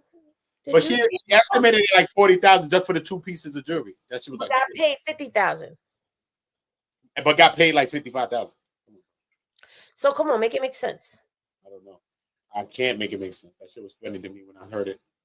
And I'm looking back. I'm like 2,500 a month. Cash. That's a YouTube check. That's a YouTube check for some people. That's a YouTube check on a slow month. 2,500, and that was supposed to be paying her bills and shit like that. A rent, maybe. But we know that Cromer was most definitely spicing her punch and her getting mad bread anyway, so she was all right. He was just making sure she was extra good, obviously. Right. Because Cuffy said that 5 agents was fired and 1 was indicted. Right. Probably the leading investigator over Cromer. Because remember, Cromer cannot sanction them shits, them payments all by himself. Had to pass to somebody else. That's how they keep that shit until you got seniors and uppers and uppers and uppers. So it's going to be some collusion when that shit go down. It's not like one person has the official authority to do one thing. So that's why, you know what I mean, that should let the 5 agents and 1 being indicted, 1 being fired. Man, listen, fellas, don't get caught up with a Tammy. Don't, bro. I'll let you meet. I wanna please you. I wanna teach you. I wanna know you, baby. Hold up. That I need you. Yeah, Right. Wanna go to bed? Wanna go to bed? Nah, but you know, this has been like, and then the crazy part is the transcripts read like a novel. It's crazy, right? You just see that. Yeah, it's crazy. You gotta send me that tomorrow. You gotta send me that tomorrow. You gotta send me a piece of that tomorrow. I don't want the whole thing. Send me a piece of that tomorrow. Let me see what the hell going on. What the fuck I ain't seen. All right, so that should be crazy. It's crazy. I appreciate all of y'all. Salute to you, Uda. We must do this again. Of course, you know, we talked about doing it, and then, you know, the Most High said, my child, it's time. Today is the day, right? We don't rush. I don't rush nothing here. You know how many people are supposed to be? You done chopped it, but you know, everything happens right on time. No cloud chase, no race, bro. Just right on time. And it's just always so perfect, like how it happens. For real. Miss Black, shout out to you in the building. Shout out to all the Henny gang in the building. All right, Miss Black, chill. I got my little eye on you. Don't let me come over there looking in the head. Okay, all right. Wait. Little baddies in the Henny gang and all that. Chill. Don't let me look my little eye in there. Chill. I ain't looking like a little 1-2 snack. Chill. We can make some motherfucking s'mores. Don't do that. We looking like snacks together, homie. Don't do that, Henny gang. I'm running down on a couple of y'all with my John Wick shit. Chill. On my John Wick shit. On my John Wick. All right, y'all. Well, good night, everybody. Uda. I appreciate you. It's been a pleasure. I appreciate you, Queen. Always. I appreciate you. All right, peace. Yeah, man. You already know the vibe, man. That girl Henny in the building with us, man. Shout out to the whole Henny gang. Shout out to that girl Henny, man. Henny gang was most definitely in attendance today. Most definitely very, very active. I appreciate y'all energy, y'all love, and all that. You know what I mean? So remember, go and subscribe to that girl Henny. Make sure y'all tapping in with the Henny gang and seeing what's going on, man. This is what it's all about, man. It's about us linking, us building. Me and Henny been talking about building and, you know what I mean, coming together and doing that one day. You know what I mean? But me and her talk. You know what I mean? I chop with Henny. You know what I mean? Me and her talk like all the time. You know what I mean? This is real shit. You know what I'm saying? So you guys got to know how it is. I just don't be, you know what I mean? I just be in a cut. I'm just a humble dude, man. So, you know what I mean? But me and her chop it. You know what I mean? You ask her, man. Real supportive of what she's trying to do. I'm real supportive of what she's trying to do. You know what I'm saying? And yeah, man, this is what it's all about. It's about the men and the women and us building together. It's not about us separating this from that. It's not about us as men telling women they can't talk about this and that. You know what I'm saying? We ain't in the mob, nigga. Is you in the mafia? That's the only shit that, yo, she don't know shit. You got a gumar. You're going to sleep with a gumar. No, nigga, this ain't, we ain't in the mafia, nigga. Shut up. Okay? Us men and women need to build about stuff, because at the end of the day, we raising kids. Us men and women is raising this kid over here that's acting the fuck up, nigga. So we need to probably talk real quick so we can school his ass for. We got to put some hands and feet on his ass over here. You know what I'm saying? So we need to stop separating the men and the women. You know what I'm saying? A lot of us come from hoods. A lot of it don't mean you come from the hood that you can't talk about some hood shit. The fuck? I could be from the hood and talk about some suburbial shit. Nigga ain't gonna tell me from the suburbs I can't, nigga. Fuck off, nigga. Exactly. So we could all speak about what we're speaking about, bro. Okay? Cool. So let us not cast judgments on each other. Let us build with each other. What's up, Davis? I appreciate you. I appreciate you, Davis. I appreciate the whole Henny gang, man. Yeah, I appreciate y'all, man. I hear you. If you talking to me, I hear you. That's if you talking to me. Vanessa, I see you, Queen. I see you. I see you. Let me shout out to all my people in here, too. Walt, let me go down. Go down. Pause, nigga. No Diddy, nigga. Diddy in jail. Nigga, let me go up. The fuck going on? Nigga talking about to go down. Shit was weird as hell. Boom. Kevin in the building. This is it, man. We showing love, man. Spade 9 always in attendance. You know that. Jessica Henderson in the building. All the ladies is over there. I'm running down on y'all ass. Fuck out of here. Facts. How I look, ladies? What's up? You could do that? Fuck you mean? Don't fuck with me. I'm gonna kill it. For real. At the end of the day, look. For real. Yeah, man. J Love in the building. Yeah, I mean, Davis, you get again. You know how we do it. We here, man. Latrina, you heavy in attendance. Shout out to you, Queen. For real. All y'all in the building. It's that Keisha Kesha, whatever. Kesha look like a little joint going on, a little chocolate ass. Oh no, you better take your time, girl. Little sundressing. Chill, sis. Little sundressing. I mean, I ain't mad. What happened? I ain't mad at you. You know what I'm saying? Uniquely yours. I hear you. Everybody in the building, man. This is what I'm talking about, man. 420 POM Palm. You know what I'm saying? D Nell in the building with us. Everybody in the building with us, man. You know what I mean? J Love. Everybody, man. This is what it's all about, man. It's about support. It's about Lovely Hall in the building. You know what I'm saying? Let me tap y'all, right? Fuck. I'm scrolling past the shits and not tapping them. You know it's late. I'm smoking. The fuck? Tap the name when you're saying it. No fuck. Let me knock on the head and just make sure the shit is open right now. What the fuck? My shit probably fucking is past business hours in my brain or some dumb shit. Facts. But yeah, man, just know that, you know what I mean? Everything is love, man, and we building a lot. I got a lot of dope things, even I'm working with Thatgirlhenny behind the scenes, and a lot of dope other artists and creators as well. Me personally, I'm a creator, I'm an artist. I'm really a songwriter, I'm a musician. I'm an actor. I write scripts. I work on films. I do different things. You know what I mean? I do podcasts. I could do editing. I could do screens. I'm going to show you when I build this first screen for this one. So when I come here, you're going to see a screen over me and all these things that I'm going to build, and I'm going to show you, because these are some of the things that I'm going to help y'all with as well. We're helping each other in real time. I can do a lot of things. Trust me. I'm a one-man mission in myself. I do it all myself. Facts. Trust me. I can help you.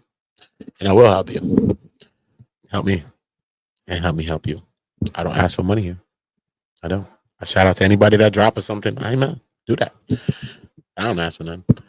I just say drop likes. Y'all, I mean, I share video. I don't ask y'all to share, but I think y'all should. I think y'all should share some videos. Whatever y'all think y'all want to share. And I want y'all to go and check my last video. My last upload I did is on a Kendrick Lamar GNX reaction. So I do a lot of different kinds of content. You know what I mean? Like I do different things. Like I got some shit from New York City that I'm about to upload. Some dope shit showing you city, some shit. It's going to be dope pop-ups on screens, knowledge shit, dope. I got some shit in Grand Central Station that I'm about to show you. Grand Central Station, some dope shit. Restaurant 2 in Grand Central Station that I just did the other day. So I got a lot of shit in real life. I got IRL. This channel is growing to the place where it's really gonna go. It's gonna be in real life content.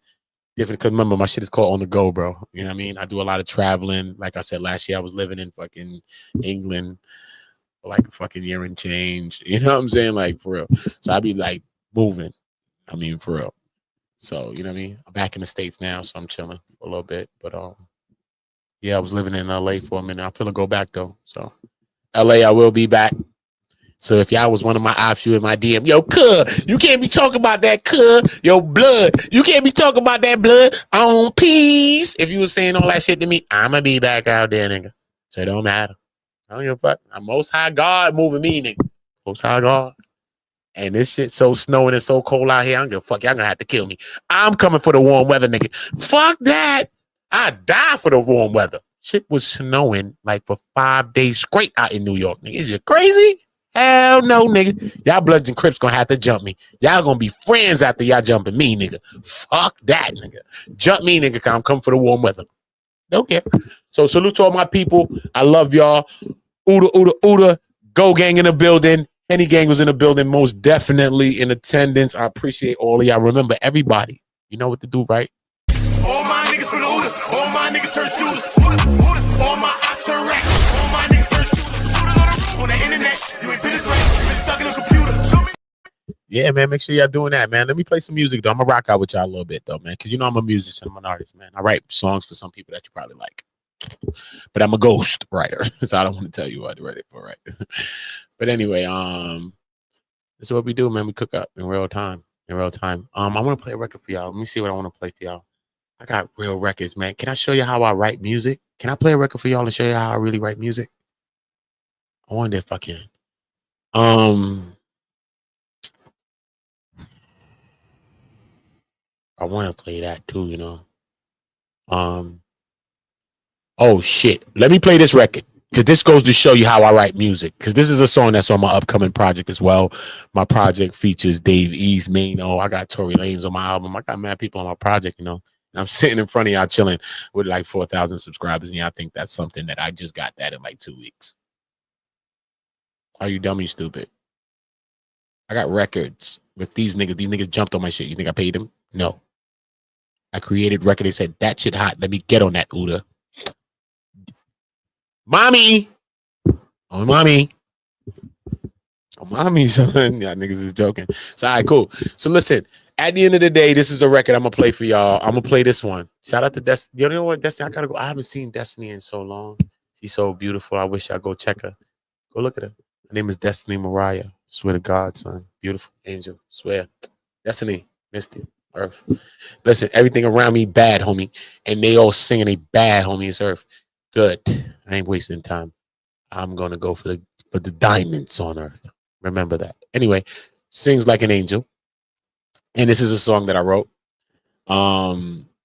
This is a country rap kind of R&B kind of infused record that I wrote. And I had to pester Destiny to sing this record for me.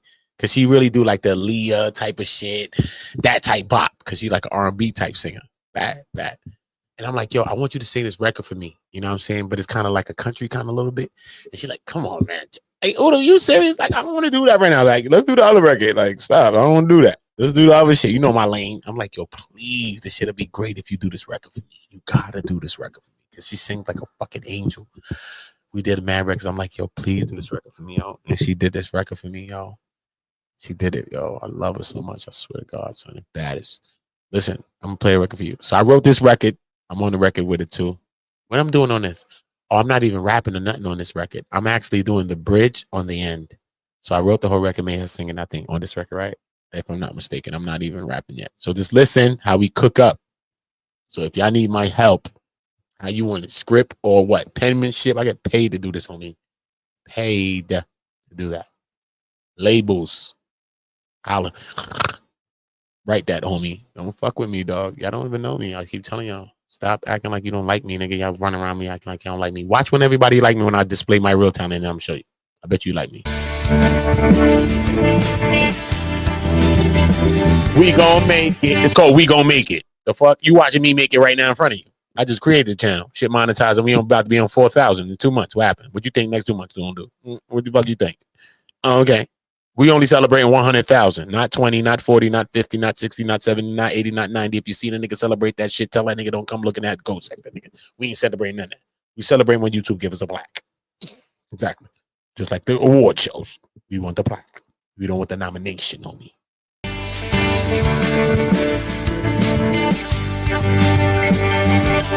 I just wanna gang all the gangs on me. There's no one to blame but nobody but me. Cause I know that I did wrong like you have done wrong. But these wrongs made me right, I see. It's like I lost your love, lost your name. And I wanna get that back. Baby, I do wanna get that back. Sometimes we only talk about wrongs. I love we never talk about that. I wanna know if we can move on. The time we can never take back. Take back. More together is the more we break it. But I know that we gon' make it. The sun always comes up when it's raining. So I know that we gon' make it. And even if we travel the road, let's take it. I know that we gon' make it. Cause baby, I love and no mistaken. I know that we gon' make it. We gon' make it, no we. If we don't make it, no me. If we don't make it, sorry. If we don't make it. Gangs, not a gangs on you. You don't fell in love, but she don't love you. She gon' do you wrong like you done did me wrong. You gon' feel so bad, you gon' write a love song. Now what's... She told me, nigga, you gonna feel so bad, son, for what the shit you did to me, nigga. You gonna write a fucking love song, nigga. You gonna write a song about this shit. They know how I create music. That's what Shorty told me, son. Real life. Said, nigga, you gonna feel so bad about the fuck you doing because I was a cheater, bro. I'm around a lot of women, bro, for real. Any woman that look at me, she know that. She know that I've been a cheater. And I'm not proud of that. I'm telling you, I'm not. It's something I have to grow from. But at the end of the day, I lost a lot of jewels. I lost a lot of great women being a cheater and being a fucking dog. I did, bro. Real shit, son. I lost some women that some people could never probably even find in life. Some men have some women that I lost. You know what I mean? Shit is real, son. Some of the greatest women on earth, bro. Just running around being immature, being this, being that. You know what I mean? And she told me, son, she said, you see what you're doing, son? Nigga, you gonna write a song about that shit. And I did. This is it. You know what I mean? Later in time, look, I ended up writing the song. She didn't lie. She said, you gonna feel so bad, you gonna write a love song. And then I sing. She said, you wanna make... Look, I'll let her sing it. I'll let her sing it, man. She singing better than I could, bro. Look, go shit all over, right? You wanna make it right, make it right. I wanna be left in your arms. I'm sick of all these lonely nights. I know that you be doing me wrong. I wish that you could do me right. I love you, so I'm trying to. She said, I know that you be doing me wrong. I wish that you could do me right. I love you, so I'm trying to move on. I miss it how we used to be tight, bro. I miss it how we was like friends, my nigga. But she told me, son, that's how I write the music, son. I don't write fake music, son. Everything I write is real shit, son. So if you say, man down, nigga, man down, nigga. Man down. Shit is real. I'm not talking to you about jokes, nigga. I'm talking about real shit. She told me this shit. Bring her ass on the screen right now, nigga. She tell you. Told this nigga that shit. Straight up. All queens around me, nigga. I fucked up all the time, nigga. I was running around chasing it, doing the most. And as men, we could say that sometimes, bro. Gangster. Gangster. Ain't nothing weak about that shit. That's gangster shit, son. Because we learn and we grow, son. And we got to grow. And that's why we going to be on go. Because we growing. I'm fucking. Now I'm ready to do the things that I'm ready to achieve. And I will not be stopped. I will not be limited by my own self, my own lies, my own shit. Done with it. Done with that. I miss it how we used to be tired. Be tired.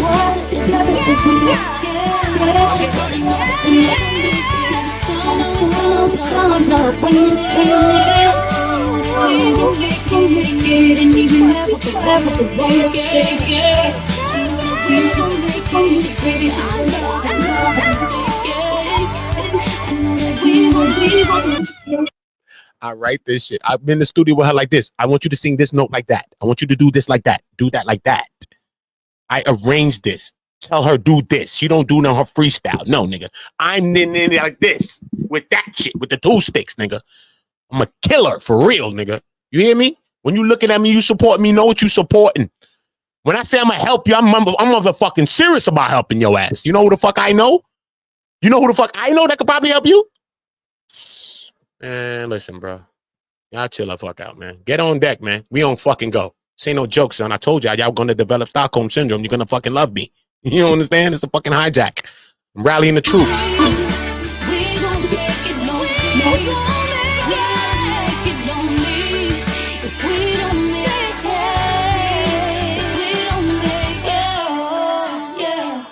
Listen to me on this one. I'll rap, I'll do that shit. Look at me on this one. If you lie, had another guy, baby, you know I'ma stay. Even if I cheated, you know I ain't need it. Let's not go out this way. Everything we build, we managed to kill.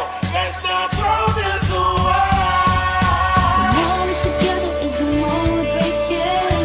But I know that we gon' make it. See the rest. We gon' make it.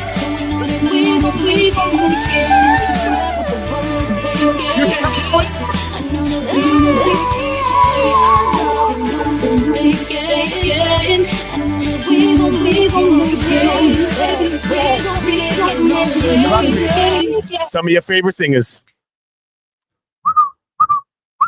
When I talk about Tia Kim and I talk about our nights and I love it here and motherfucker. Well, you think I'm joking with y'all niggas?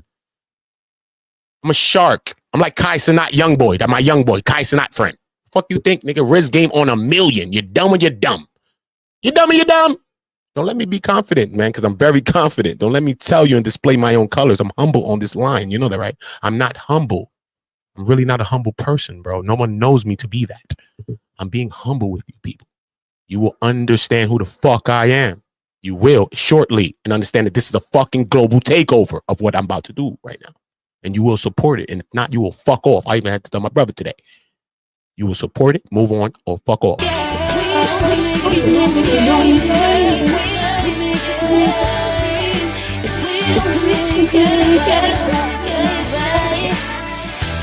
Sound like money.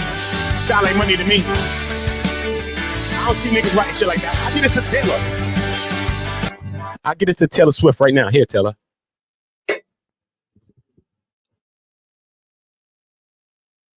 Here, Taylor. I'm from Shooter Block. Why the fuck am I writing that?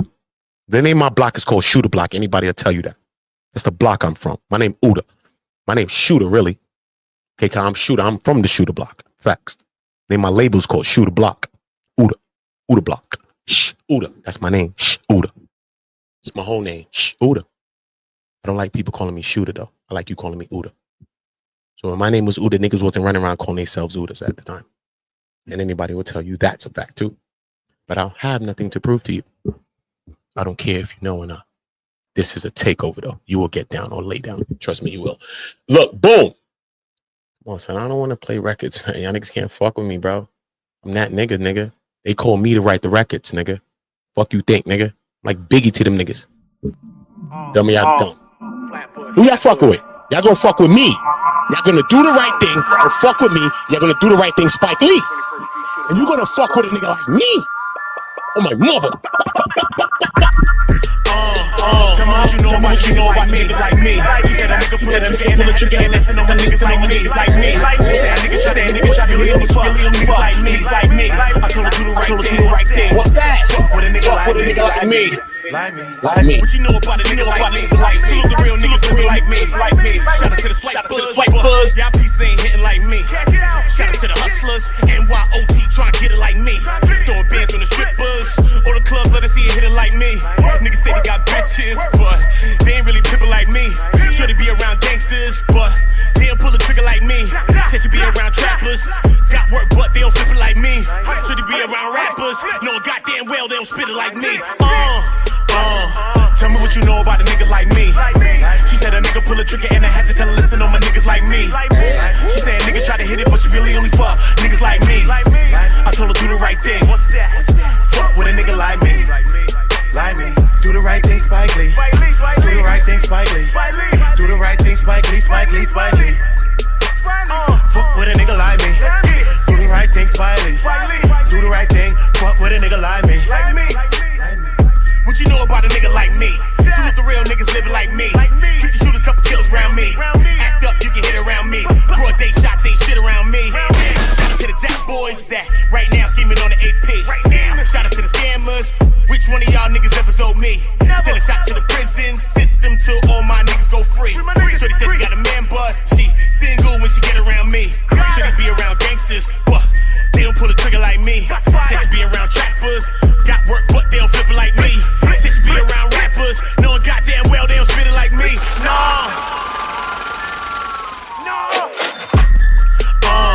Tell me what you know about a nigga like me.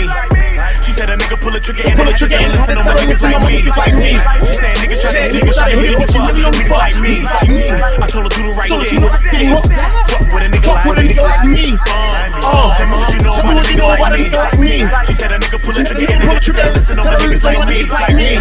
She said niggas try to hit it but she really only fuck niggas like me. I told her do the right thing. Fuck with a nigga like me. I'm you want to show y'all this thing. Do the right thing, Spike Lee. Do the right thing, Spike Lee. Do the right thing, Spike Lee, nigga. Fuck with a nigga like me. Do the right thing, Spike Lee. Do the right thing. Fuck with a nigga like me. Get it? Bang, bang, bang.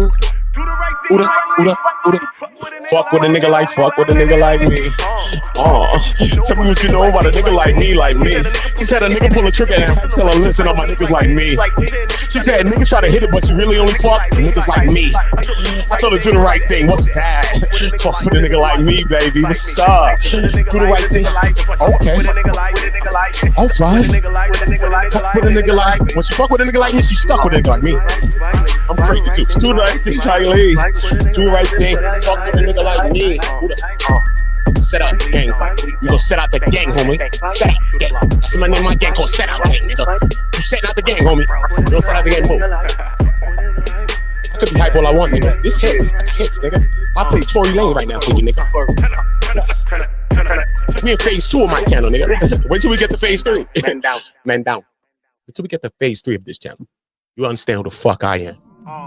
So when you like something, like, nigga, y'all will like. You are under duress. You are under duress. Okay? Welcome to my world. Ooda block. This is me. I think. Don't fucking play with me. The Most High sent me for this shit. Okay? All this shit that y'all thinking, I come from it. Gang banging every fucking thing you think. All my niggas from the Ooda.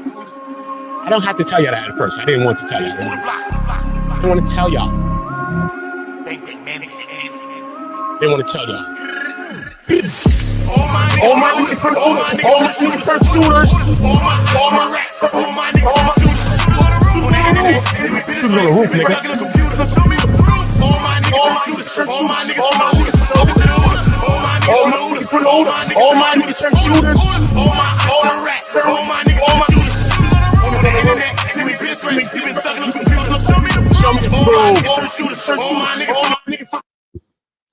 Most of my niggas insane. They trying to catch them a stain. Young niggas putting in pain. It ain't a game. All for the gang. Niggas ain't playing for nothing. Went to school, my little nigga. He went to school, letting it ring. My little nigga killed my little nigga. It's a full-time job not to kill niggas. Jump off the porch, hit a field nigga. You was in the house, I'm a field nigga. No fuck boys around real niggas. I've been a drug dealer since a little nigga, huh? To get a kilo, they'll kill a nigga. Fuck how you feel, nigga. To get some kilos, I'll kill a nigga too. Throw that rock like I'm Montana. Good head, raise my antenna. She 4'9", I'll San Fran. Beat the box with my bandana. Then I dip set like I'm Santana. I'm in UK like that Montana. Hold up. You give her money. Come on, bro. You got a jug and finesse her? Come on, bro. Look, I let it play, bro. Like, cause y'all gotta stop. I'm that nigga. God chose me to be that nigga. I'm humble. So you know I'm that nigga. Cause I don't act like this with you every day. But I don't have to be humble with you if I don't want to. Half you motherfuckers wouldn't even try. I swear. All of my niggas is the same. They tryna catch them a stain. Young niggas putting in pain. It ain't a game. For the game. Niggas ain't playing for nothing. Went to school, lame and pain. My little nigga. Full-time job niggas. Jump off the porch of the field nigga. Was in the house, in the field nigga. Fuck boys around real niggas. Drug nigga. To get a kilo, they'll kill a nigga. Fuck how you feel, nigga. Kilos, nigga. Throw that rock like I'm Montana. Good head, raise my antenna. She 4'9", I'm San Fran. Beat the box with my bandana. Then I dip set like I'm Santana. I'm in UK like that Montana. She bring me money, you press her. You gotta just go. I give a dick that'll change her life. You leave her change on the dress. Shorty, you're ready. Your pussy ready, get ready. Don't wanna get ahead of myself, but I want the head for the daddy. She fuck with the Ooda. Open the Chevy. All my niggas from shooters. All my niggas from shooters. On the internet, you been tracking the computer. Show me the proof. All my niggas from the Ooda. All my niggas turn shooter. Ooda. All my ops turn rats. All my niggas turn shooters. Just so happen all my ops, they turn rats. After you start with me and then I see you, then you want to rat on me. Keep doing it. All my niggas from the Ooda. All my niggas from the Ooda. All my niggas from the Ooda. All my rats. All my niggas from the shooters. On the internet, you ain't been a threat. You been stuck in the computer. All my niggas turn shooters. I bet 100,000. Show me a nigga better than me. Who? He in the game or not? Where you at? I bet it. I got the money. I bet it. Who? You nice? Bet it. What? Freestyle rap? I play rap for you too. What you want? Opera? Fuck you want. Shut up. Can't fuck around with me, nigga. They call me to do this. Def Jam, all that. Atlantic, all. They call me. Calligraphy, script, or fucking penman regular. How you want it, nigga? You want it in green pen? What you wanted me to write it in green pen for you? That's what I do, nigga. I'm not you niggas. Don't get me twisted. Most High told me stop being fucking humble with you niggas. So I'm done being humble with you niggas now. That's my favorite sound effect. Ask a nigga about me. He said, who? Ooda? That's my favorite sound. Anytime when a person talk about me, they're gonna make that sound. They're gonna say, "Who, that Uda?" Yes, that Uda. That's my name. I swear to my mother's life. They're gonna say, "That's me. That's Uda." On Jesus sandals, on my mother's soul, my kids, everybody. You think I'm joking with you? Look at me twice, nigga. If you're not showing me love, and you think bro, y'all got a little couple thousand. I'm about to pass y'all subscribers, bro. So you're gonna be wanting to fuck with me in a moment. You see how this shit gonna switch? So don't be an op now. You better get on, go and come fuck with me and stop being a hater. You better be sharing my shit over there too. I'll be watching y'all niggas acting like y'all want me to share y'all shit and shit like that. Listen to me. When I look like a dickhead to y'all niggas or what? The fuck y'all think it is, bro? I don't ask niggas for money, nigga. Y'all niggas will share this shit. Y'all niggas will show me love, homeboys and homegirls. You will, nigga, because I said so, nigga. And I'm going to take it. Because everything in life is taken, not given. What we give is what's given. Everything else will be. All my niggas is shooters. All my niggas is pussy. Niggas on some bougie shit. My bitches on shooter time. A lot of my niggas is slow. Niggas on bougie shit. My bitches on shooter time, son. My bitches is crazy. The women is wild. So when you hear me playing my theme in the beginning of this shit, nigga, y'all niggas listen, nigga. Pay attention, nigga. I won't have to tell y'all niggas again, bro. It's the last time I'm gonna show you niggas color. I'm black and white on this screen all the time, gray. I don't be like that, right? Cool. It's the last time I'm gonna show you niggas some color. All right, cool. I'm gonna go back to my black and white shit. Regular, jokey. You know what I mean? Jokey. All right, cool. Give a fuck. I'm still live for 4 hours. I don't give a fuck. All right, cool. This shit is a takeover. Every sector, beware of me. It's a fucking takeover. And half of y'all better chill, because I'm coming for all the women. Don't fuck around. They're gonna feel safe with me. On God. Shots fired. All of my niggas is Dracos. I like to keep me nine.